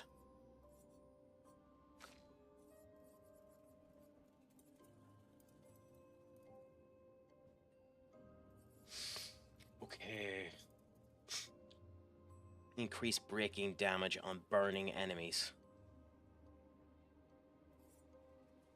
Interesting. We have burning shots. We will have them burnt.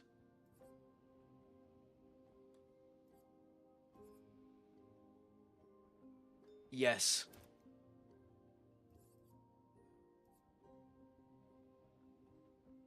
Consume 1 AP to take 30% less if possible. For so, that might actually be worth it. So I think we don't. No, we don't. We don't.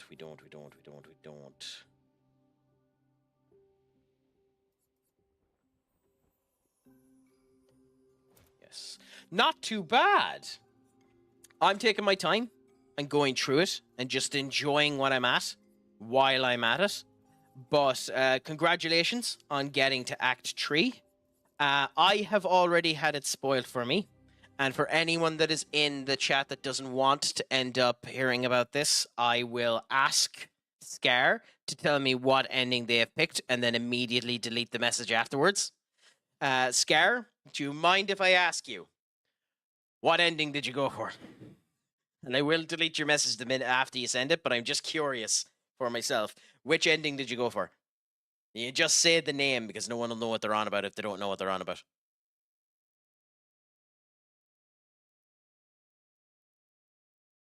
Yeah, unfortunately, the joys of that, but it did unfortunately end up happening to me.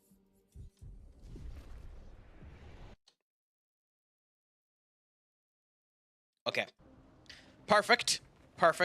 By the way, just so you know, if you had said the other answer, I was going to time you out. Have you tried the other ending? But that's the correct answer, by the way. That's the only ending you end up picking. The other ending is oh no, you picked that one. Oh no, that's the wrong ending. I'm only after looking back at what the message was. You picked that one. I don't agree with that ending at all. I know both of the endings now. Do you know the other ending?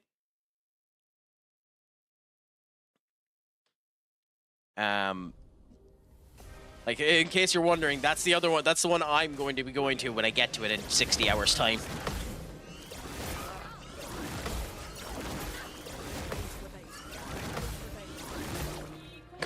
God damn it. I literally am faster just killing myself. I'd recommend looking at both of them.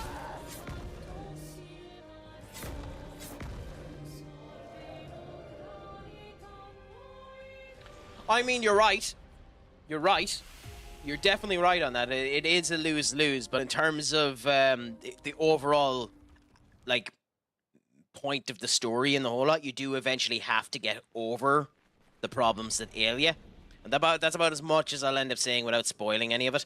So, I think it's one of those situations of you're sinking into grief if you go with that particular ending. Not that it matters, like, it's just a game. Have you...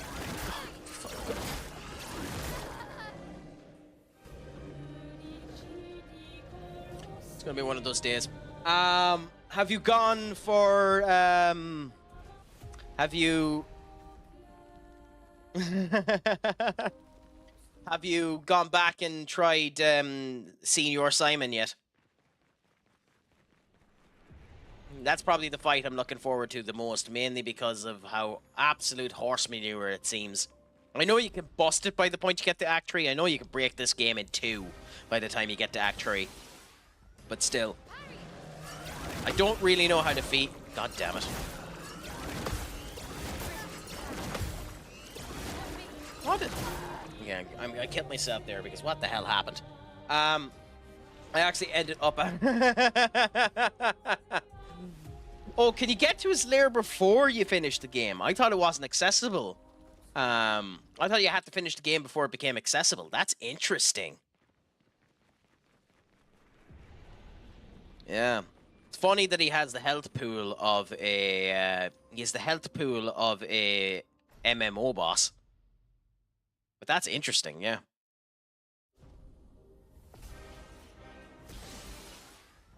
I think the thing that I find most satisfying about this game...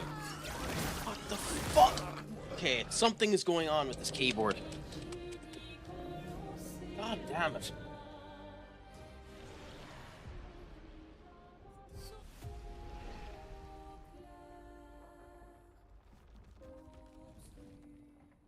Yeah, at the moment, I'm so far behind in Act 2 that SK only has the ability to go into coral reefs.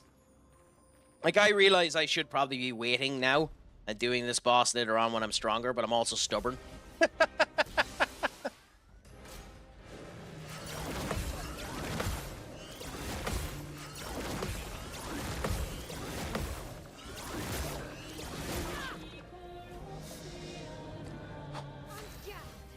Yeah, it's an optional boss, to be fair.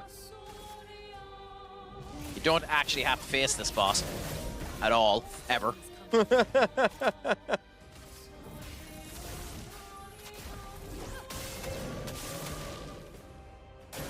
Yeah, you never actually need to enter this spot either. It's a complete optional area. But I'm just enjoying the game, playing it here with a couple of people on stream, just enjoying the crack, hoping that everyone enjoys it while they're here as well. I'm a very side exploring person before I even touch the game. Yeah, one of my problems was, and I found out after the fact because someone spoiled it to me, was I ended up facing a boss that has one of Mononoko's feet before I had Mononoko. That genuinely annoys me. Now, the fact that you can end up missing some of Mononoko's feet as a result of the fact that you can face the bosses before you have Mononoko is a bit horse manure, in my opinion. A bit of fecal exchange. I mean, I'm probably not going to go out of my way. Is there? Okay. I was going to say, I'm probably not going to go out of my way to get all of Mononoko's feet. I'll get what I can. But I don't like the idea, genuinely, that Mononoko has to be in the team to get the feat. Now, I wouldn't mind it as much if, and I'm surprised it doesn't have this, if you had a party swap mechanic. I'm surprised you can't swap with one of the reserve party members. Like, obviously, if someone's dead here, you wouldn't be able to do it, but I'm kind of surprised they don't have the ability that Verso can end up swapping with one of the people in the back. You know? I'm genuinely kind of surprised that isn't a thing.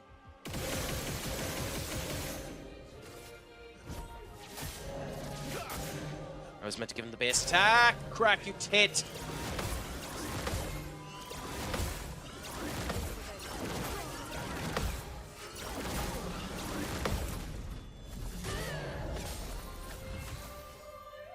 Like, to me, and there are people in my chat that have gone at this game and think it's overrated, and to be fair, it probably is slightly overrated compared to where some people are putting it.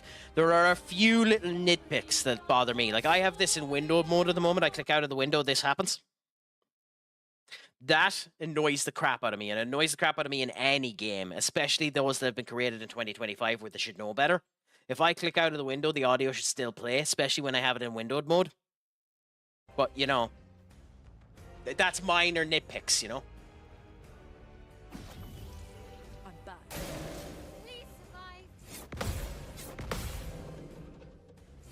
How did you play it yourself? Were you a PC player? Were you a console player? And when you played it, did you play it with controller if you were a PC player, or did you play it with mouse and keyboard, like I am? I'm gonna break my E and my Q key, by the way. So the last few times I've gotten to this point, the dodge didn't work the way that I expected it to. So let's see how things go this time. Oh, tell me as much as you want to, lad. I'm open to every conversation about it. In general, I'm like that, unless I specifically say, and I'll have it in the chat, no spoilers, do it about it. So, like, for that type of stuff, go on, give us a bit of information. Which side area are you on about? Maybe I've already gotten to it. I doubt it, though.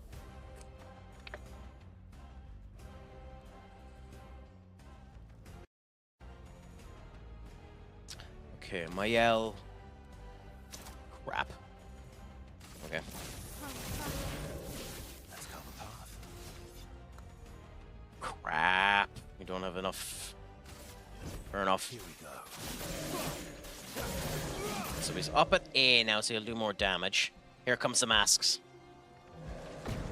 Okay, so masks are spawned. Now the dodge is ready. No, oh, barely. Okay, now with these guys, it's no. Okay, I can't get that timing. So most Mononoke feet can be found again in a side optional area called the Endless Tower. The Endless Tower is a round of enemies that has 11 stages, and each stage is 3 rounds. So okay. Yeah, I heard about something like that. I wasn't sure what they were on about. That makes a lot more sense. That makes a lot more sense. And does that tower have bosses as well? Because I know there are optional bosses that have Mononoke's feet in them. That's such a weird statement without context. Okay. There and no, I've done the timing wrong. Okay. Bring it on. Okay, at least I dodged that. Yep. Okay, we'll immediately revive her, even though she doesn't have the revival capabilities yet. Yeah, I deserve that. Deserve that. I don't have other gradient attacks unlocked yet either, so they're useless for this boss, but I really should use them. Crikey. We'll get there. We'll get there.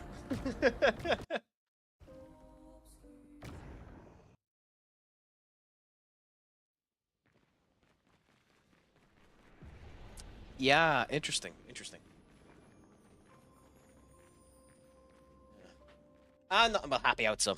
To be honest, I'm very much enjoying the game. So here's my next question for you, my friend Scar.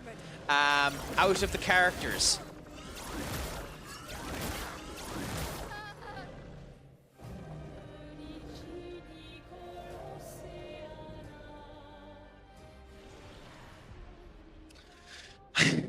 characters, what was your main team?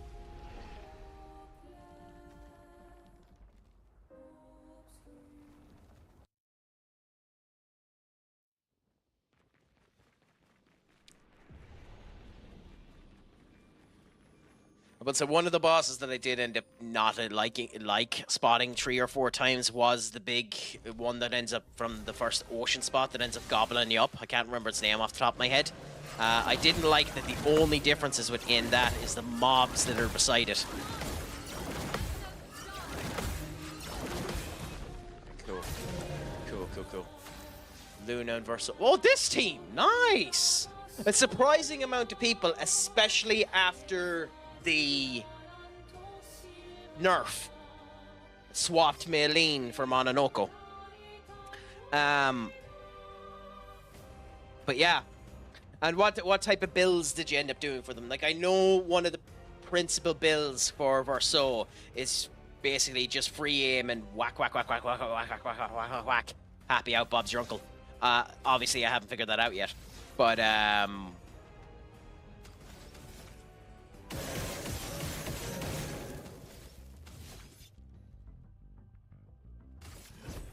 use your fire.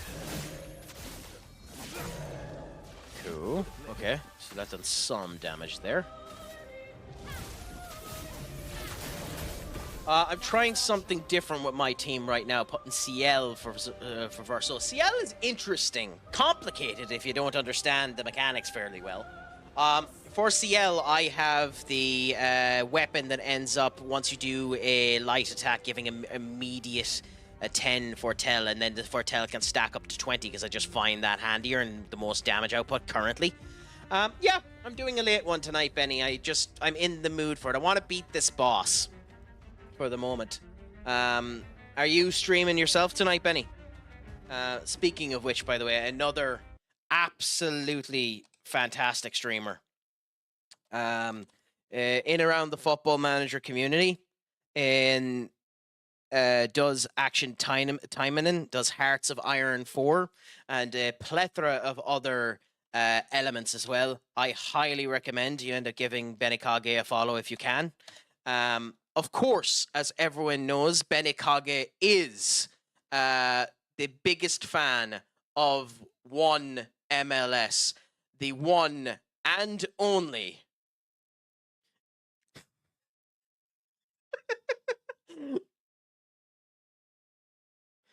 Benekage, the best in all of the world, the biggest fan of Miles Lewis Skelly there is.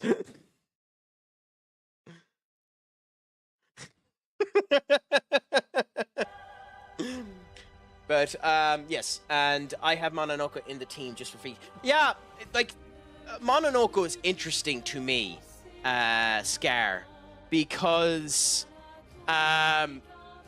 it seems that he's more or less a support. You can end up transferring over AP to him. He seems to be the best instigator of powerless and defenseless and all that. His skills that end up doing that seem to be the best at the moment to me. But that's the way for me. Yeah, I just don't have it the right size yet, Benny, for it to be a emote. Don't worry, that'll be added at some point in time. I got some really good feet for him now. He's doing great damage. I'll show you mine after this, if we get after this or after I die. Oh, I know damn well. Maybe I'll just end up putting it up every now and again like this. But yes, I know damn well. But I thought it looked interesting. They are boss feet in the game. Oh, interesting. Yeah, I still don't know much about mine, the way that they're set up, because yeah, we'll go with that.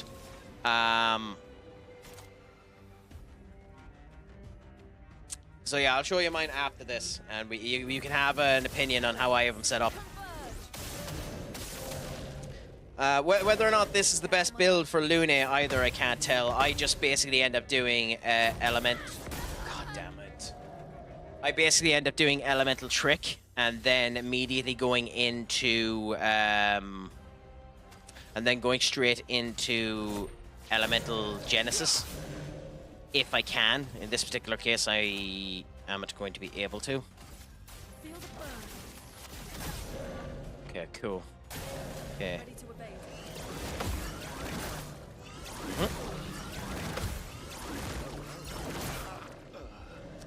Well, you're gonna get to see it faster than I thought I'd be able to show it, because that went atrociously, my friend. Oh, god damn it. Is heavily into Maylene to the point where I'm like, I guess everyone can die as long as Maylene. Well, yeah, well, I mean, there is literally the Picto that allows people to die, so yeah. So my Mononoke is this. Guilt Fury, so you can deal the physical damage and apply the mark. I have the Rambunctious Bonk, literally there for the break.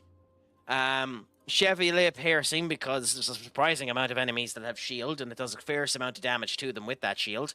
Hexa Crush, just to apply to defenseless. Protein Heal to give the regen, and Proteer Energy just to share it around. That's what I have at the moment. I haven't figured out if any of the rest of these are better yet. I do need to experiment with it and figure it out, but that's what I have at the moment for him. Set up 100% for speed. I have Lune set up 100% for luck, so that Elemental Trick will critical hit the whole time, given the corresponding stan, and then Elemental Genesis. We'll probably end up adding Might to it at some point in time as well, but that's effectively my two main builds at the moment. My Mael is meant to be Fire, Ruin, Swift, Strike, and then Pierce or Fluette. It's meant to be that. But yeah. And then my Verso is just this for the moment. You know. But yeah. Actually, no. Yeah, we'll continue on with this fight now, and let's see how she goes. But yeah. I know, I've seen that Picto where you can kill someone immediately at the start of a fight. And it's interesting. I have no idea how you're meant to use it, but it is an interesting mechanic to have.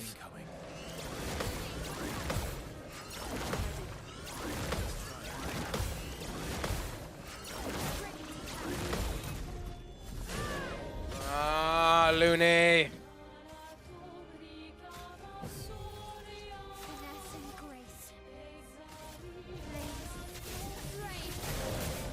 Like, I know one of the things that people end up recommending is that you can end up doing a fairly bonkers fire build that'll end up knocking people out if you get the fire high enough.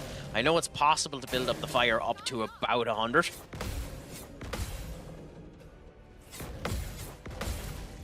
Cool. Cool.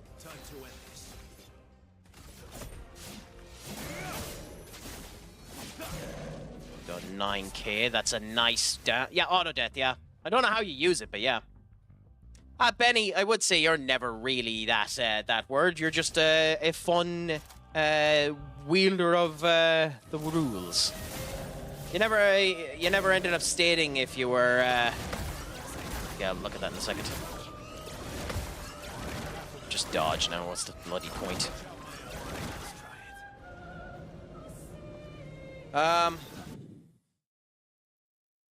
Yeah, yeah, I'm finishing the album. I've got...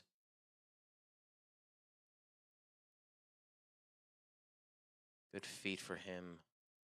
Oh, no. Yeah, and then I'll be live. I'll get Benny's going live tonight. Not too bad. Yeah. There are pictos that give team members... TikTok, you were a pain in the arse. It's literally moving. Anyway, there are pictos that give team members buffs and advantages when you die. So that'll be the main... Interesting! That'll be interesting to see when that ends up happening. I don't think there's any point in using this, but I'm going to try it anyway, see what damage I get. That done a fair amount of break damage now. I'm not sure if that was enough, but we'll revive Luna immediately. Okay, and we can go with the Elemental Genesis. It should do about 20k.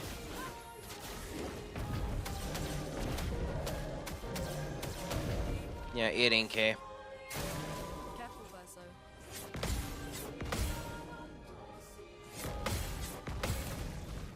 Where are you in the story? So I have just beaten, literally, just last stream, beaten Renoir in the old Le Musier.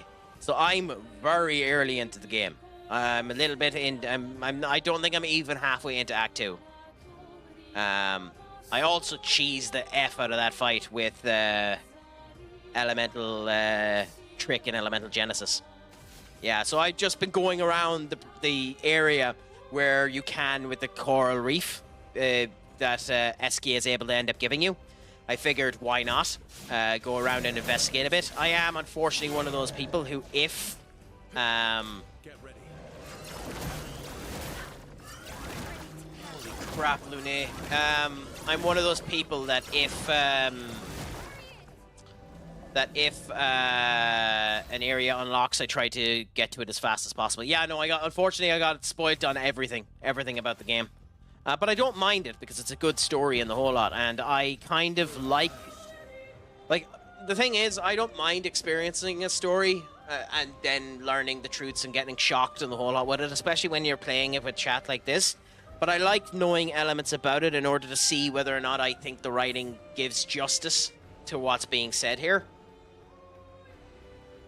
Honestly, the thing I really don't like about this game and the story is I really don't like how, and I know you have to do this, but I don't like how quickly they accepted Verso after Gustav's death. I know Gusto needed to get them away from Renoir, and as a result of which Verso needed to join them for that situation.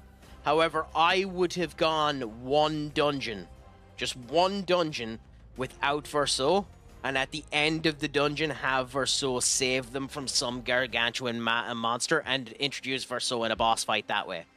I would have done that just to give you a bit of leaning room, because Verso, I like Verso's characterization. He's bubbly, he's cheeky, he's old, he's fed up with all of this shit. And that's great in the whole lot. I've even seen the scene where he cuts himself in half and he's able to use his body and his legs together. But he doesn't really fit. You know? Well, they still kind of suspect him, but I think, you know, do you know what I mean? It would give not them the break, because it doesn't matter to them. I think it would give the player a bit more resonance with it if Verso joined slightly later. Just ever so slightly later. I think it would have made the world of difference. Personally.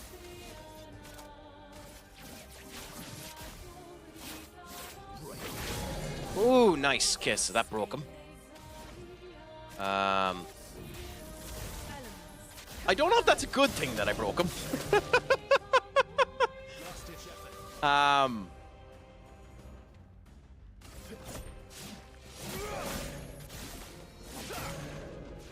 Why did that do so little damage? Okay. Well, we're gonna get into the second half of this fight anyway. Yeah. You know, I actually really like the mime enemies, but the reason why I like them is because I spent 2.5 hours on the first mine enemy, stopping the fight and restarting the fight to ensure that I never got hit. And I have that moveset so ingrained in the back of my head that I very, if ever, rarely get hit by the mimes again as a result. So, yeah, but I like the idea of the mimes.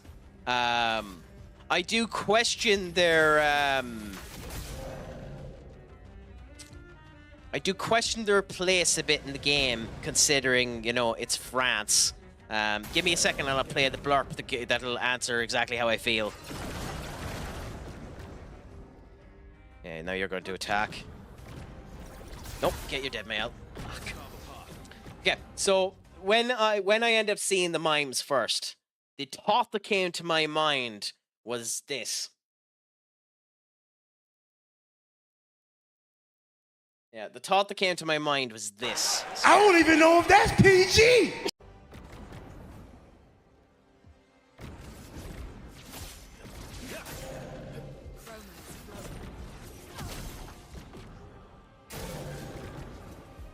Okay, so. Okay. That's annoying. We've never missed that dodge. But yeah, when I seen the mimes, that was the first thing that came to my mind.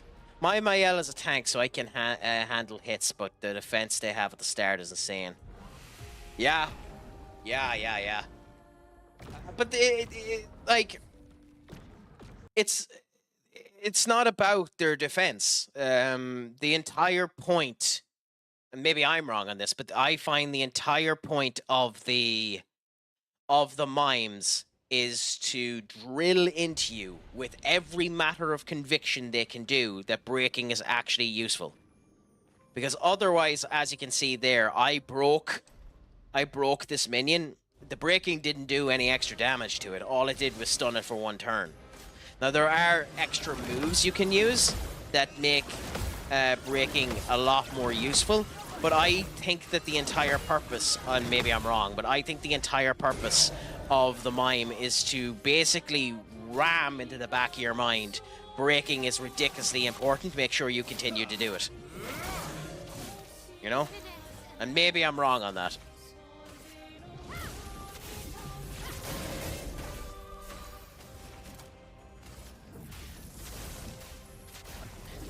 But I like them. I like the music. I think the music is the best thing about them. I do think, legitimately, the baguette outfits are a bit insane.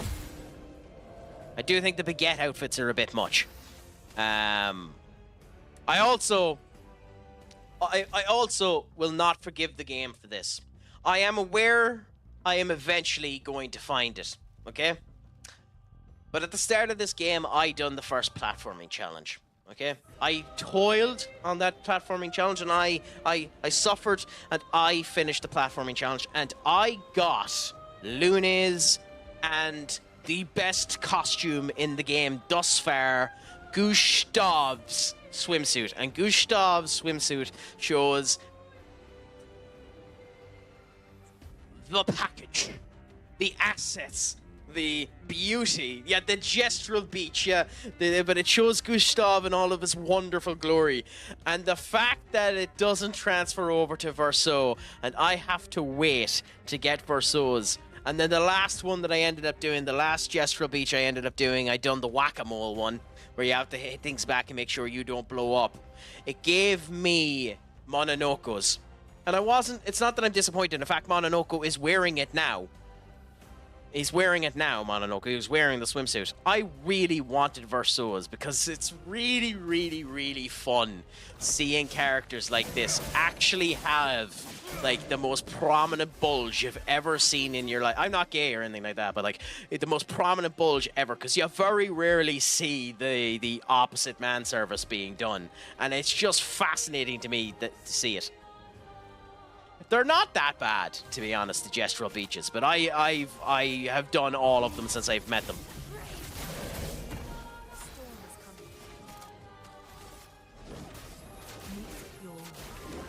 Okay. 20? 18, okay. Interesting, okay.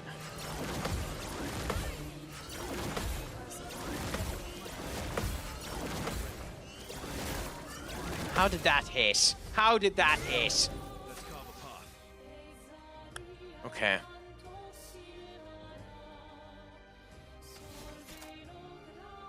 Ah, fuck off. Fine.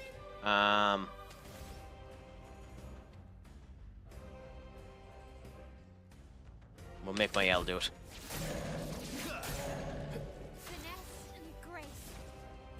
Her break isn't available. Yes, so we'll make my L do it.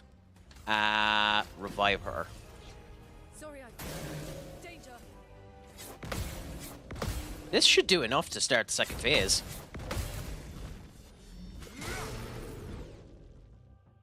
Yeah. I bloody knew it would too. Ooh, yeah. I think I've beaten Tree because I have both of the women's swimsuits. I climbed to the top of the mountain. Maybe I've only done 2, but I have a number of swimsuit outfits there. I just haven't worn them in a while. They're nice. They're nice bits of fan service, that, but they wouldn't exactly be my cup of tea now. Typically. Anyways. We can break you now before you piss off. So let's break you before you piss off and see what happens. Okay, and that puts you into S. It still summoned the masks. What a crock of horse manure. Game, you screwed me.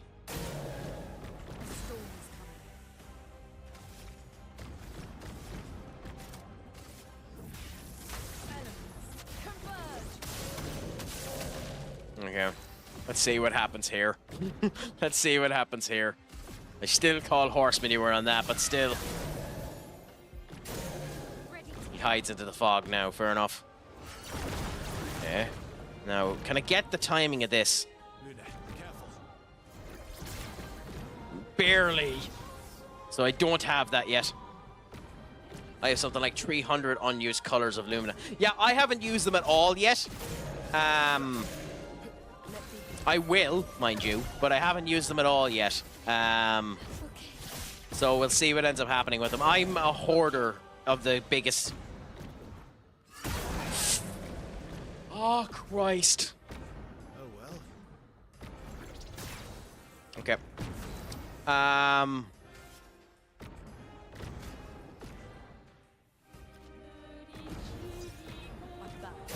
Okay.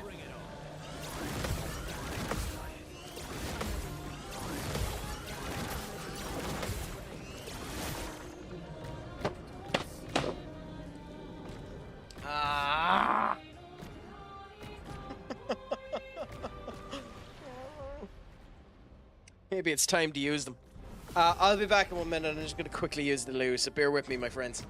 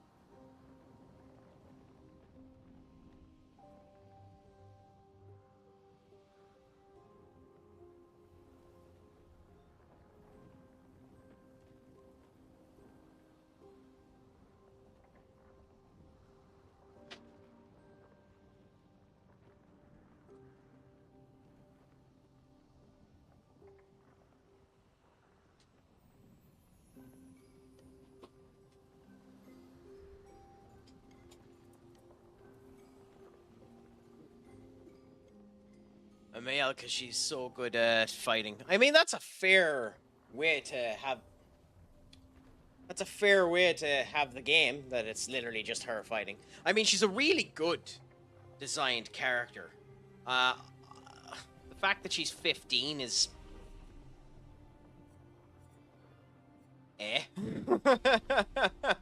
But, you know, I don't like that, if I'm honest.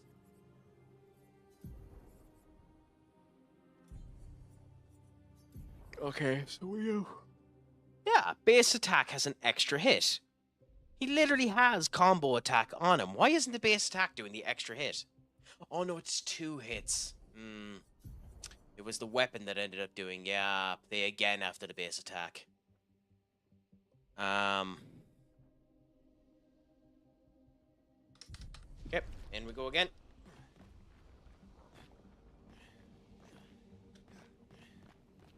Game. Okay. I mean, fair enough. Fair enough. It's not much better, to be honest, but yeah, it is. That is an accurate statement. Her age is a wee bit better.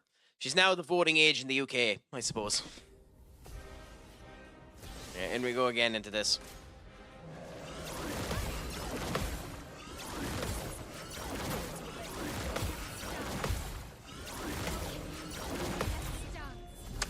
Okay.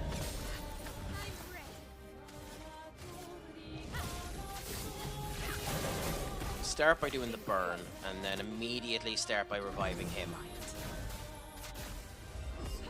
Okay. Then, we will, from the fire, should do about 5, yeah. Watch out.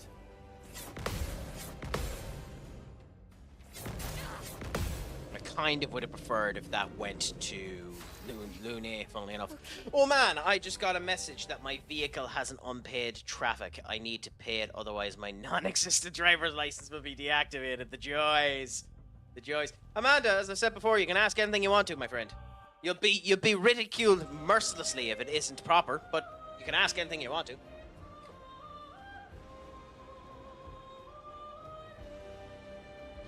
This game is making me so bonkers, I've actually gone to go back eating the bloody jerky that I hate.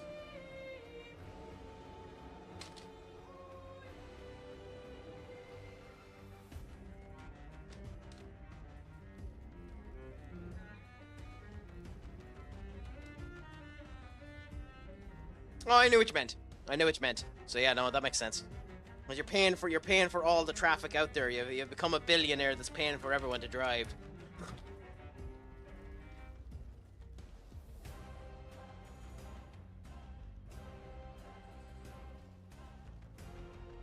Oh, yeah.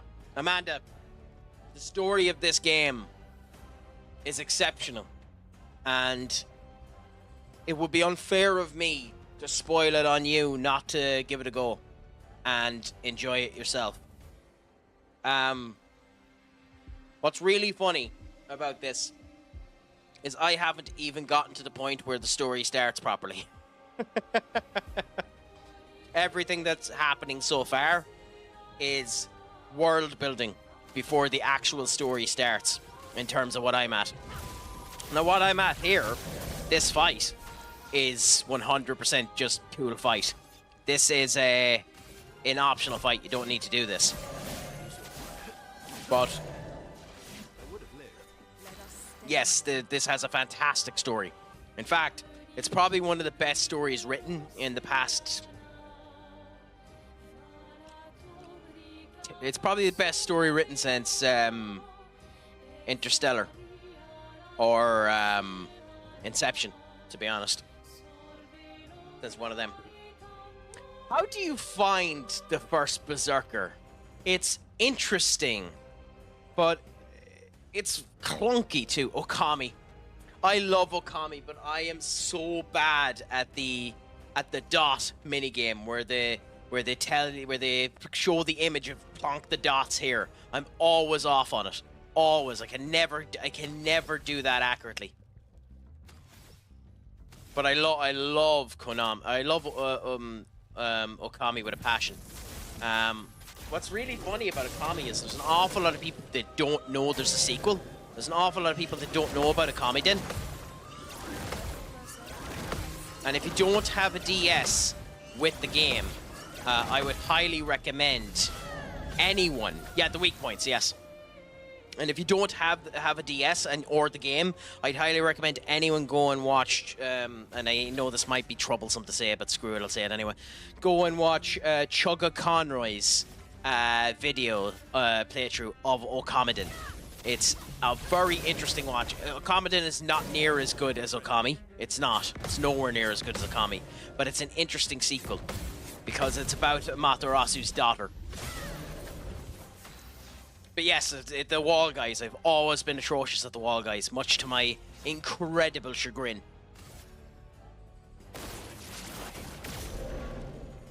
Okay, nice. Nice, nice, nice. A storm is coming. I'm okay, but not great. This should start the second wave. Second phase. Yep.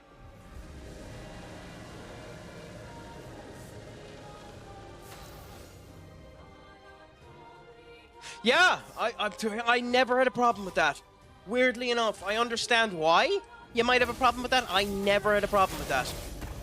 Thankfully, it was one of the things that always went well for me. Always went without any issues. Weirdly enough.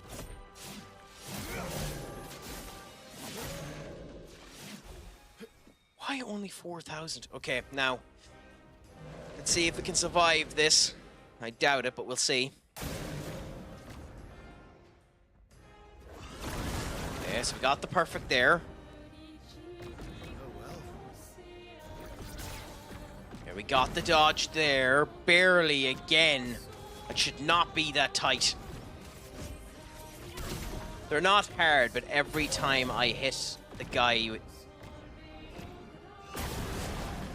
Come on! Oh, well, that's what I get for trying to do the... you get a lot of damage out of him if you're lucky enough to do the return on that. Careful,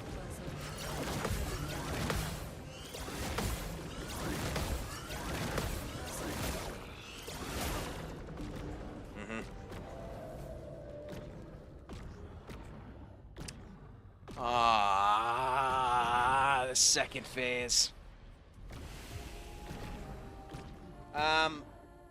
Yeah.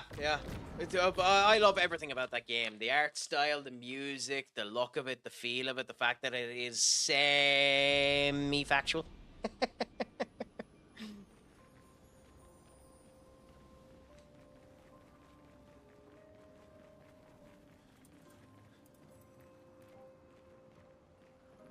I have to be close to 2 hours doing this. There is an Okami 2 coming out soon. Which is why I was saying, it's why an awful lot of people don't know that there is already a sequel for the game.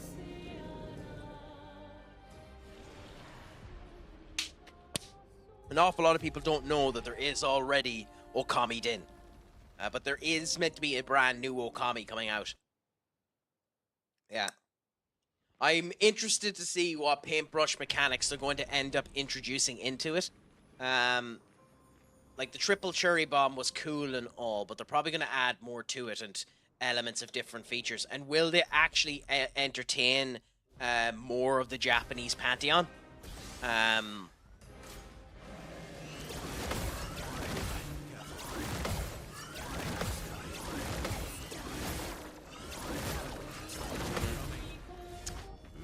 Course. I'll be intrigued. Personally, I think they should. I think I came in and around that. It's almost 4 AM, so maybe closer to... Yeah. So much potential. If I continue to feel maliciously bad on this, I might leave it and come back later on. But the sad thing is I know I can do this boss. It's sheer stubbornness at this point, because I know I can do it. I'm countering all of these bits. Why do I talk? Why do I talk? I sometimes had issues with the game recognizing paintbrush drawings, but I honestly wasn't too bad. It also had been not my fault, I'm not sure. So the thing with Okami, funnily enough, is most of the time, you needed to do your paint strokes at a slightly diagonal angle. If you went 100% straight, it wouldn't end up recognizing what you were at. So you kind of needed to go slightly diagonal on it. If you can believe that.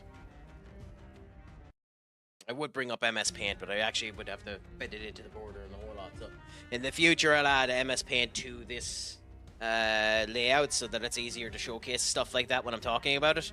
But yeah, there's no point in me doing it now. I think you understand what I mean. Oh, Amanda, not discouraging at all. I'm the dumb twit sat here doing it. So don't worry about it at all. By the way, Scar, thank you so much for the follow. I genuinely appreciate it. You might help me remake the... Yeah, there we go. We remade the 240.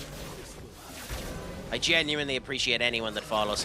You insane fools, for whatever reason, to follow me.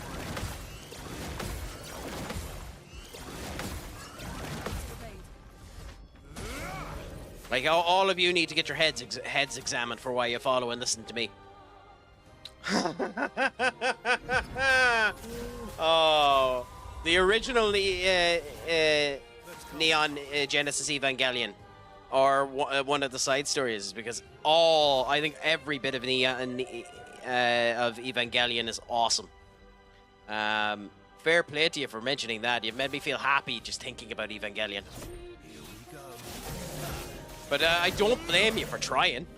I don't blame you for trying. It's a fantastic series to get people into. Genuinely a good time. Expertly written. Sad bastard. Like my gameplay. Sad as hell if you aren't ready for it. And there's been people trying to clone it for years.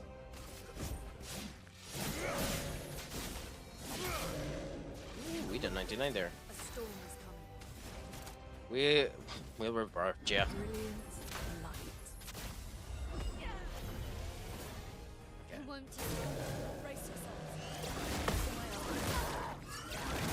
God! You know what, I'll just do the dodges.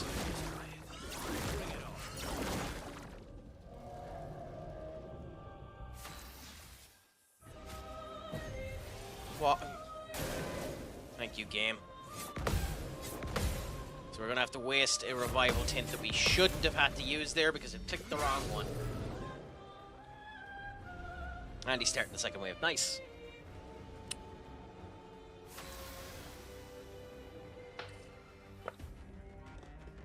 What time is it? It's 4 a.m. Is it better to wait, Amanda? I know you'd be hungry, but you're probably better waiting until the morning now.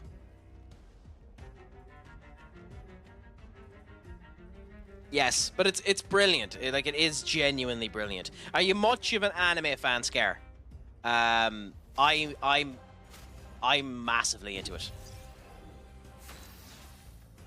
No bother, and feel free to at any point go to sleep as well. Don't feel the pressure that you have to stay around here and keep me company just because I am diabolically crap at this. If you feel so inclined, please feel free to do so. I appreciate everyone that stays. I appreciate everyone that ends up interacting. I love the interactions with you, genuinely.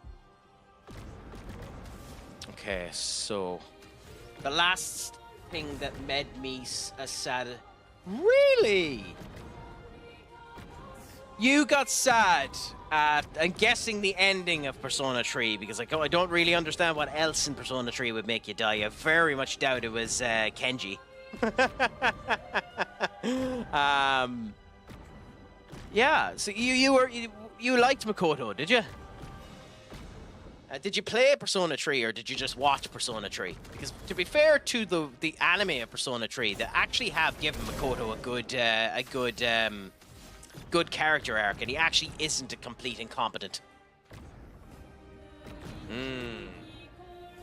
Yeah, because if you're on about the game, funnily enough, not Rebirth, mind you, because obviously it doesn't have it in it, but Fez, the female version of the ending, even though, spoiler alert, in the female version she doesn't actually die. In the female version of the ending, she has much more relations with the male characters, so they actually have characters, so you feel it a lot more. But yeah, no, Makoto, genuinely, like, in terms of the Persona lore, that man is still locked up. Like, that man's locked up in the Shin Megami Tensei verse as well.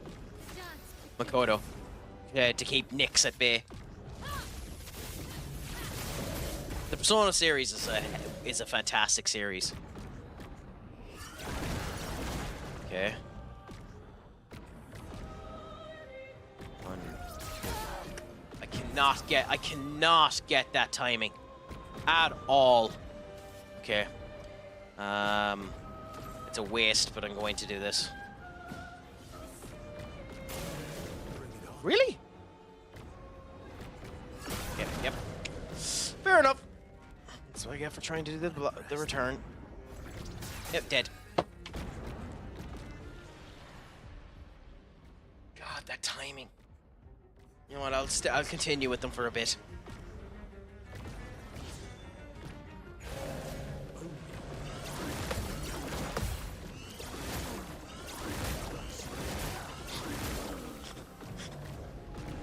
Sure, I'll continue on for a bit. He says.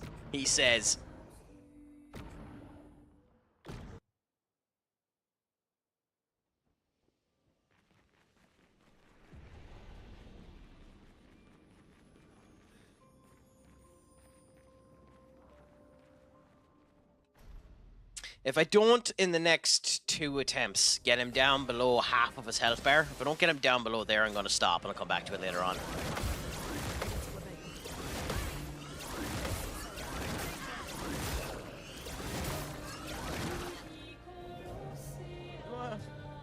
I'm not even sure why I kept her alive.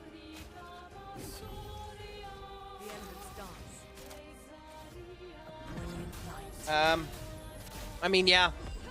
But Persona's, I think Persona's incredibly well written anyway in pretty much all of the games.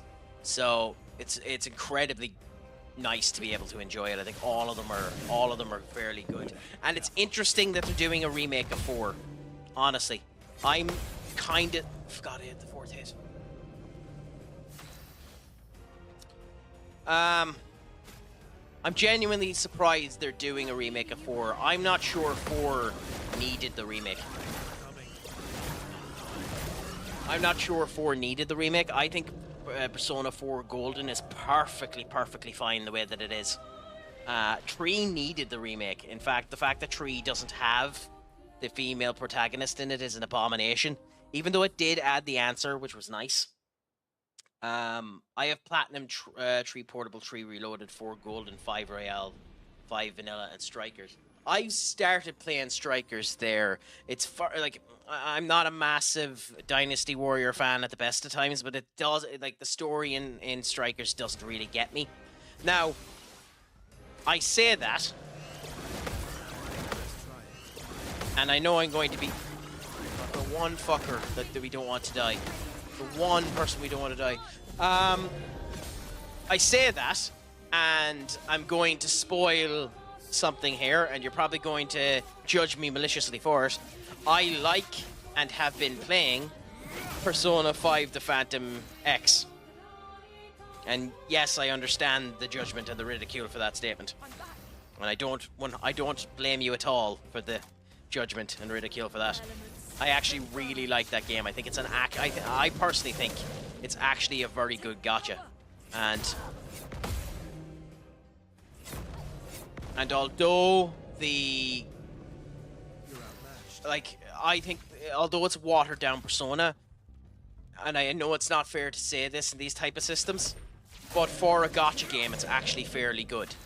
And I know that's not a valid statement to end up stating, but that's fine. The thing that has annoyed me with the game is, and it's the first time this has ever happened to me in any gacha game, to be honest.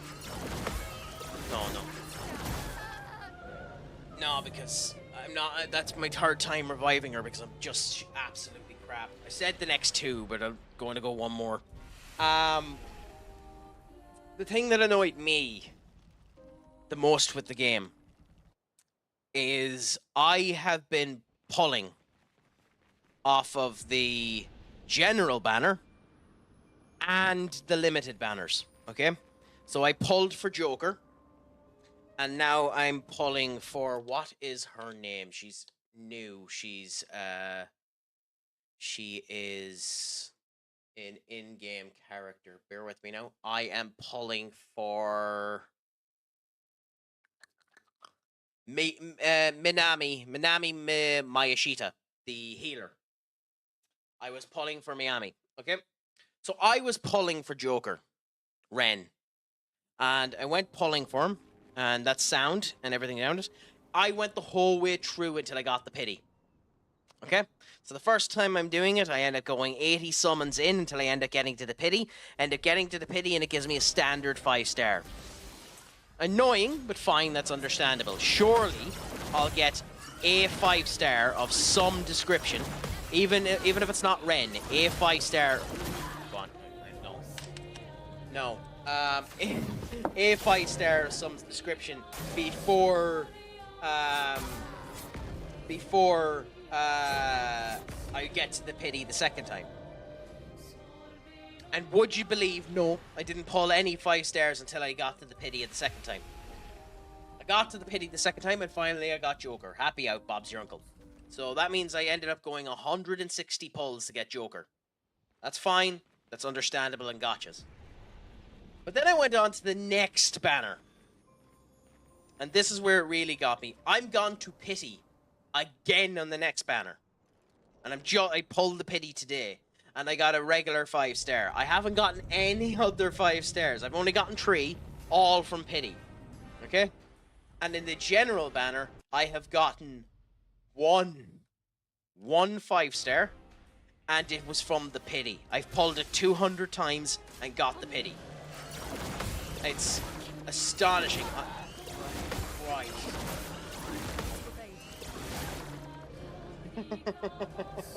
Oh, what have I become?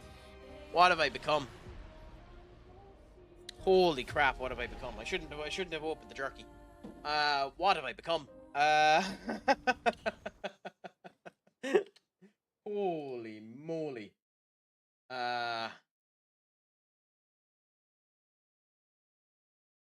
That's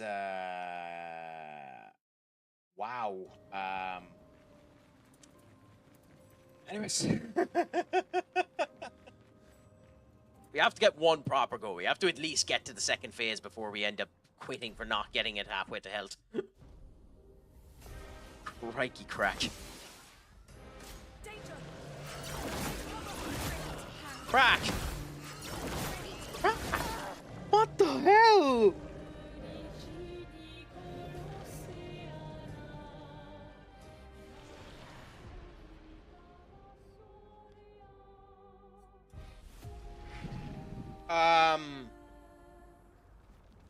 So I'm just after finishing the second palace. Okay? I'm just after finishing the second palace. I will admit the game gets significantly better in the next palaces. I will say, unfortunately, the second palace, much like the first palace, does look like something that could have been thrown together in a month by game studies university students. I'll admit that. That's probably my only critique of the game, is that the environment of the actual dungeon itself is very, very, very, very asset flipped. There's nothing wrong with that. It's understandable, but it's quite noticeable. But I'd recommend. I love the game. I like the game. Love is a bit strong terms, but I like the game. I'd recommend people play it.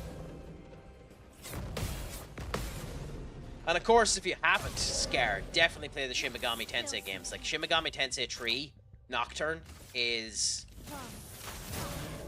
one of the best RPGs ever released. Genuinely, it's one of the best RPGs ever released.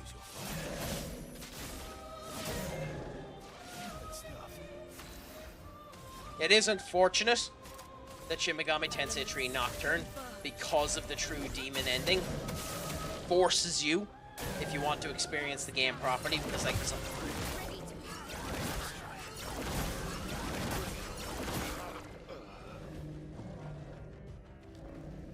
Are you fucking kidding me?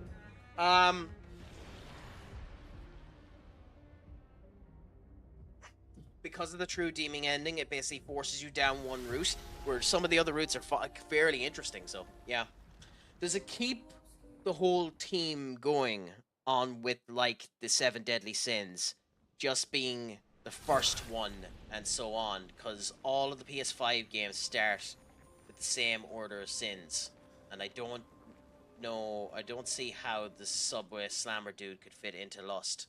So the Subway Slammer book would be Envy, not Lust.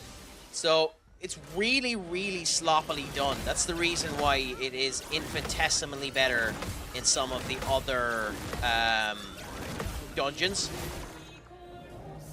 Because the boss, or the actual villain, has a proper backstory to it. So the reason why the Subway Surfer is slamming people, and I'll wait because the advertisements just happened and you might have gotten caught in an advertisement, so I'll state it in a minute without giving you a proper spoiler.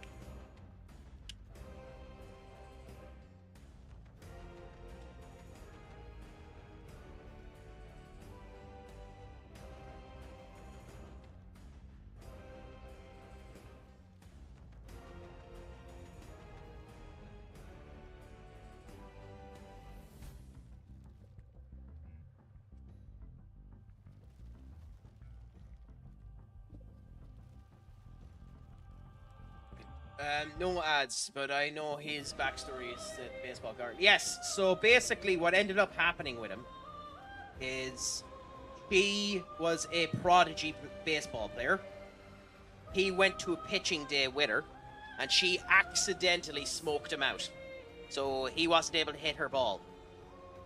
And he got dreadfully embarrassed by this, was called out for it, and as a result of which got dropped by his agency and the whole lot, and he blames the failure of his career entirely on women, and as a result of which he believes women deserve to be in the dirt as a result of which, and that's the entirety of his backstory.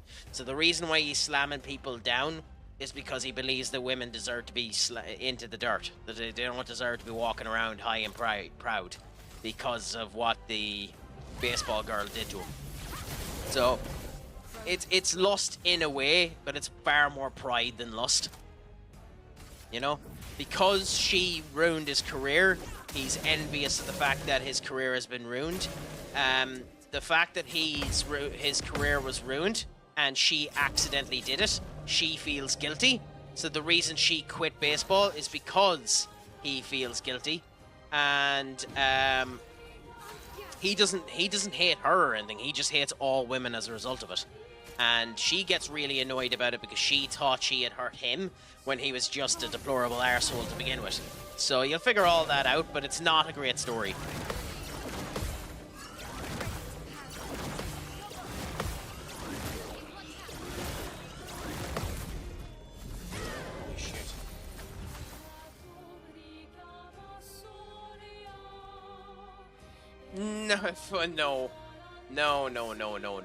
No. Not even near it. Not even near it. Oh, God. Just kill me. Just kill me.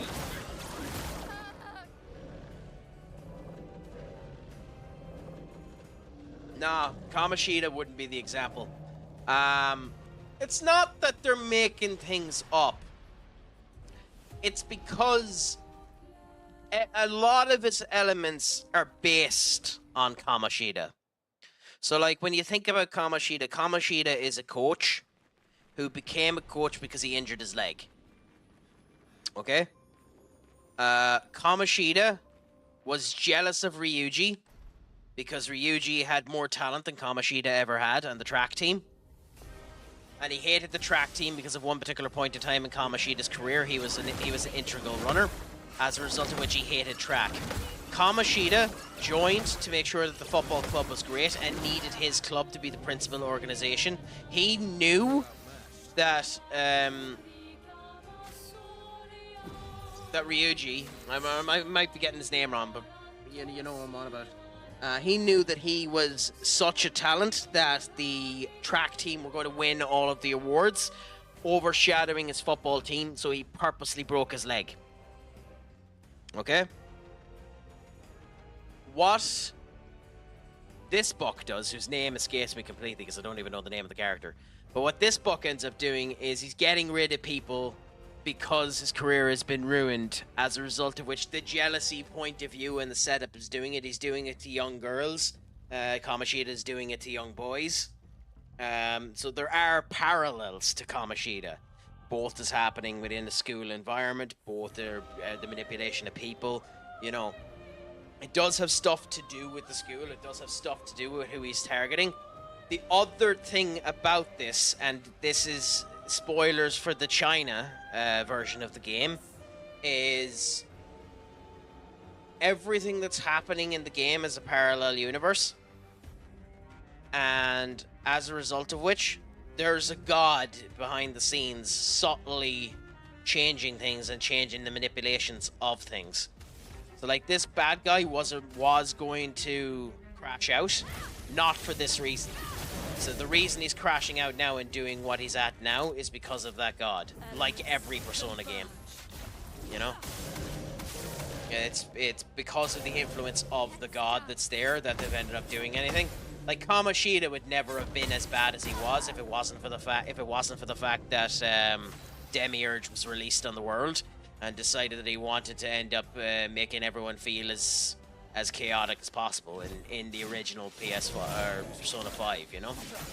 So it's that situation. By the way, for anyone that hasn't played Persona 5, my apologies on spoiling the fact that the main villain is Demiurge.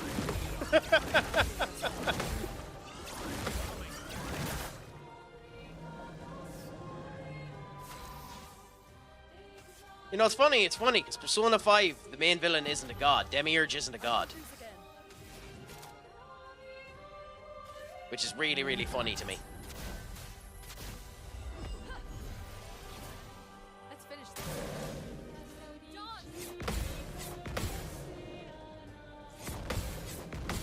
Like, you know.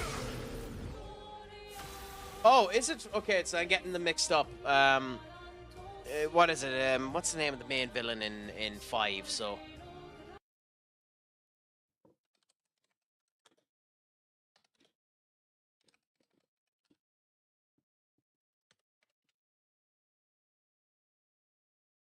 Yeah. The Shido. No, that's yeah. No, it's not him that I'm thinking of. Yeah, Yaldabaoth. That's it. Because it's the same name as a character in Overlord. I knew it was the same thing. What's funny about it is Yaldabaoth is Demiurge.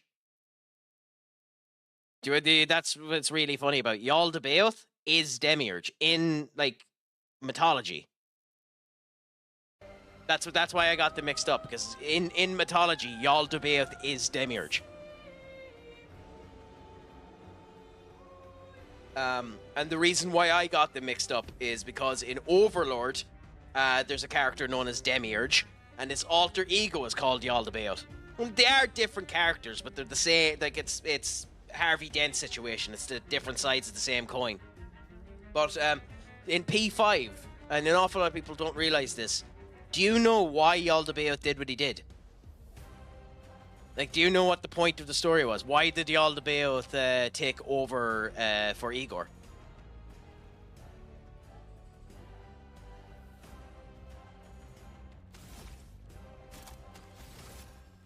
Because it's actually fascinating why it ended up happening.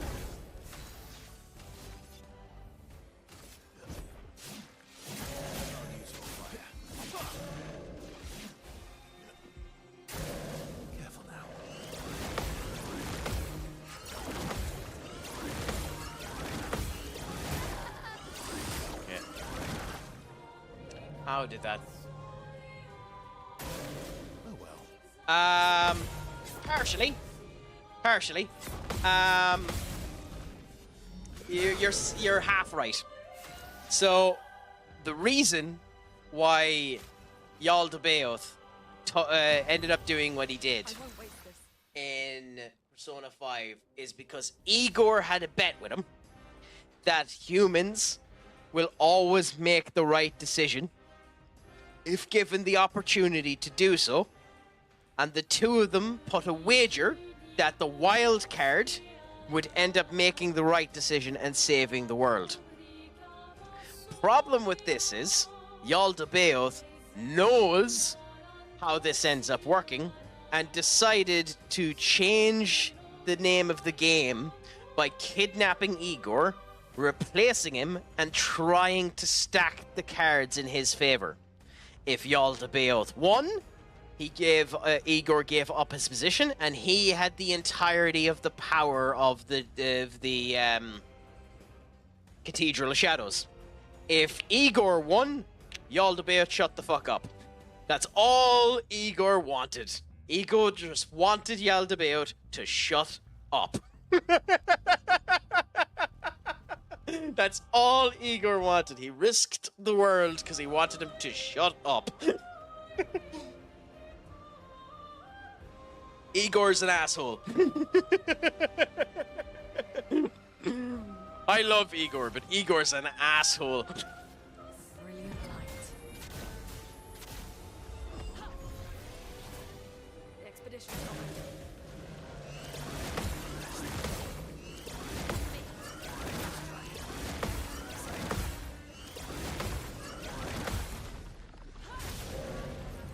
Okay, so we're not getting the Genesis off anytime soon.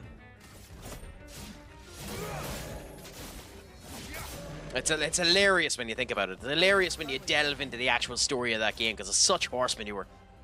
But that makes me question if Igor willingly got... No, Igor didn't. No, Igor didn't willingly get... That is one of the things. Igor didn't willingly get switched. Yaldabaoth knew Igor would end up giving the wild card the power. What Yaldabaoth tried to do was take control of the situation so that the wild card used his powers and ended up getting caught. So the end scene where Joker gets caught by the police, that's Yaldabaoth setting things up. So Yaldabaoth is the one that gave Akanji his powers. So yeah, Yaldabaoth's the one that gave Robin his powers. You know?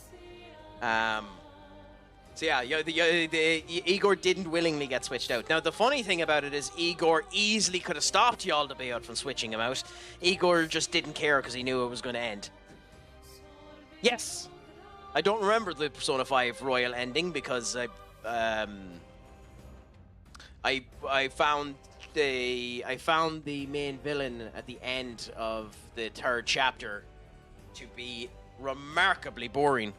Interesting boss fight that is anticlimactic as hell, but I found the villain to be remarkably boring, so I don't remember anything about the bloody thing. I have Persona 5 original story learnt off like the back of my hand. I know absolutely sweet FA about Royal story, even though I played the goddamn thing. I kinda did, yeah. But to be fair, it had a lot to do with the fact of I didn't think he fitted Persona 5. As a character on his own, he was fine. He fit better in Persona 4. He fit better in Persona 3. I don't think he fit particularly well in Persona 5. I don't think Persona 5 needed it, is my big thing. Now, that might be just... I love Royal. Royal's a fantastic game. It's just... something about it that just didn't fit. Like, I don't like the ending of that boss fight anyway in the third act, but it just just off the top of my head, it doesn't help too that off the top of my head I don't remember much of the third act because I didn't play Royal as much as I did Persona.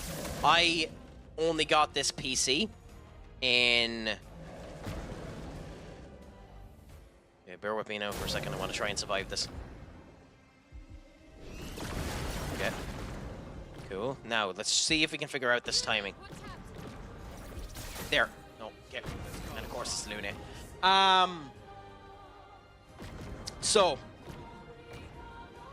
I played Persona 5 a crap ton when I was living with someone in college. So, versions of Persona 5. I own Royale, but I haven't... I've only done one playthrough of Royale. I've watched playthroughs of Persona 5 Royale, and I own it here and will do a playthrough of it at some point in time. But as a result of which, the eccentricities of Persona 5 Royale escape me a bit more. It's probably the game of the Persona franchises I know the least between 3 and 4. I'd love to done a remake of 1 and 2, and then Innocent Sin. Although we're never seeing Innocent Sin. Ever. Ever.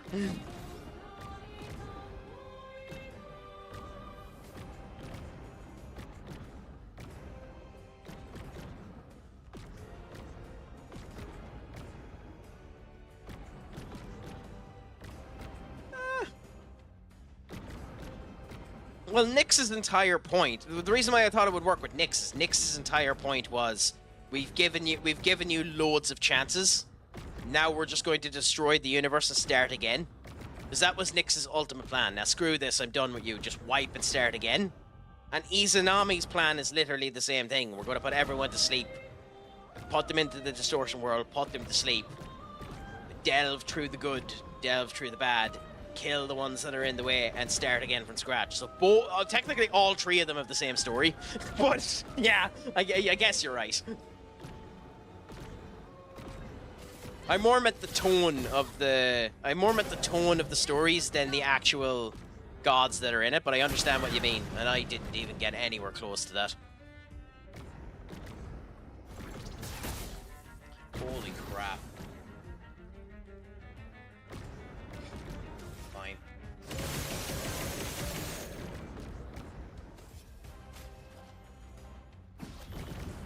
You can do better.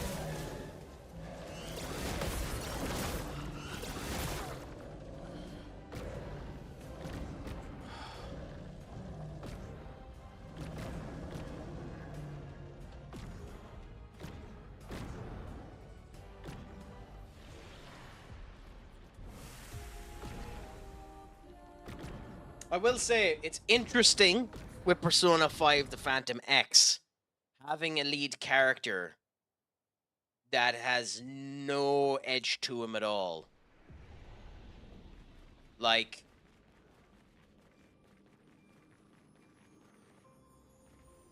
the closest is the Persona 4 character.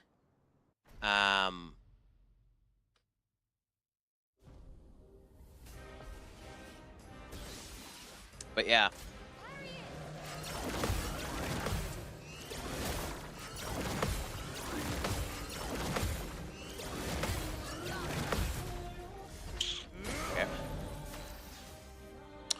Okay.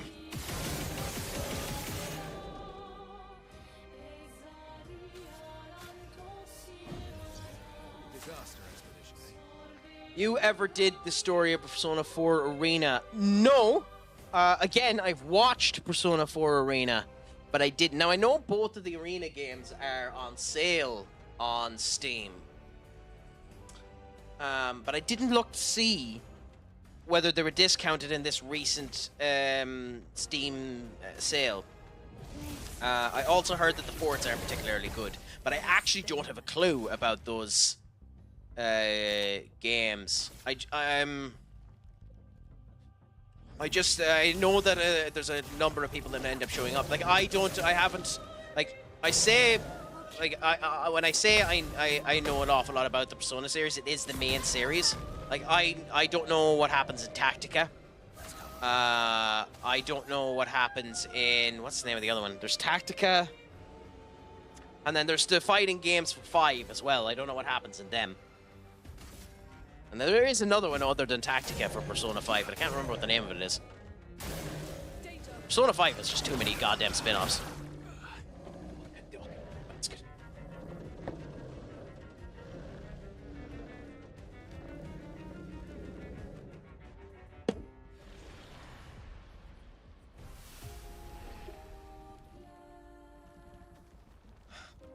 Did you enjoy it, Scar? Yeah, I'm currently in the process of playing Strikers.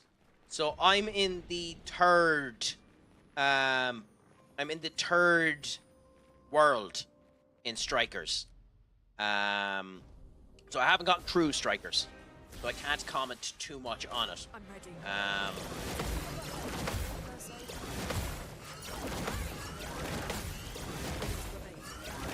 And by the way, as I said earlier on, I was talking about it. So even though I didn't know the main bad guy in Strikers was Demiurge, I'm actually happy to know about it now.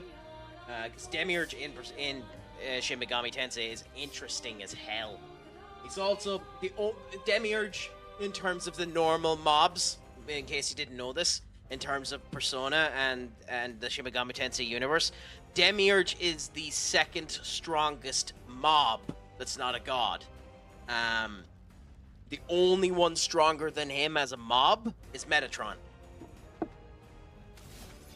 Technically. In terms of the lore, by the way. Just in terms of the lore.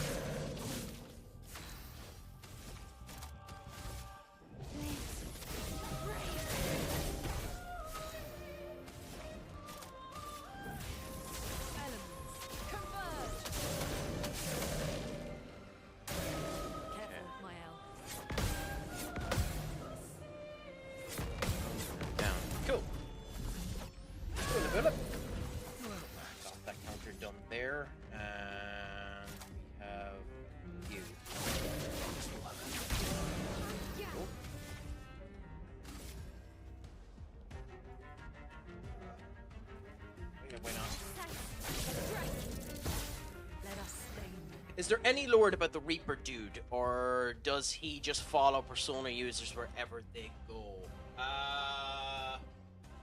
So kinda. It depends on the game.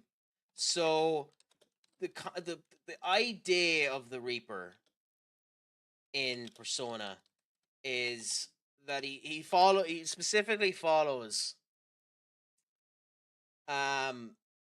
the wild card, and the idea of him is he kind of follows the wild card for when he isn't connecting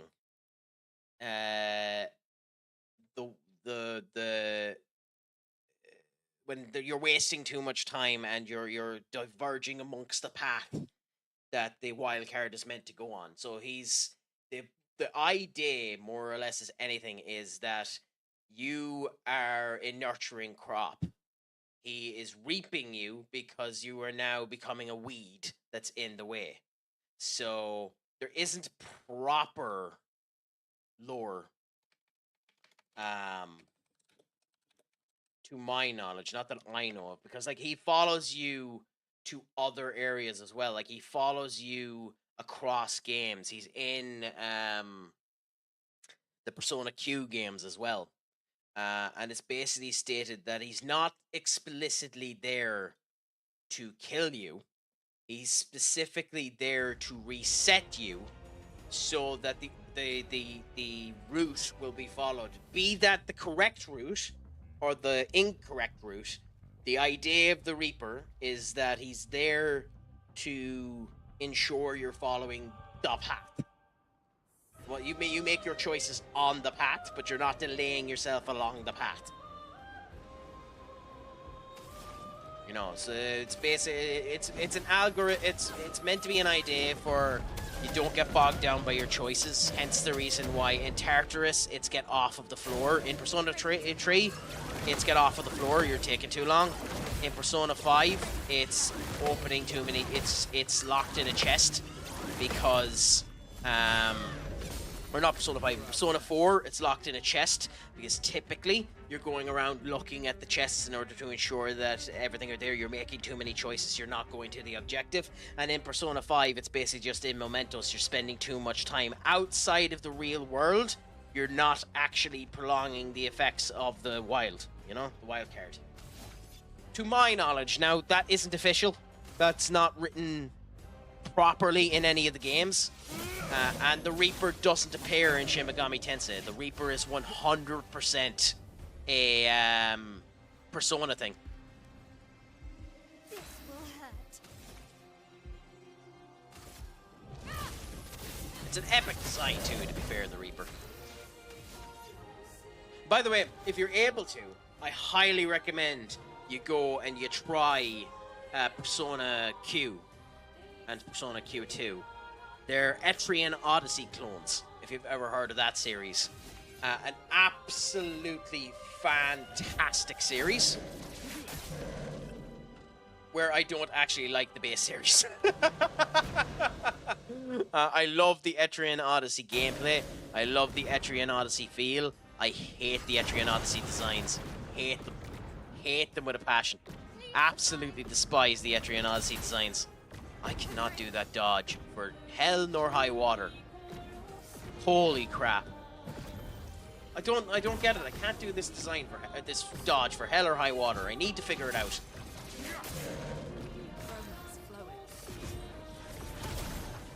Okay. Here he comes. Is there a point in trying this? Yes. Now, cool. Got this. Cool. Now, can we get this dodge? Was that worth it? No. Now. Cool. We got it now. Good. That's something. Now the dark.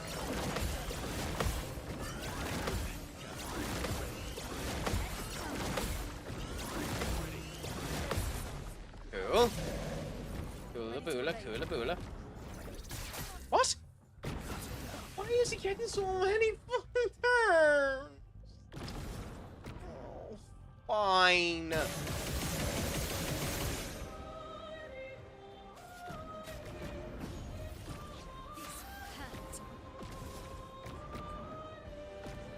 Okay, so we need 5.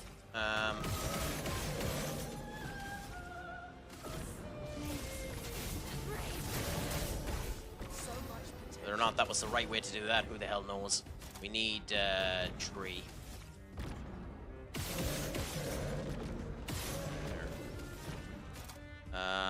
Yeah.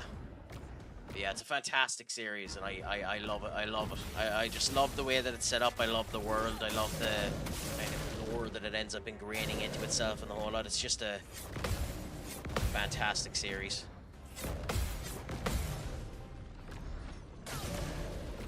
I'll do it. I'm gonna blame that death on you, Scar. I'm gonna blame that one on you. You insane dry shite. You insane dry shite. Nah, I'm done. I'm done. I know I spent 3 hours at this, but I'm done. I'm done. I don't have it.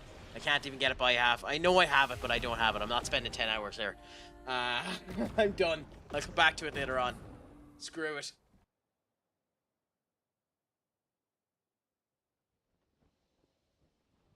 Nope, I'm done. I'm done. I'll come back to it later on. Screw it, I'm done. I'm done. Remember the falling leaves, crack. I'm done. I don't have it.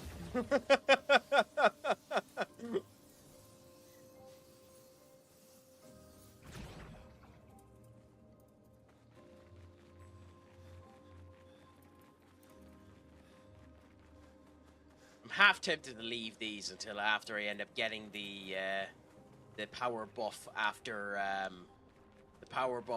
Act 2, but then they'll be piss easy.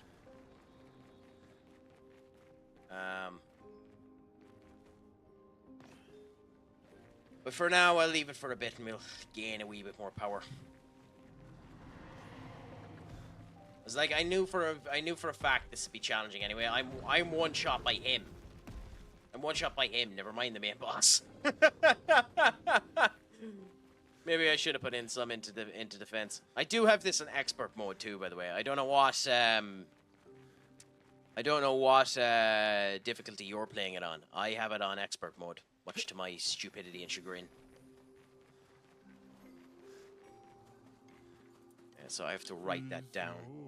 Yeah, so write that down. Go to Notepad. Plus. To this. This is what? This is the... What's the spot called again? Falling leaves. Come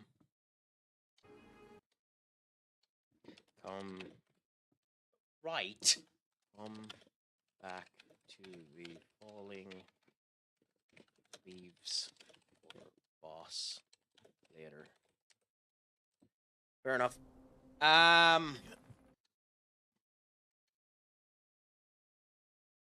The joys. The hunger got to me, so I'm currently me. I won't spread words, but it's bloody 2:30 in the morning for me, Amanda. You're making me hungry. Nah, I'm on normal. I don't want to go insane trying to beat the hardest difficulty when I don't have to. I don't blame you, but legitimately, I know it seems like I'm going bonkers here, but I literally enjoyed every single moment of that. Every single moment of that. I know I failed miserably, and it's probably horrible to watch, but I could and would legitimately sit there for another 4 hours trying to do that. The only reason I'm not doing it is because it wouldn't be it wouldn't be a good watch at all. But I would do it. So eventually I'll get the timing down of the lasers that they're ending up doing there. I just can't tell at all where the symbol is for the lasers that are coming off those masks. But we have found this area here. Did we not go into that one? Could have sworn we did. Okay, we have to go back over there because I could have sworn we went into that one, but we didn't. By the way, and you're just lying if you say otherwise, Eskia is the best character.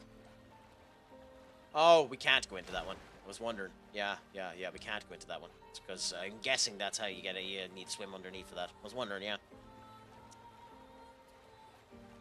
I will say it is a bit unusual seeing his ass crack. But yeah. Yeah. So, go back down this way. Go. Salmon to me, the greatest food humans ever discovered to eat. I won't comment because I'm not a massive salmon eater. But, by the way, there's not a chance in hell I'm able to beat him. But do we try it? What do you think, Scare? There's not a chance in hell I'm able to beat him, but do we try it?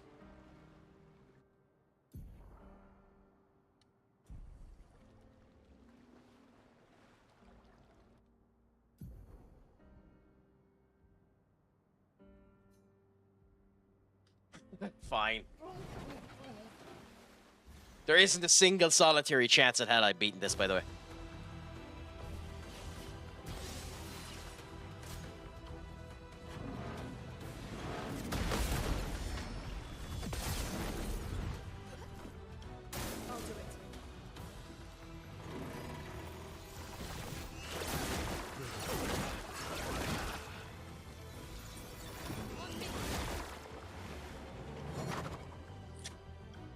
Okay.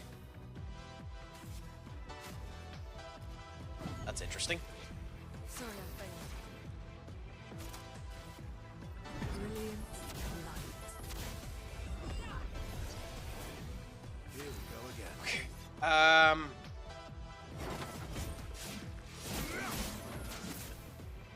Oops.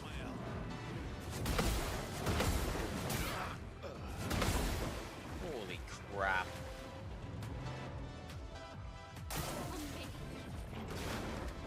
Nope. What? Okay, weird. Does it do anything? No. Okay. And we're doing no damage to him, by the way. I'm a huge seafood person, apart from the bottom-feeding fish. Blech. So apart from anyone that lives in England, is what you're basically saying. Joke, Amanda, joke. Okay, experimental phase.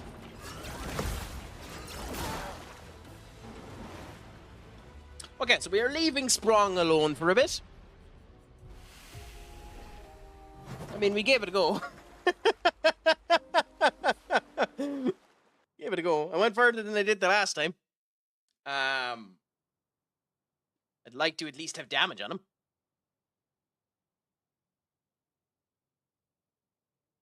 I mean, what you get off of him is unbelievable, so it's worth it. But at the end of the day, it is a pain, and just seeing minions like that.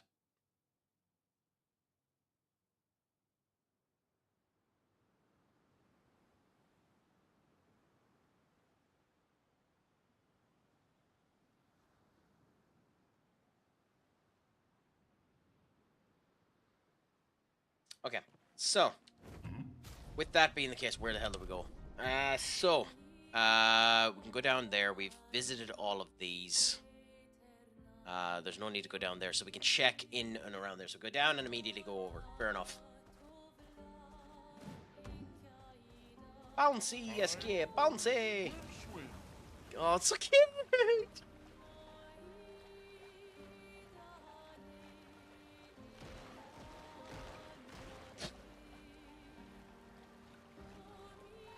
Okay, so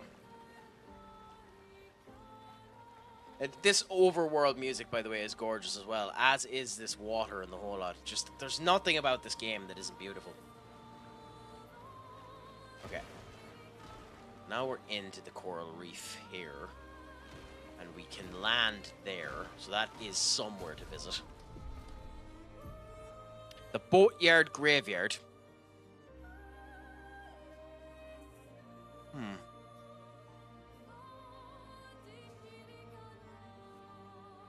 I'm guessing, based on that statement, that's something we can do later on. I'm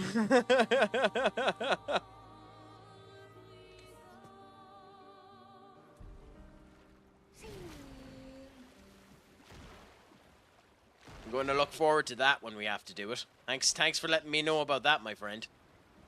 Is it, how did you find that fight? I think, this is a gestural beach. I'm almost positive we went to this one. In fact, I'm not almost positive. I'm 100% positive we went to this one. I'll go anyway, just in case.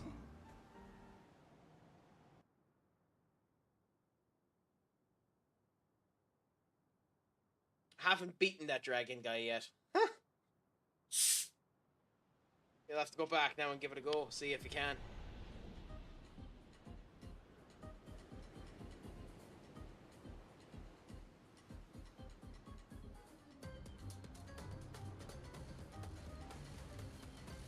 So what was your favorite enemy to face when you did face them, Scar? If you don't mind me asking. Okay. Have I not been here? Maybe I haven't. Because I don't recognize this one. Oh no, I have been. Yep, no, I've done this. Cool, we can leave.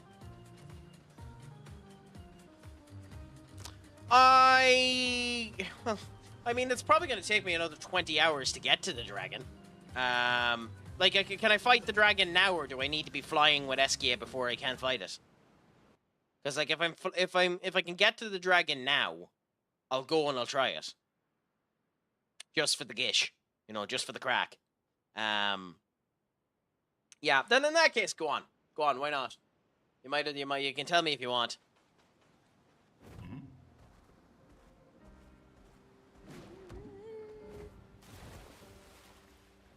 I figured that was going to be the case, by the way. But you can tell me if you want. Considering, you know. But honestly, I'll probably have forgotten by the time we end up getting over to it. Yeah, let's go into the boatyard graveyard.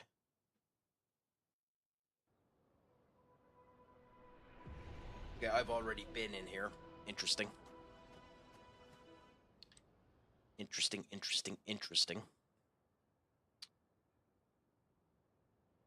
Okay, so let's look at the map. We've been here. We've gone to the coastal breach there. We can go over to that one there. And then our targets are that or Serene up there. We also have these guys up there at the edge, and we haven't checked anything on that island yet.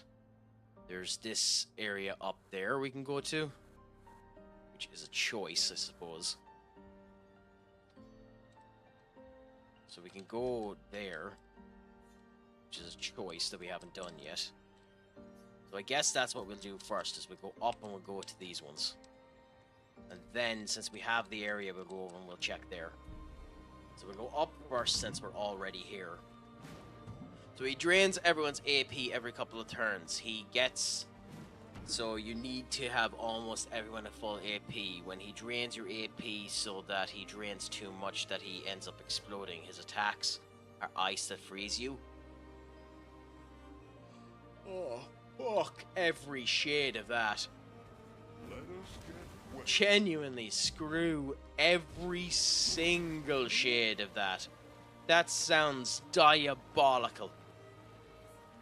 I'm gonna look forward to that whenever I end up seeing it. But that genuinely sounds diabolical. What is this? Okay. I done this and I don't know. I done this with... this is stupid. I need to run. Storm is coming. Need to run. Ready to strike. Because I don't know if he is needed. That's my reason for hating him.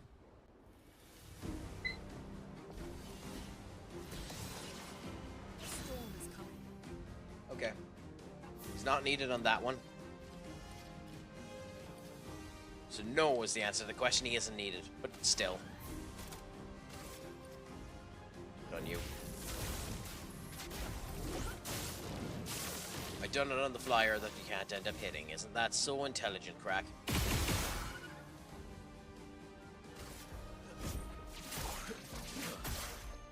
Cool. Lovely feet. That line! That bloody line! Why, what lovely feet. Gets me every time he says it. It's so... ugh. There's no reason to get me either.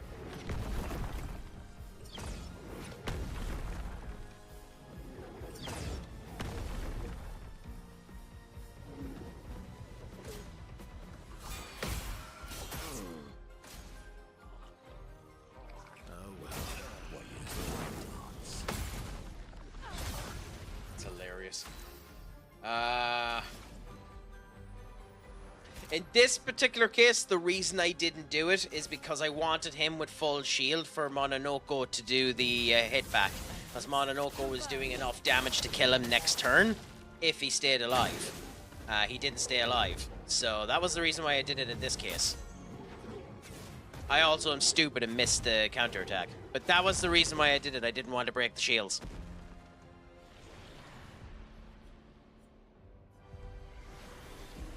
That was the reason why I done that. To be 100% honest with you, it's not a good excuse to not do it, but it is why I did that. Okay. Ready to carry. Like this time, he has all of his shields gone, so I don't care. I'm striking him. But Mononoko was doing enough damage to him that it could have, it would have been grand. And I don't like this mechanic, considering it basically stops you from doing certain things to him. So screw it.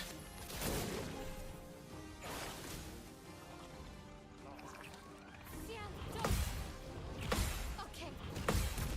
That should kill him. Yep, and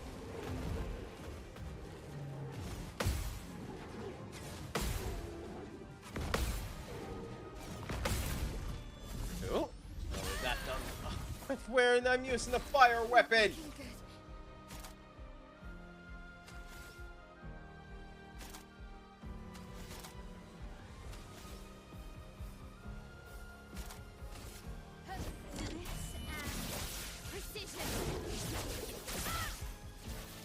It's kind of weird. Okay. doing more damage on it now. Medallium on my L. I don't know if I have that. I'll look after this fight and see if I have that, because I'm not even 100% sure what that is, to be 100% honest with you. So I'll look after this fight and I'll tell you then.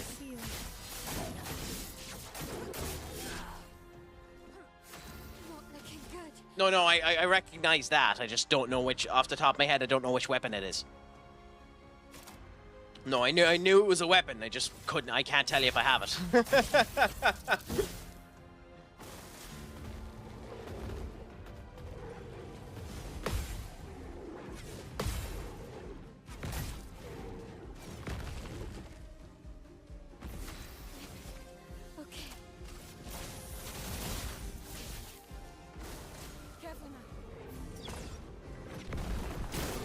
God, I need him to change back to ice. Oh,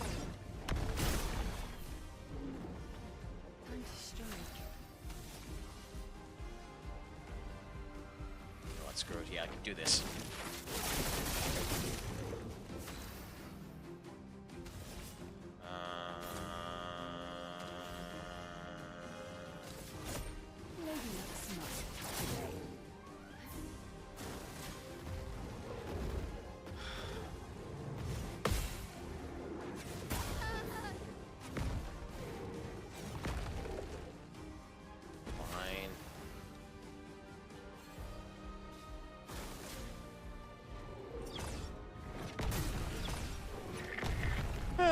That's the first time I've ever had that happen. Well, an easy way to find out is when you did... Oh, it's that one. No.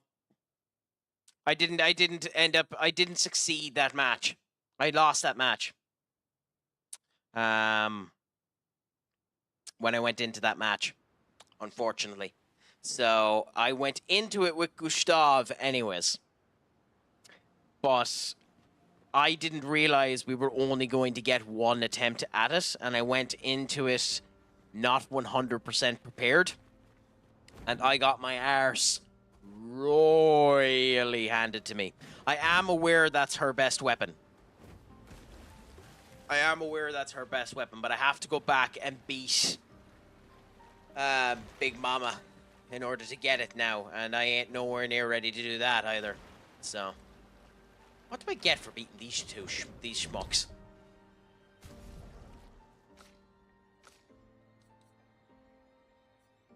Yeah, so at the moment, those are the weapons I have for her.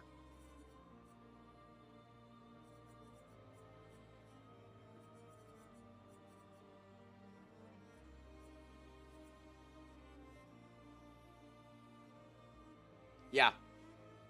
Yeah. So I have to beat her at some point in order to get it. So I know that dramatically decreases her power.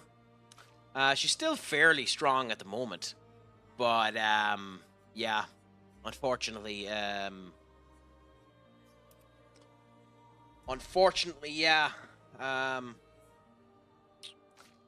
Let's go back into this and just get it done out of the way. I have no idea if why I need to fight these, or if I even need to, but... we'll try.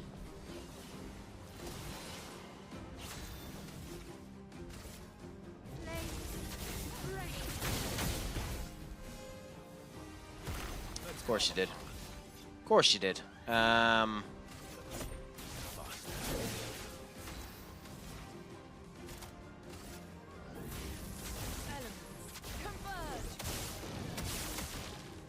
Shouldn't have used that on him.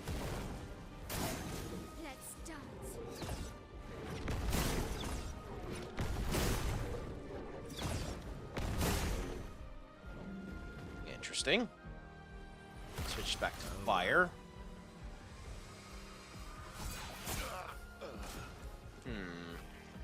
Danger. Harry. Careful, my own. Yeah. Have you beaten her yet? Scar. I know there's some people that say you can beat her now if you are wise enough with your techniques when you go about doing it. But then you can beat, technically you can beat any boss in the game if you're wise enough about your techniques.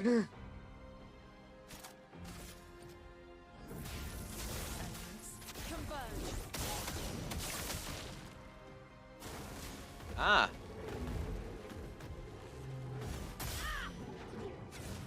For fuck's sake. I'm guessing, considering you needed to beat her 3 times, you ended up going about it with 3 different characters so that you got everyone's weapons. Because, like, obviously you have Verso's ultimate weapon.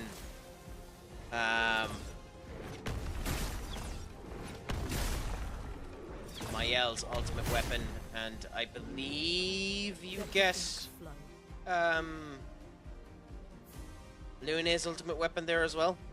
Well, one of them wasn't a quest. I just wanted a second Medallium to level Medallium.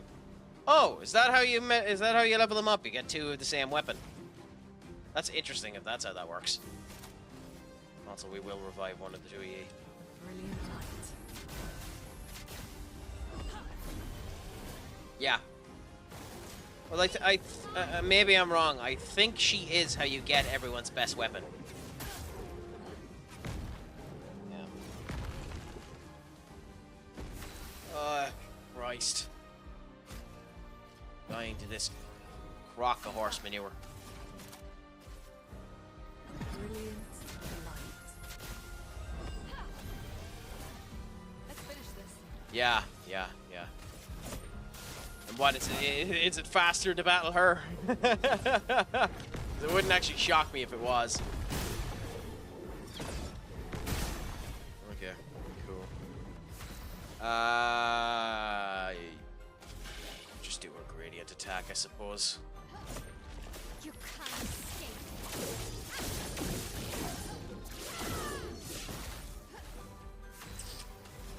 And then do this. Next turn, we'll try and put the A storm. mark on it for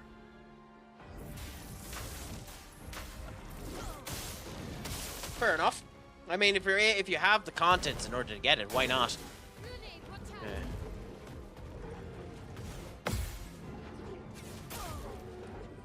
I had the timing on that before. Why am I sucking so much at it now?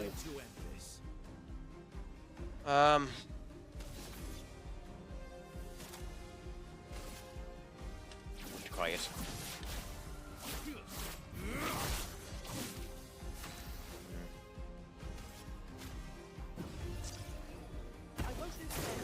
Okay.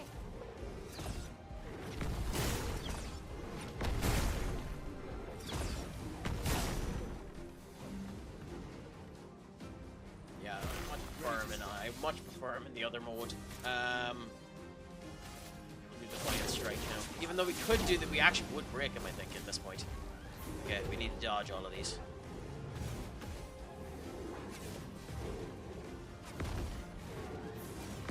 And ironically, we do perfect. Absolutely perfect in the time when we don't want to. That is divine. Divine inspiration is what that is. Yes. Oh, this will probably kill. Should kill.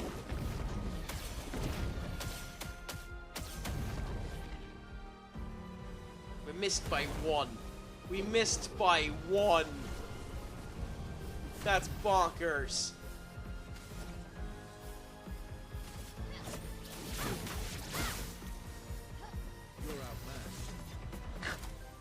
I can't believe that. I can't believe we missed it by 1. Ooh, that's a new weapon. The Balatro and the Stallium. This was well worth it. So what did Mononoko get?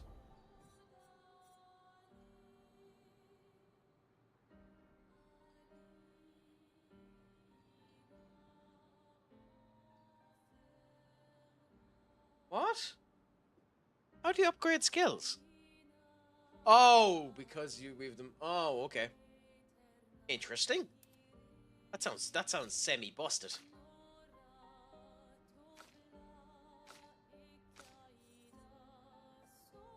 What did we level up? We leveled up something else. You know what, TikTok? I'm actually tempted not to bother to do the inactivity challenge, you dopey bastard.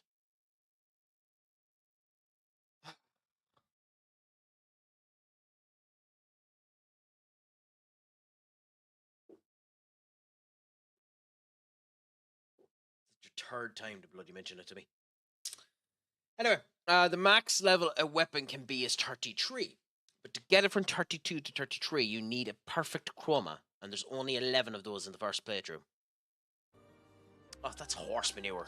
I hate when games do that. Bloody why?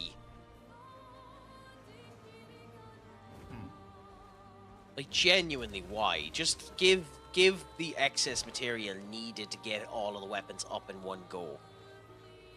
Like, I understand wanting more bloody playthroughs and the whole lot, but that's just it. That's just unnecessarily bloody padding.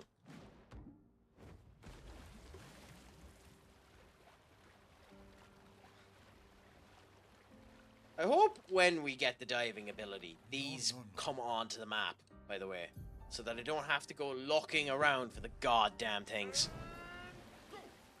Although with that being said, it's blatantly obvious in this particular case that that leads to some layer underneath.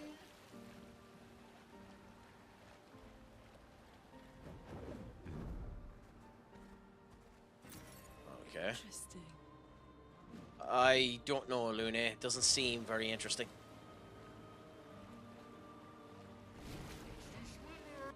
Okay. So that's there. We can continue to go around here again and go up to where we're actually meant to go. But you know what I'm actually going to do? I'm going to be an ass about this, and I'm actually going to go back down to there. Only one of those diving areas leads to an actual location. The location, the other locations marked on the map. So, what you're basically saying to me is, in the future, I have to come back and remember that this diving location is here. It doesn't actually tell me that this diving location is here. So, although there is a location there, I have to remember that that's a diving location because I can't mark it. Well, that's a bit horse manure, if I'm honest. But you do what you have, I suppose.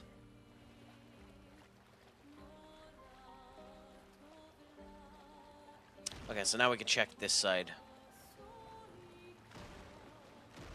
This is me literally being side quest McSideyson. There's no reason for me to be doing this, but still.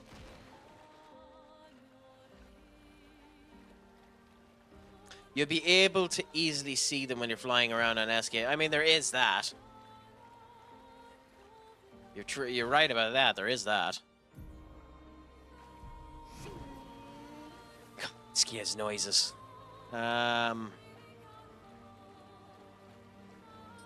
Okay, so this is red, which means if I enter it, I'm probably going to die. Now, funnily enough, I don't actually think I can get onto the bloody thing, which is hilarious. I think they've actually blocked it off on all parameters so that you have to fly into it, which is actually hilarious. I actually don't like that design at all. That's incredibly arbitrary to me, to be honest. I don't care about it, it's fine, but it's just in the middle of the goddamn ocean. If you wanted to do it, parlay it off of another section, you know, stick it against the wall. At least make it look like it isn't a random assertion of bricks thrown into the middle of the ocean just to piss off the player.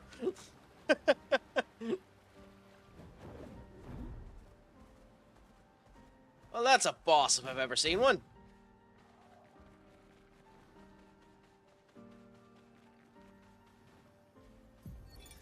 Expedition 43. Sabine. That damn snake destroyed all our They had submarines submarines? in a matter of minutes. And now These we're guys stuck with would no remember. equipment, Surely no some of food, these would no remember water, 33. nothing. Nowhere to get off this island, and no way to kill that bloody serpent. Putain, the painters must be laughing. Diverting the resources of the entire engineering and defense divisions to I wonder which construct snake those they're on subs. about, by the way. And Do you know which snake they're on about when they're saying this? trusted our vision and volunteered their lives.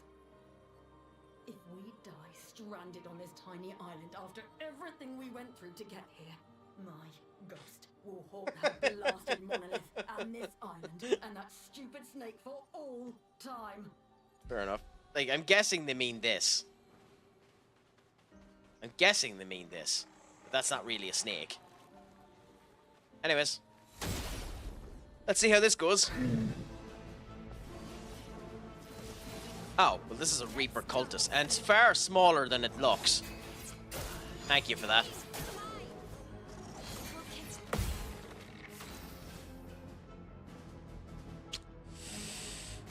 Ay, ay, ay, ay, ay. Ay, qué fabulosa.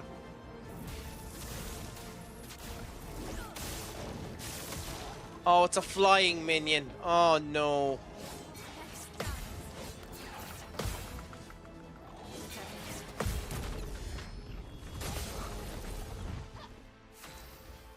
I'm not going to enjoy this one iota, am I?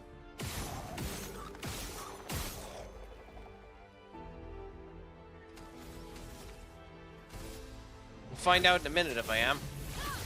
Yep, I'm not going to enjoy this a goddamn bit. I hate these minions. Oh, Blight as well.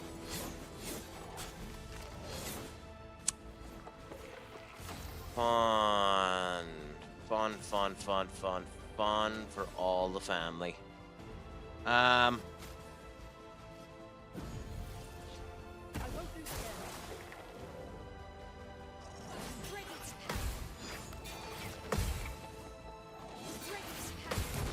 Cool. That's cool, but we're doing basically no damage to them, so...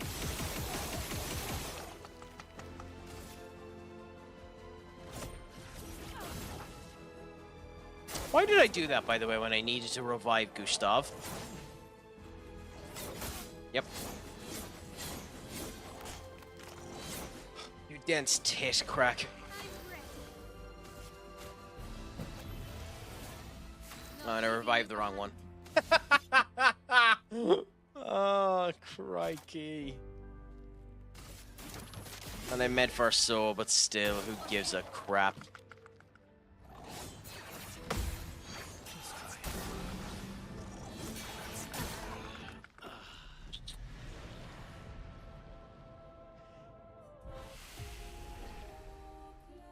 Person in the middle is at a distinct disadvantage because it just pops in you, so you need to be keeping an eye on the actual timing of it for the middle.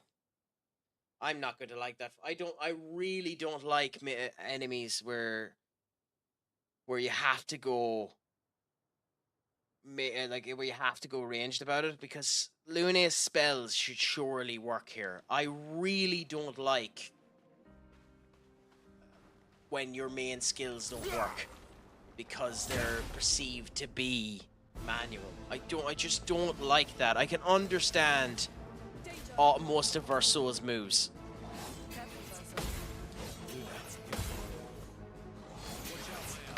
being perceived as striking moves. I understand that. That's 100% fair. I understand that almost every single move here will end up being countered because it is a physical move. I understand that. The thing that I don't understand is A, I'm not doing enough damage. So there's that. But B is just like like it matter. I'm just at this point I'm just complaining. I think we actually have to hit the orbs.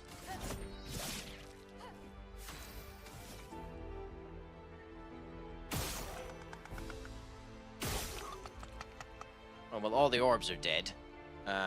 Will we actually be able to hit her now?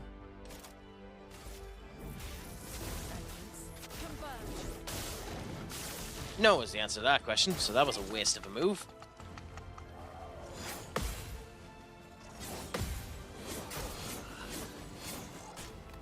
Interesting.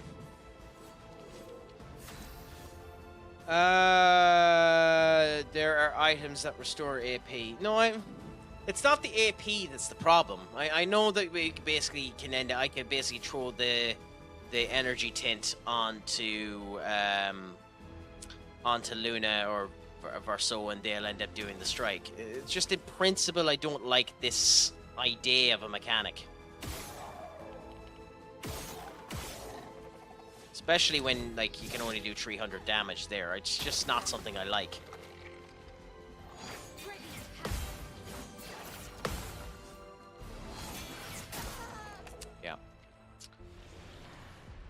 Like, I know the idea of this is to counterattack him and send stuff back. And definitely, if you're able to search up and create Verso's proper build, it would help as well, which I don't know how to do yet. But genuinely, these type of bosses are just frustrating because it's a situation of you have to delay. Yep. You're just wrong if you don't delay. So like now.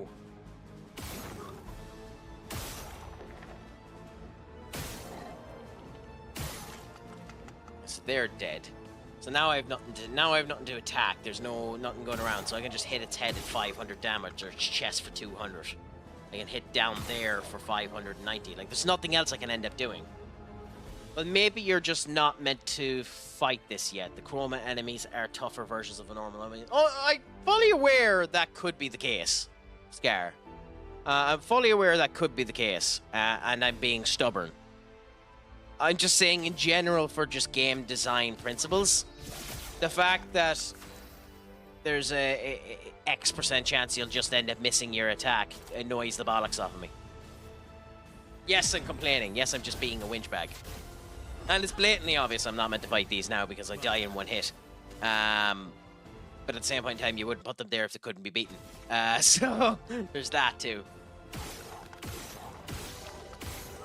It's like you can see there, and there's the other thing I don't get, the differential in the damage. Why are some of these 200 where some of them are 800 when they're not getting critted or anything like that? Like, where's the damage differential working? If you get me.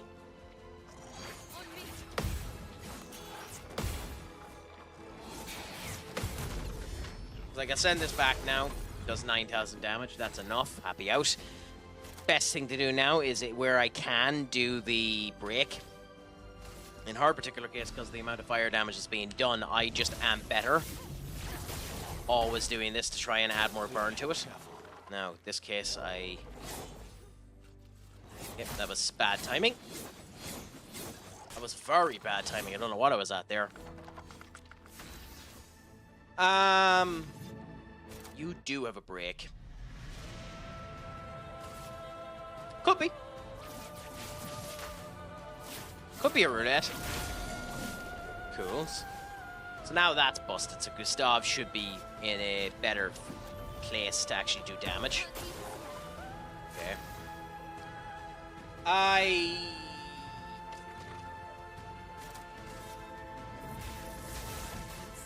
Like, this is the thing that annoys me. I don't mind the rest of it. It bothers me for Lune. Like, I don't, as I was saying, I don't mind Gustav's physical moves hitting something that has range changes about it. Lune is where it bothers me because she's literally using range spells. If you get me. Like, yes, I know it's whinging, it's pampered whinging, but I think you know what I mean.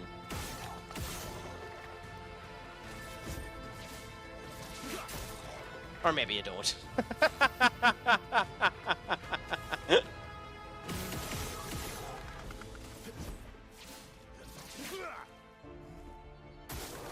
Yeah, he's doing the attack again, so dodge, wait, dodge. Yeah, the timing needs to be delayed a bit in between them, that's nice to know.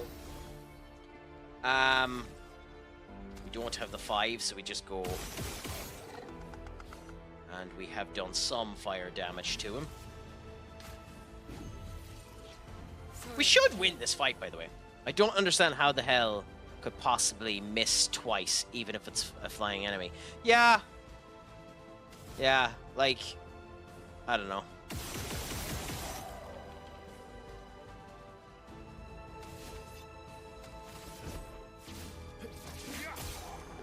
And then sometimes you just do hit. Which is the other thing about it.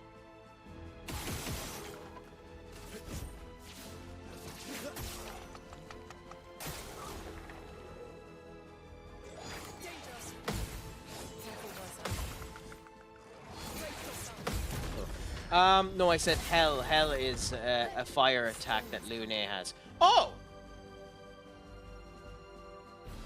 Okay, I wasn't aware that that was a fire attack that she has. I don't currently have it.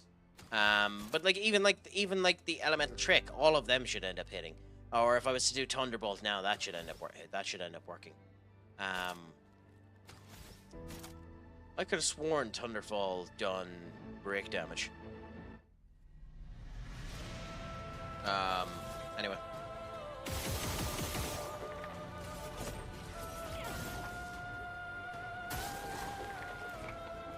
Oh, we're gonna win now anyway. Unless I do something really stupid. But yeah, there we go. Pretty much takes up the entire ground under the enemies. So we got Boulder Dam, which I think is a new weapon. Like, that's the thing about it. Like, all of these, you can end up taking enough time to do it and win it. Especially when it's as easy as that one. But yeah. New weapon for first. So, okay. The Boulder Dam. Perfection is now based on Cardinals. Why would you do this? You vicious bastards. You basically made a weapon that you need to be near death to use.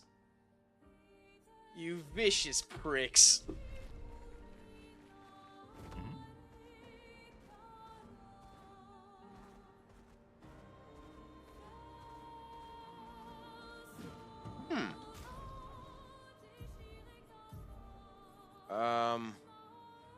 I have Wildfire. I look at her skills after this and see where it is. So we're done here.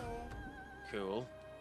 This was not worth the detour.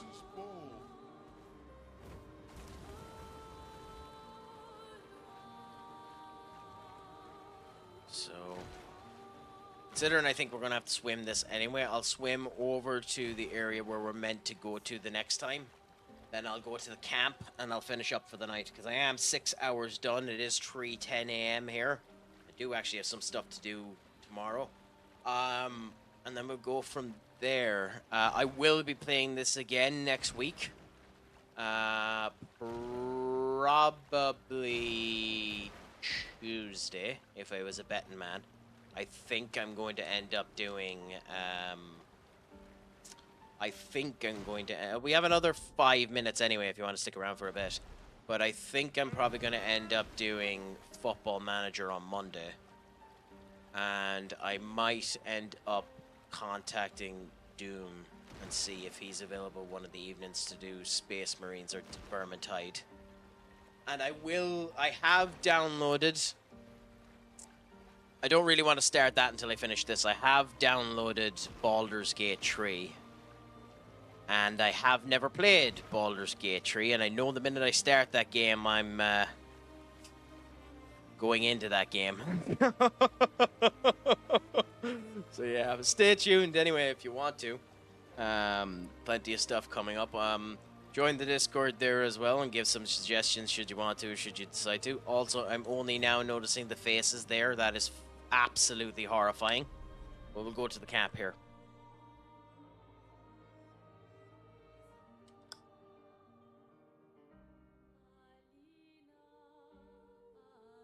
So while I have you here, Scar, and we look at the skill sets, tell me what you think. And I'm not purchasing anything now, but tell me what you think we should end up focusing on going for first. This is what I have for Lune at the moment. I'm guessing this is the Hell skill you're on about. Deals fire damage that applies 5 burn per hit to all enemies, 2 hits. Deals self-damage if failed. Consumes that for great damage. Okay.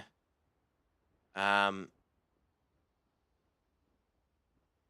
hit to all enemies. So would that mean that if you had 5 enemies, you'd end up adding 20 fire to all of them? Might have to experiment with that. Fire Rage increases the fire damage to all of her enemies until she receives damage. Stun self if interrupted. Lightning Dance, Storm Caller. Yeah, and then Revitalization.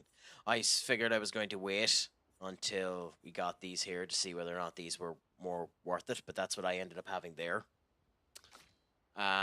Verso, Strike Storm. After one turn, deals extreme single damage, physical 13 hits, interrupted if any damage taken. Holy crap, if you got that off. Endbringer deals extreme damage, 6, increases if the target is stunned, can reapply stun, holy crap. Can break, increase damage, speed burst, leadership. But yeah, and that's all of the ones I have there for him. So to get the other gradient attacks, you need to rank up relationship levels. The max level is 7. So I have been doing that. Every time I go to camp, I've been talking to them and ranking them up. As we can see here with Verso, we have 2 of them. Although ironically, I think both of Versos are shit. I think his sabotage is better than a striker. I know it does break damage and it's a high physical damage, but I think both of them are crap. Yeah. I suppose next time I'll talk to all of these in case there's anything new because they're, well, let's see. All these years and you've They're kind of tough. and I didn't think. Lune and I. Okay, yeah. So next time I'll end up going through that because I don't want to sit here for 30 minutes looking through all of these because I actually do want to end up going. So if you want to end up coming in, that's what you have to look forward to. Us going through that. So I'm going to rest there. Thank you everyone who's ended up coming in today. I genuinely appreciate it. It was an absolute pleasure to have you. For if there's anybody left from either of the raids that came in, I genuinely appreciate you staying. Scar, it was an absolute pleasure to have you, my friend. Might not even be awake. It's 3:16 where I am, so trust me, I know the plan. I'm in Ireland. I'm two hours behind you. But maybe I'll see you again in the future, my friend. Please feel free to pop by anytime you want to. You can join the Discord there to know when I'm active, or just look around and hopefully you'll end up spotting me at some point in time. Until then, I'm going to look for a raid at the moment. Let's see if there's anyone I'm following. Yeah. So I'll send us over, because I've been meaning to do this for a bit. I'm going to send us over to the great Benikage, who was in the chat earlier on today. He's playing Action Tynaman, which is an interesting gotcha game. Just turn around and say, Crack Addicts Attack. That's typically what I get people to do when I do raids. And that has been us. I have been the Stupid Sexy Crack. Thank you so much for coming in with me. Make sure your crack is 90. Shalom Gaful. And as always, Pog Mahone, my friends.